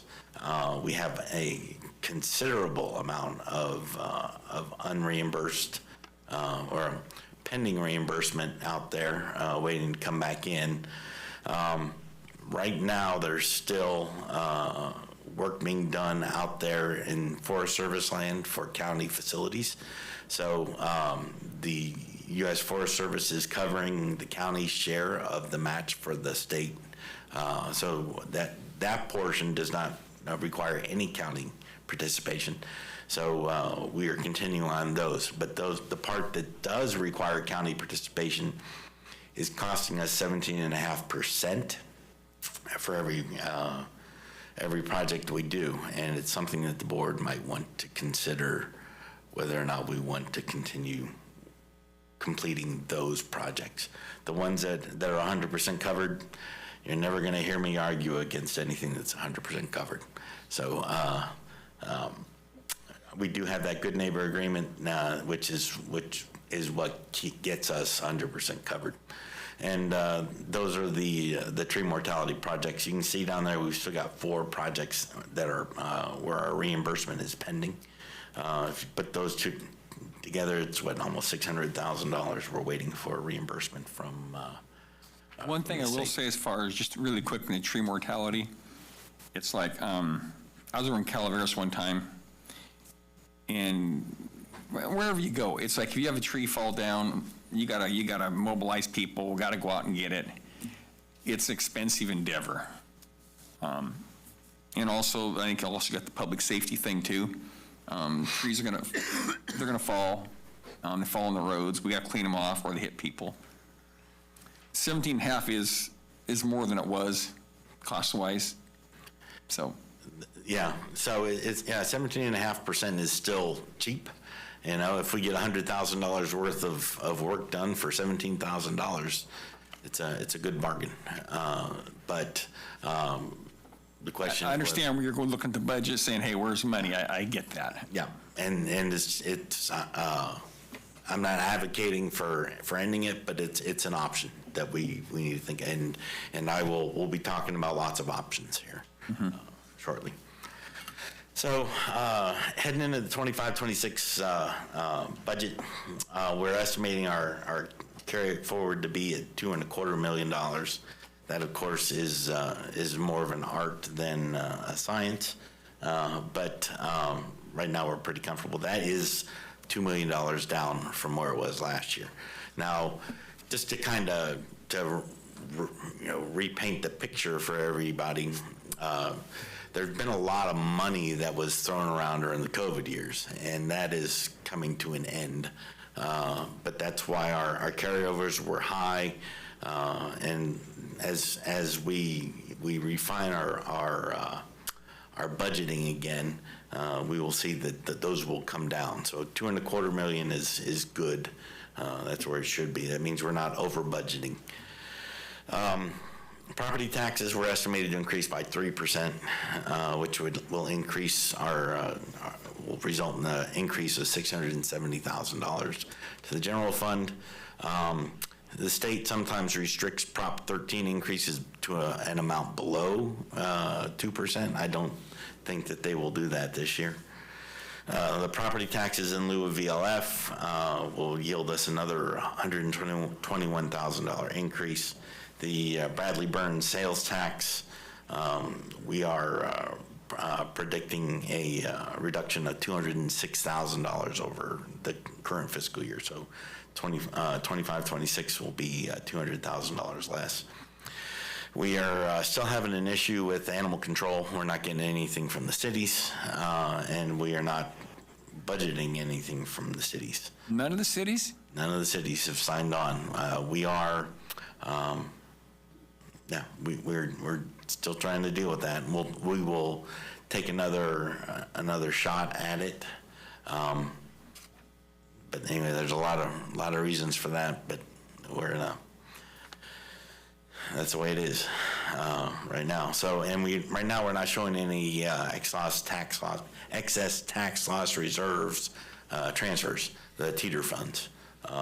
We're not transferring in or out. As far as expenditure assumptions, our wages are increasing by $979,000. That does include 12 new CO positions for the new jail, which is and before those are going to be funded by SO8 are included. And Chuck, just a FYI, I mean, when I first heard the teeter fund, I was like, it was a little teeter-totter, or what the heck is this thing? But it's like, it's a fund, comes from is it like recordings, I believe? No, teeter funds are where, so every year taxes come in. Okay. We pay the property taxes. We pay the property taxes directly to the cities. We get the interest. So, so we give them 100%. Maybe we only collect 95%.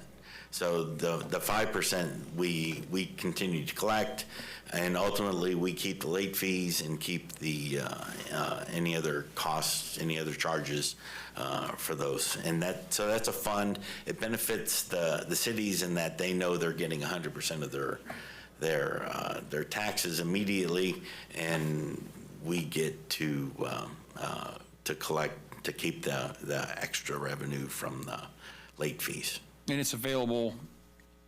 It's available. The county passed, we passed a policy, what was it, 4 years ago, that said as far as how much we were going to keep in the fund to keep that flush. And our problem frequently is that it gets large, and when it gets too large, we need to sweep it. And it'll go into, we just sweep it right into the general fund to bring it down. So, yeah. We're going to do that this year? We might have to, yes. We will see, but that's one of the tools we have to solve this problem we will be talking about here in a minute. The PERS unfunded liability costs, which is a problem. I haven't talked to the board since the 2 new supervisors have come on board, but PERS continues to go up, and I'll have a slide here in a minute that will talk about how much it's gone up over the last decade. But for us, the total increase was $384,000. But if we prepay the fund, so if we pay PERS on July 1st, so the very beginning of the fiscal year, we get credit for having prepaid that, and since they're anticipating that we're going to make 6 3/4% every year on that, that's the credit we get for paying it early. So, which, if you can imagine, is significant. So we try and do as much as we can, as much as cash flow will allow us. Looking at the health insurance increases will be, are anticipating 4 to 6%, 4.26%, not 46%. So we've assumed a 6%, and which will cost us another $164,000. Our contingency is set at $1.3 million. We do not touch our contingency that frequently, so we were pretty comfortable with that. I don't think we've gone through half of it since I've been here. The A87 cost plan, so I told you I was going to come back to this. That is hitting the general fund to the tune of $3.6 million. That is the one area that is hurting us. There's a number of reasons for that, but I think well, most of it has to do with the HHS rent that the general fund had to prepay for 2 years 4 years ago, we did it, and then the state decided they didn't want to do that anymore, so we went back to the original way of doing it. So this kind of created this wave in the A87 process. The A87 is a very rigid way of calculating the overhead, and so it's a way of allocating our overhead costs to the realignment funds, to the road fund, to various grants.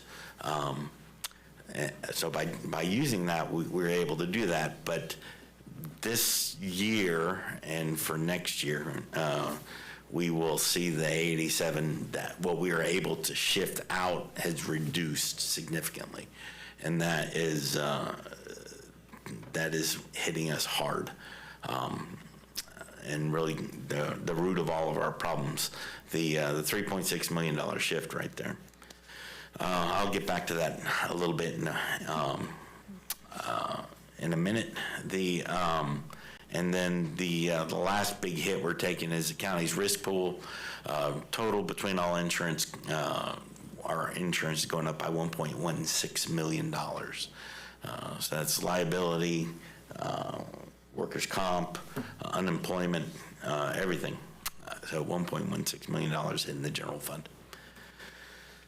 So you can see what liability and workers' comp has done over the past, 6 years. It's gone a little crazy. Liability in and of itself has gone from $500,000 a year to, $2.7 million a year. You know, Chuck, we've talked a little bit about this in the past. And we've asked, I haven't gotten the numbers back yet, but okay. I'm sorry. Continue on. What Supervisor Annette is asking about is changes to our deductible. So yes, we've requested those numbers from the insurance company. Right now, our deductible is $10,000 per occurrence. If we were to raise those significantly, how much would that save us? So we can do an analysis on that. And when we get that back, we will look at that. But liability is crazy. What's our limit on? You happen to know off the top of your head. That's a hard question. Do you know? I don't know. There's several layers to it. Yeah. It's in the multi-millions.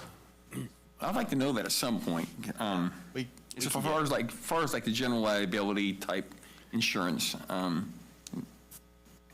Yeah, we can get it. It's part of the pool we're in. It's all built in.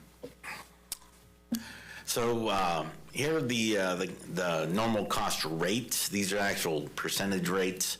As you look back, this is just for the actual cost for 1 year of employment, and it doesn't include any unfunded liability. So you see those fluctuate up and down as the actuarials make their changes. The changes by the actuarials are based on who's actually retiring and how much they're actually making, and how old they actually are when they retire, and when they pass away, things like that. What they project. So they plug that all in, and they give us what's called the normal cost. So these are percentages of actual salaries that we pay every year for people, all the employees.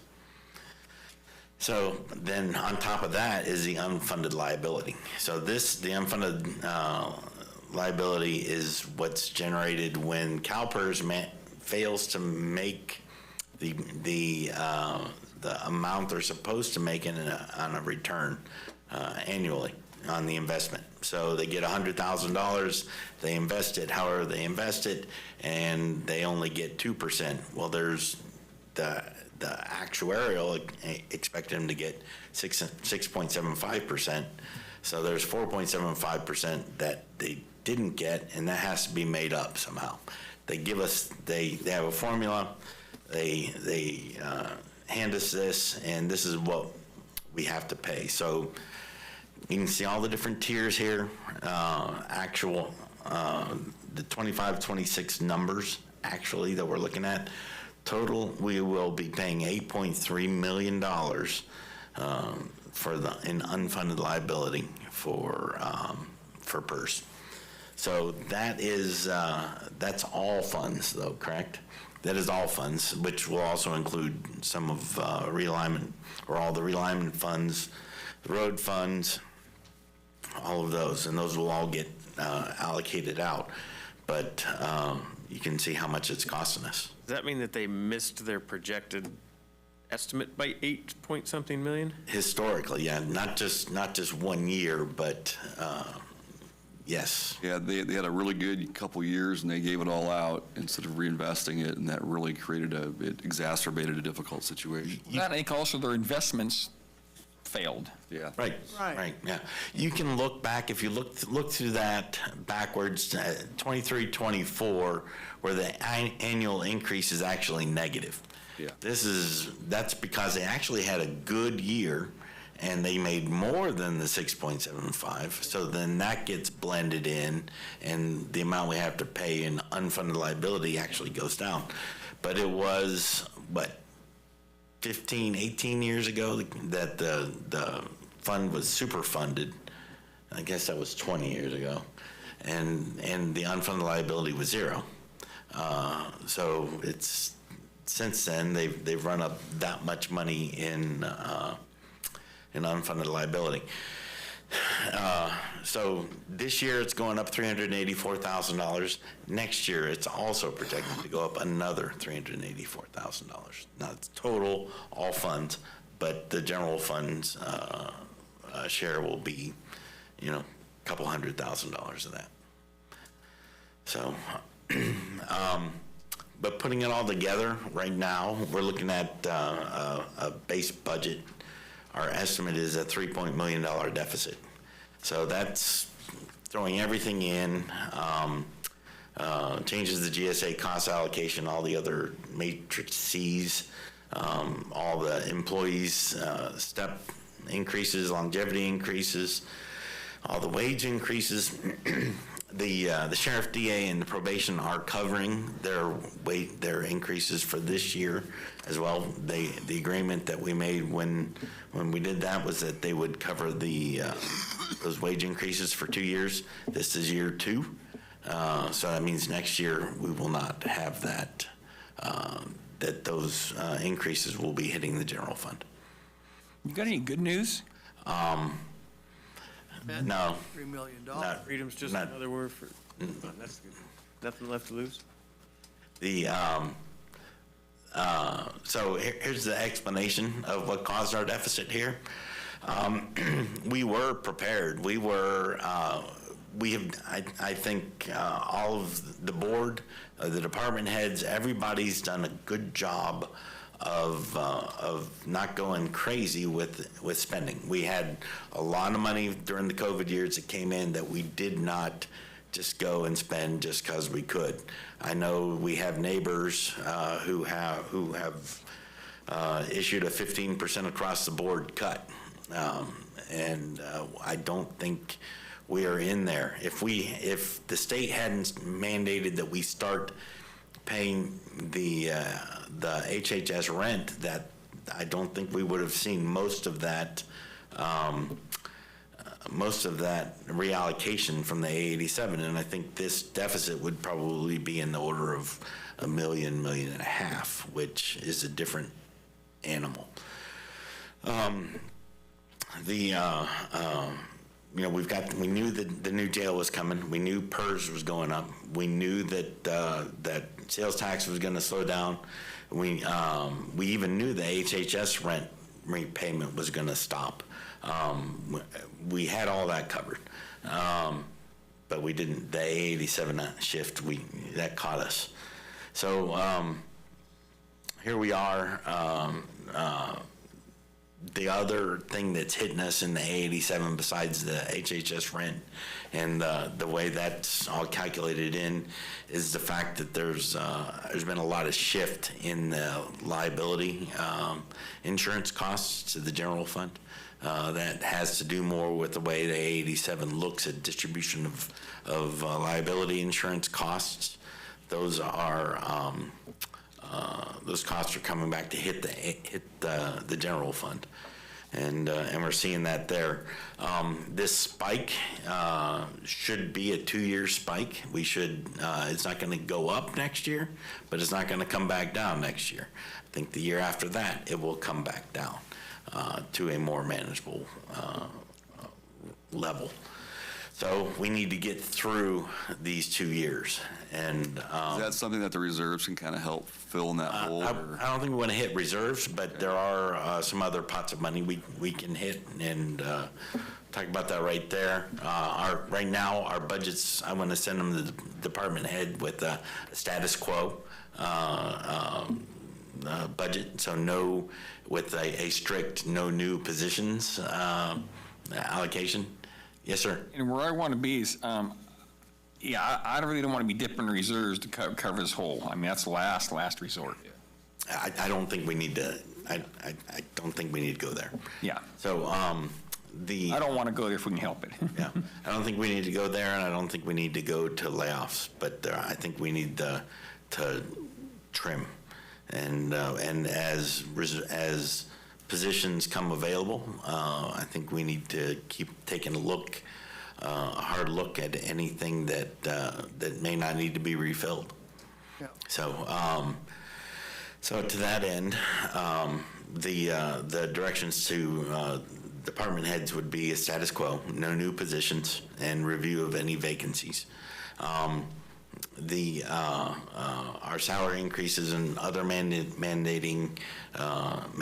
increases have been already included in the budget, but we need to be looking for savings elsewhere.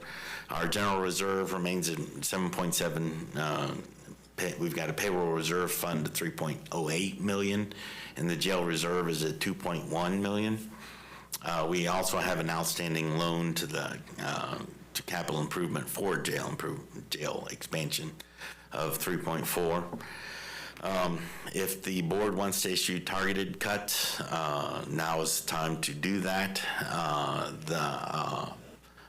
Across the board cuts, there are many departments that cannot cut. I mean, county council, you look at that department, they're skin and bones, and there are a lot of departments that are like that, and that was a question I was thinking about, Chuck. I thought, should you look at doing a 5% cut across the board? But you're saying, right, some of them, they cannot. Some like surveying's hardly staffed at all. So there's not a lot you're going to cut in there. You gotta look at the biggest players. Oh, I mean, there's no doubt about it. I mean, we want to keep all the road money we can, but that's impossible. I mean, when I really do not like it all. But I think you look at public safety, historically, they've been probably better funded than the other departments. And I mean, they're not going to like it, but it is what it is. That's probably where a fair bit of the cutting have to come from, I think. Well, where it could come from. I know that the sheriff is planning on. They've got a new contract with the city of Plymouth. Then there is some funds that they have talked about returning to the general fund. So that will help. I don't know, to the tune of $150,000. Yeah, that helps. But along that line too, something else I've had a lot of people hit me with over the years, and I can't disagree with them. And I know we've had pushback from the sheriff before and on it, and is out-of-town vehicles. People are driving their work vehicle to Roseville, places beyond. Vallejo, wherever the heck they are. And I think that's something we ought to really look at real close and say, no. And I think that'd be, I mean, what's probably, I don't know what it costs per year to drive a vehicle. Police vehicle is a more expensive vehicle because it's based to outfit them. They're a high dollar vehicle. When you got to replace them, it's big money. I mean, you're probably talking, I'd guess probably $15,000 a year per vehicle. 10 vehicles, $150,000 additional cost. Yeah, understood. We also talked about extending the life of them some, go to 85,000 or. For the sheriff's vehicles? Yeah, but they've said they're kind of pretty well trashed by the time they get there. CHP gets 250,000 out of theirs. I don't know what the number is. And they leave them running and the next guy gets in and goes, and then when that shifts over, the next guy goes in and goes, so Could we, vehicle. as we're replacing their vehicle, could we give them a charge of like 15 cents a mile or whatever the going rate is? We can like look and see how that, I'm not, right now, I'm not ready to talk. I don't know enough to tell you how that all works, but we can look and see. So I will say, years ago, I think it was Supervisor Novelli and myself, kind of were nudging the sheriff to go towards some higher mileage, because then I think it's like 75,000 miles and they're getting rid of them. We say, hey, that's just totally unacceptable. And I like Supervisor Cornell's statement about the CHP. And that may be a little too high in my book, but getting more that way is probably more my line of thinking. Oh my gosh, you thought I was like Dracula or something like that. Then he sent me a picture a week later of a sheriff vehicle being towed by a tow truck. And I thought to myself, well, I wonder if they might have just temporarily disabled that to get a good picture. But anyway, I think it's a pretty big hole. There's probably be some things this board's going to have to do that probably won't be pleasant, but it's something we got to do. And I think if everybody will kind of, all the departments that have ample funding can contribute, it would be greatly helpful and appreciated without too much hollering and screaming. So I'm new, but historically in the past, when we present problems like this, do departments voluntarily, out of the kindness of their heart, for the best interest of their community, offer up? I have to say no. I'm quite chagrined to have to admit that, but no. Generally no. I mean, some departments do pretty well, but some of them not so well. Some do pretty well, but some of the ones they're a little, I don't know, they don't let go of any of their money. Well, the sheriff is, I've always advocated for, and anyone who's hired and is going to get their CalPERS is fine. But I would like to do a time study of why we need 2 evidence techs. And, you know, they gave us that one list that they belong to the Swiftwater Rescue and the Alliance for this and that, but those aren't things that affect their job. Their meetings maybe once a month or once a quarter. I don't think they've ever thought of streamlining the sheriff's department. Well, I've been advocating for that, and a while back I got a 23-page memo sent to me, and something I do need to talk to sheriff about. It's just I've had other things to do, but it stayed in there that Supervisor Oneto, both during open session and closed session, has advocated for reduction of position, and I didn't think we're supposed to talk about closed session, let alone sure in hell talk about it in printed material. But yeah, and the reason why I was doing that is I've heard from different people, some other law enforcement agencies, that the sheriff's office is top-heavy. And when you question on that, they get very offended and basically accuse me of wanting to defund the sheriff's office and talking about what happens in Oakland, LA, and I think it was San Francisco where law enforcement is defunded, which that's not my intent. We're here today because we have a hole in our budget. We only have so many places to get that money. And, you know, the sheriff's office does an important mission. I won't say they don't. They do. But them and probation and the DA are probably the 3 biggest players dollar-wise other than social services in the county. It's that simple. And I was not questioning what they do, it's, I want education. I'm a tire guy, I don't know anything about law enforcement, but I do know how to run a business, and that's all. I'm just trying them, you know, sometimes a little self-introspection is a good thing. In answer to what Supervisor Carnell said, there's very little of that.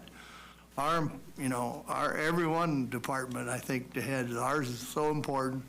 We're running, we're overworked, we need more Supervisor people. Crew, you better be careful. You might get in the blacklist like me. Well, but mine is based on just wanting to learn. Well, and I agree with you. I mean, that would be helpful. Yeah, educate us if it takes that many people. We just don't want to take it on blind faith. Understand.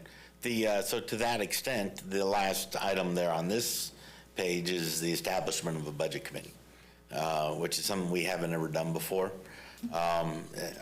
We could just do it as an ad hoc committee to review this, because you'll see during when the schedule comes up here in a couple slides, I usually sit down with the department heads and the electeds and go over what they're requesting, and then the board will see it again at the budget workshop. If you had a budget committee, at least there would be two of you that would review it with me and potentially with the department heads. I think that'd probably be helpful. So, even for yourself, you know. Yeah. I'd volunteer to be on that committee. That makes two of us. Three of us. No, I was saluting the new budget committee. Oh, okay. Thought you raised your hand. Down there. So, okay, well, do you want to do that, or we can talk about that at the end? Let's think about it. Okay. Chew on that. So other options to close the gap, reduction or elimination of non-mandatory spending, such as our contributions to the chamber, ACT. Between the two of them, they're getting over $200,000 a year. Economic development and grants. That is an area that we are spending a couple $100,000 a year on. Our other promotions, the UCCE, ACRA, our tree mortality programs. These are not cuts that are friendly and popular, but it's not a mandated spending location either. Although you could argue that tree mortality does serve a mandated function, because it helps public works and gets a 80% reduction in costs that would otherwise need to be done by them. And maybe what we could do there, Chuck, is maybe target where we do those tree projects to where it's really. All 100%ers? Yeah, maybe some of the cabin owners may not like me, but maybe up along Bear River, we've done a lot of work up there, but that's not quite as critical. But we get reimbursed at 100% for that. Bear River, here Okay. we go. Yeah. Oh, okay, Bear River looks good. I forgot about that.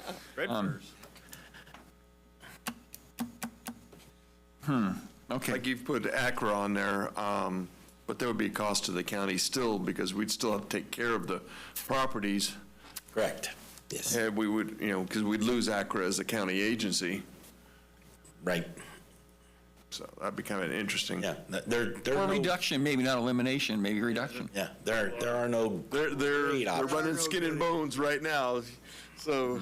What are the teeter funds are probably $1 million? We don't know. I'm guessing. I think we're probably Round up. figures. Okay. Yeah. At least $1 million. I know Acker definitely saved us money. I mean, when it comes to maintaining the parks, I know that for a fact. I've sat in that board for a dozen And years. Chuck, does that $2 million that was going to roads back in this, or is Now you're jumping ahead of me. Just. We don't want to go there yet, Pat. I mean, not yet. we started at the last page. You get me upset over here. Yeah. He's done with it. Sorry.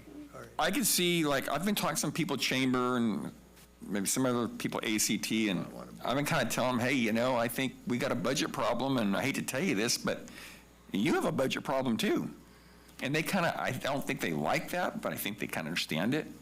And I'm not looking to wipe out ACT or the chamber. I think it'd be nice if they could ever figure a way to merge, but they don't seem to want to do that. But I would like to. We ought to give them, whatever we give them, whatever the number is, if it's 120, they ought to each get half. Forget that. If we brought it back to a previous year, we could do that, but we've had significant increases over the last couple of years. So if you want to bring it back to the way it was in, say, 2020 or 2018, or, give them whatever we want to give them there. Yeah, I think a reduction is due. Yeah. And whether we go back 50-50 like Pat's saying. We were supposed to get them up off the ground. We did that. Yeah. Chamber's actually doing pretty well, I think. Well, I think they're working hard too. If you don't mind, I'm going to tell the ECCE there is going to be no increase, because I believe they're coming to ask. I want to give them a decrease because I voted against the increase last time. So I'd like to give them a little decrease. I'm sorry, but that's where I'm at. Okay. Not sorry, but I mean, I think, yeah. There's other things like APAL had just got a bunch of multi-million-dollar endowments, is what I heard, or large endowments. So there's just little things that we could save a few dollars. I think we should be going for way more than 3 million. Sorry. So we can actually go pave a road or something. I think we should be cutting hard. Now tax loss reserve that we have. I wouldn't disagree with that to a certain degree, but Okay. I will say this. There's some departments, Logan, out there like the surveying. Yeah. You don't have to find, you might find some bones down there. That's about it. There's no meat. But yeah, I'm not opposed where you're at, because we got some road money set aside for a change, and I don't want to be molesting that road money if I can help it. I'm not finding a whole lot of departments in this building that they're all seem to be running on like the bare minimum. Yeah, you looked at the the employment charts. It's bare bones from year to year. I mean, they're actually, some are reduced even from previous times. Mm-hmm. Well, pretty lean. See, when I first came on board here, there's a little bit of history of me to help. I think it was like 2007, and I want to say the county had about 420 employees, something like that, or maybe it was more than that. And then for a while it was down like 375. May have been 480. It's dropped almost like 100. Yeah, but that's where we are about right now, is 380. Yeah, and we've come up some, but not a lot. So there was a lot of fat disappeared in that 2007, 8, 9 debacle. But we need to find a little more, because we got a $3 million hole, and like you're saying, roads. The roads have been the weak sister for a long time. Too weak, in my opinion. Your turn. So my next line there was what Supervisor Crew was referring to. So the current fiscal year, we transferred $4 million to Public Works. One of the things we could do is we could claw back, say, half of that, still leave them with $2 million, and use $2 million to plug the gap. However we wanted, whatever the board's pleasure. So, but we also have referred to a couple of the other pots of money we have. The teeter funds is sitting over $1 million, and we could use that. We probably should use that to bring that down, or we could transfer it to Public Works for a project. When we talked about the across-the-board cuts, mandatory cuts to all departments equally, although there are departments that cannot meet that, and it would probably result in layoffs, which I would recommend that we avoid. I don't think we want to go there. Otherwise, you can just task me with it, and I'll bring something back to you with the number of concrete options, and I'll report back to either to the full board or to the budget committee, however you all would like to set that up. So that's it for your options as far as the easy ones. Is it next year that this building goes off, It does, yes. So next year, in the 26-27 budget, October of 26, I believe, is our last payment on the COPs for this building. was it like 600,000? $700,000. 500? Yeah, 700. So 700, it will save us. We will no longer have to pay on this building. We'll get the keys to it free and clear. Is there any advantage of paying that early? Oh, no. Okay, I would ask. We got a cheap interest. We got a good rate on that. That's good. What, Okay. forgive me, I'm new again. What does the process look like? Is there like a public kindly worded letter to departments asking them, like stating where we're at and asking them for to volunteer cuts or? You tell me, and Kim will be sending out the budgets to the departments this week. So you tell me what instructions to give them, and I will give them instructions. So each department will have, they'll have last year's budget, and we make the changes for it, for wage increases, longevity increases, step increases, and then they're given a target, basically, which is a general fund contribution.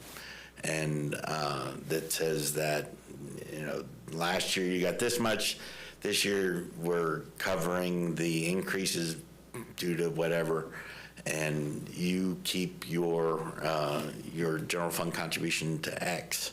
So if you tell me we're cutting everybody by 5%, we will take that general fund contribution and reduce it by 5%, and they will have to make that their little spreadsheet work. And if that means cutting positions, cutting expenditures, increasing revenues, somehow they've got to make it work. So that's something that they receive in writing? They receive it in writing, yes. And and the only thing we can work with is the general fund dollars. The general fund dollars, yes. All the rest are just pass through. As far as realignment, and yes, and the road funds are restricted to the road funds. The various realignment funds are restricted to those uses. We've got a couple other funds in there, but. And so we're about, what, is it like 58 million for general fund? Yes. So we basically need 5%, we need 5% of that. Yep. Basically, yeah.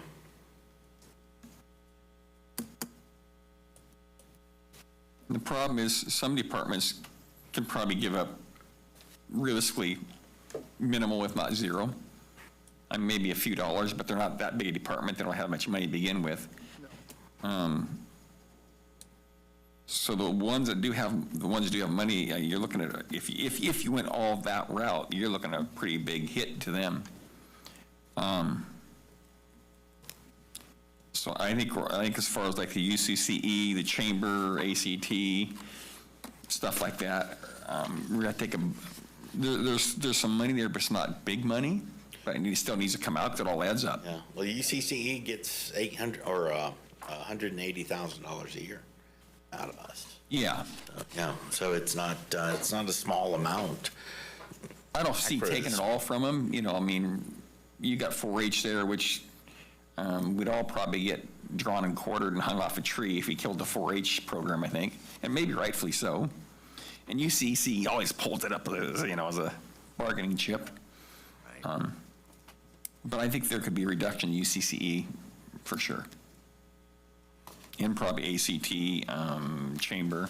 I know Pat won't like the chamber, but I think he's saying as long as it's equal, he's not being that totally opposed. I have no problem. I just don't think ACT should get leverage over the chamber. Never did.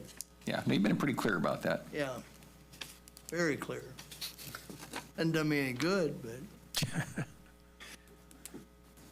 I find it interesting, I got this from the California County News. Supervisors approved layoffs as Tuolumne County faces $6 million in shortfall. And they actually listed the people who Get laid off. who get laid off, the assessment tech. The GSA director. Yeah. Service administrative analyst, code compliance investigator, executive legal assistant to county counsel. Woof. Uh-oh, county council's looking upset over there. Actually, We don't have anybody to lay off.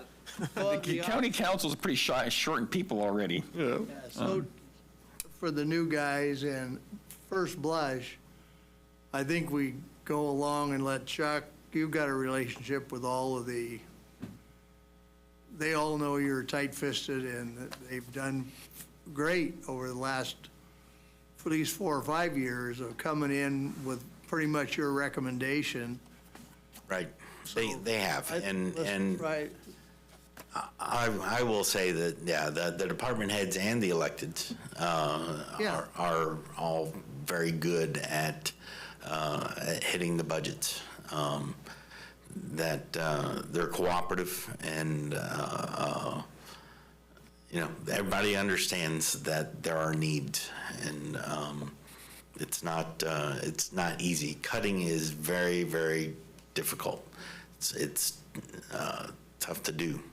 Cutting vacancies is a lot easier than cutting, and that's why I wanna focus on those and whatever programs we wanna. And like take-home vehicles, that's something I think people won't like it, but it's you're not cutting anybody's job out. It comes out of their pay for using it. So much a mile.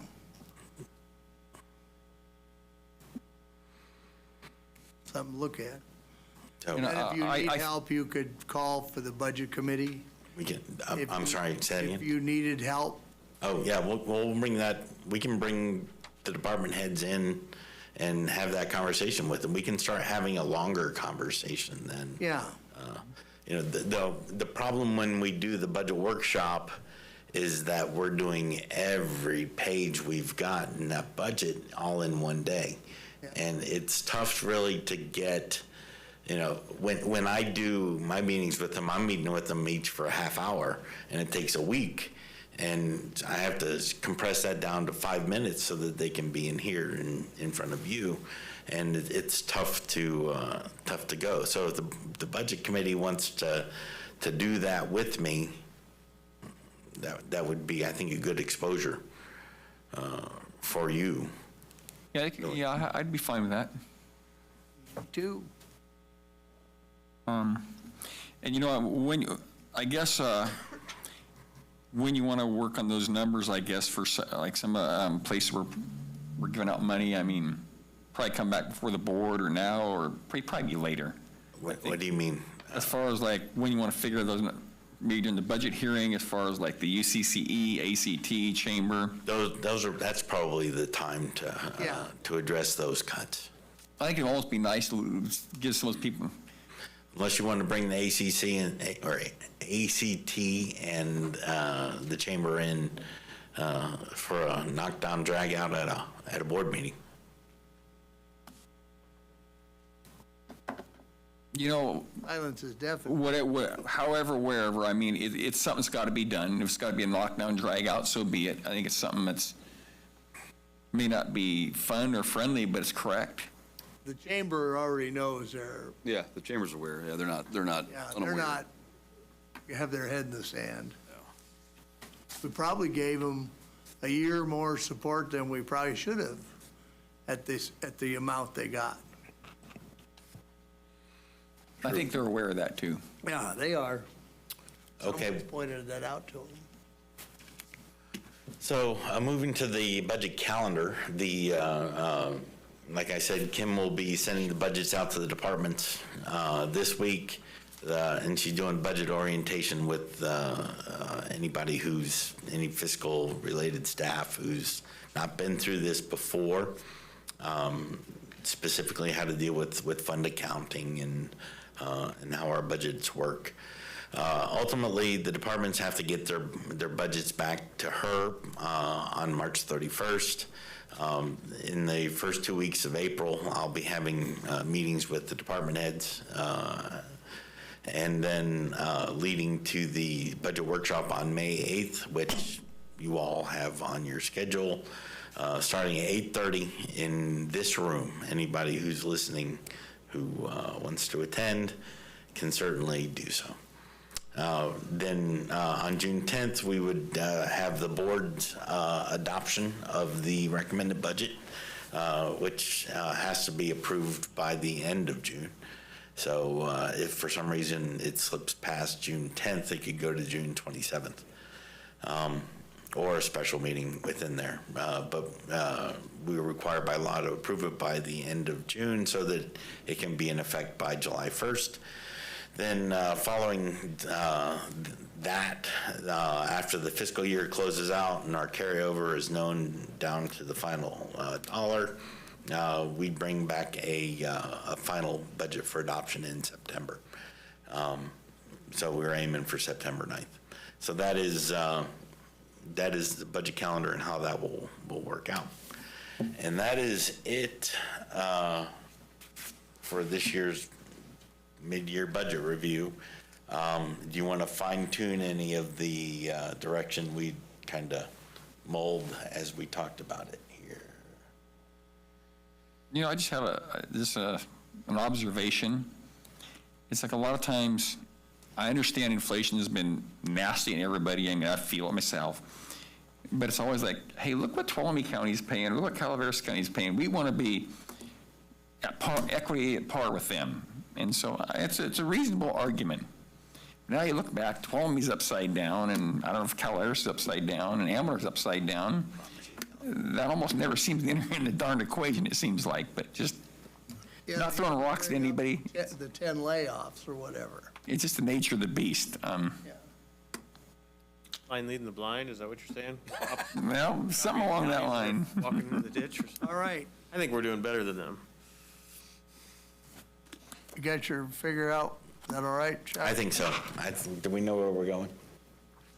Kind of doing what we always do and see fire and fall back. Yes. Yep. So do we want to assign the budget committee? Or you want I to was do that? thinking only if you think we need it. Okay. Yeah, you can get the first read on it. Okay.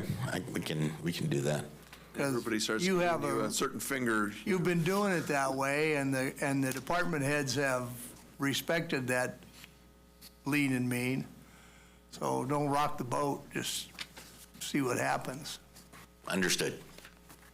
But if we do need it, the volunteers are me and Supervisor Neto. Yeah, if you're doing good, fine. If you figure you want bounce something off us or you want some help, I mean. All right, got it. Thank you. All right. 6F is code enforcement. Where's Killer? Oh, okay. Chance of like a couple minutes. What? No break. All right. Well, Yeah, 12 cups. oh, thank you, You asking ladies. for a quick 5-minute break? Yeah.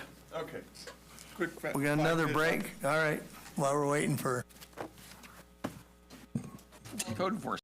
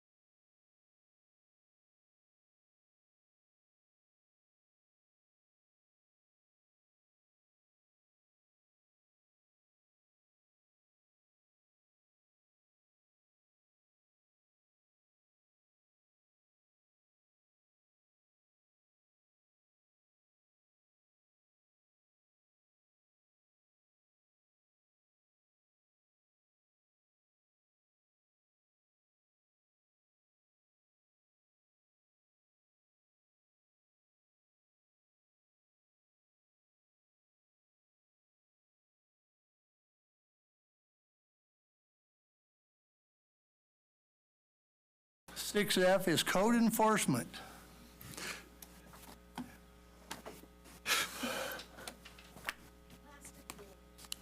Yeah, well, the minutes be after you. But last, No, we got one more thing, AB 240. oh, yeah. First one we're doing is Campbell, right? Okay. Good afternoon. Afternoon.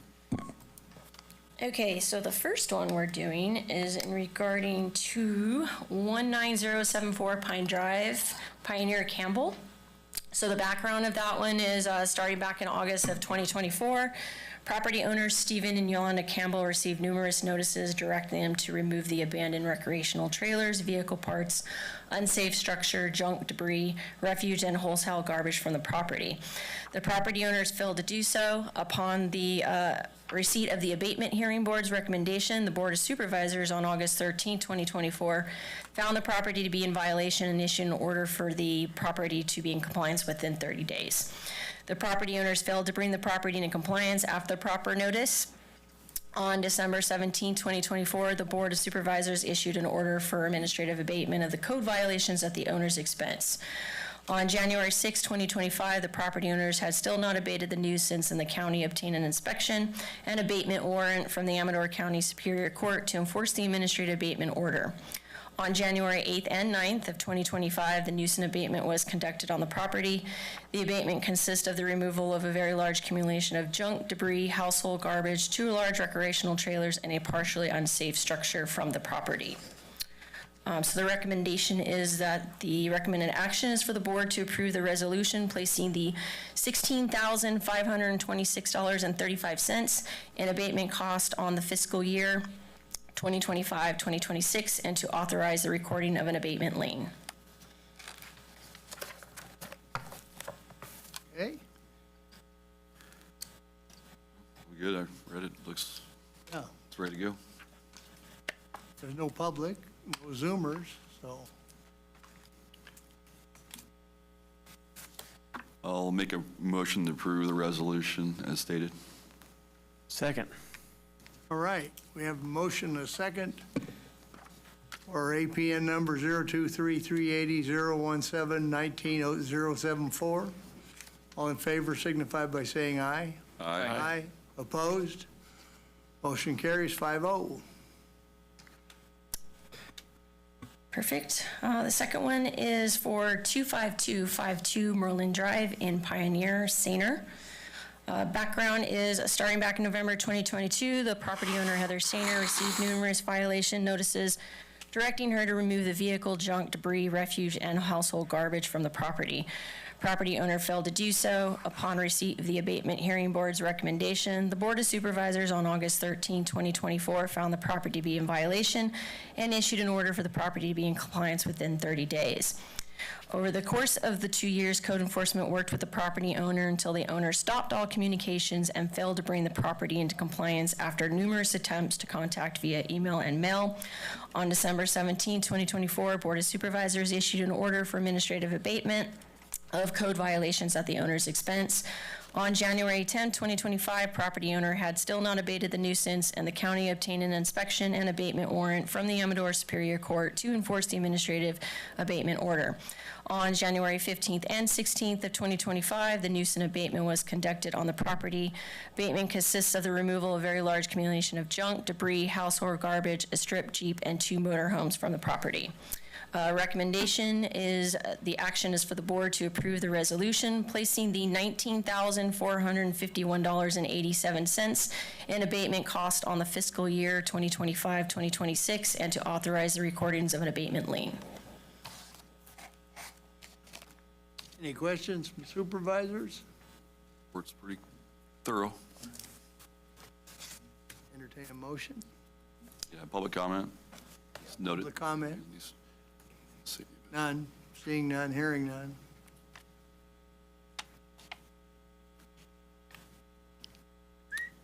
I'll make a motion to approve the agenda item as read.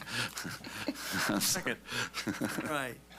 Motion by Supervisor Epperson, second by Commissioner Logan Carnell to approve the resolution on 023-610-051-000-25252.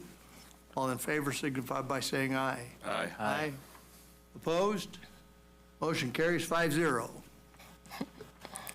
All right, and the final one is for 17908 Timber Court Pioneer for Bontempo. Background is starting back in August of 2024. Property owner Kathleen Bontempo received numerous violation notices directing her to remove the junk and household garbage from the property. Property owner failed to do so. Upon receipt of the Abatement Hearing Board's recommendation, the Board of Supervisors on August 13, 2024, found the property to be in violation and issued an order for the property to be in compliance within 30 days. The property owner failed to bring the property into compliance after proper notice via mail and email of the board's order. On December 17, 2024, the Board of Supervisors issued an order for administrative abatement of code violations at owner's expense. On January 20th, 2025, the property owner had still not abated the nuisance, and the county issued a notice and hand-delivered it to the property owner, informing her of an abatement would commence on January 22nd, 2025.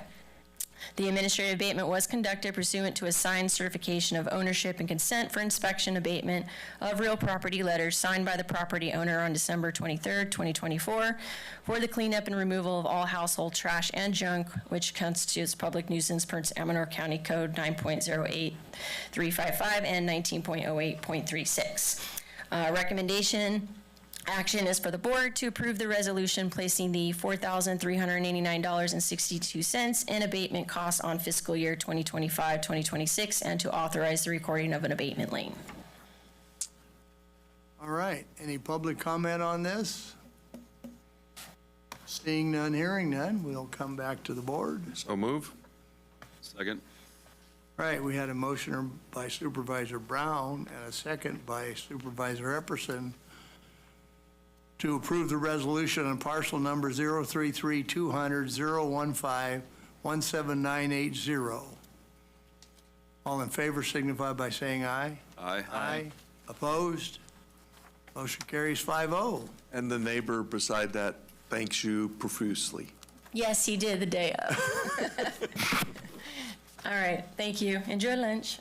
All right. Thank you. How come they're all in your district?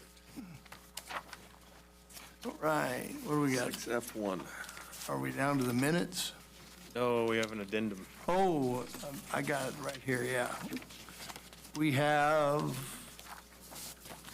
an item before us, 6F-1, addendum number 1, Assembly Bill 240. I was notified by RCRC. Actually, it was in one of their regular emails sent out. And the thing I got the biggest kick out of is that these counties include Amador, Alpine, Mariposa, Modoc, and Sierra. And I'm like, maybe we should write a letter to say, yeah, we're in favor of this or not. Since they're trying, RCRC is in favor of this bill, and see where we go. Didn't we try to get into a junior college district and they wouldn't take us? We were with Delta for a while. It was, well, we've talked about like agreements and alliances. Like with Consumnes River, was it? Yeah, but we don't want to do like Calaveras did with, I think it was Delta, where they did a full-on, became part of that district, and they assumed a portion of all their debt. Oh. And, And this is just as it relates to requiring the Little Hoover Commission to study the educational needs and opportunities of the 5 rural counties. So it's as, it's just looking. Yeah, that's fine. Yeah, that's not a problem. But if there are some landmines out there when you're dealing with stuff like that. That's what I was going to ask you. Where are the landmines? Yeah, because Calaveras, it was like, what, $15 million or something that they paid out and got like nothing for it. There was this assurance that we're going to build a campus in your county, and then it became, well, we're not going to do that, but we are going to charge you our debt for when we built one over here. And none of it worked out like they said it was. Okay. Well, maybe they're still going to build a campus someday. Someday, yeah, right. Any public comment? Seeing none, hearing none. Pleasure of the board. Motion to accept the letter, sign a letter to the, Second. All right, we had a motion by Supervisor Brown and a second by Supervisor Carnell to write a letter to support Assembly Bill 240. All in favor signify by saying aye. Aye. Aye. Opposed? Motion carries 5-0. and this needs to be done fairly quickly, because I guess it's going. On the 15th or something? Yeah, so.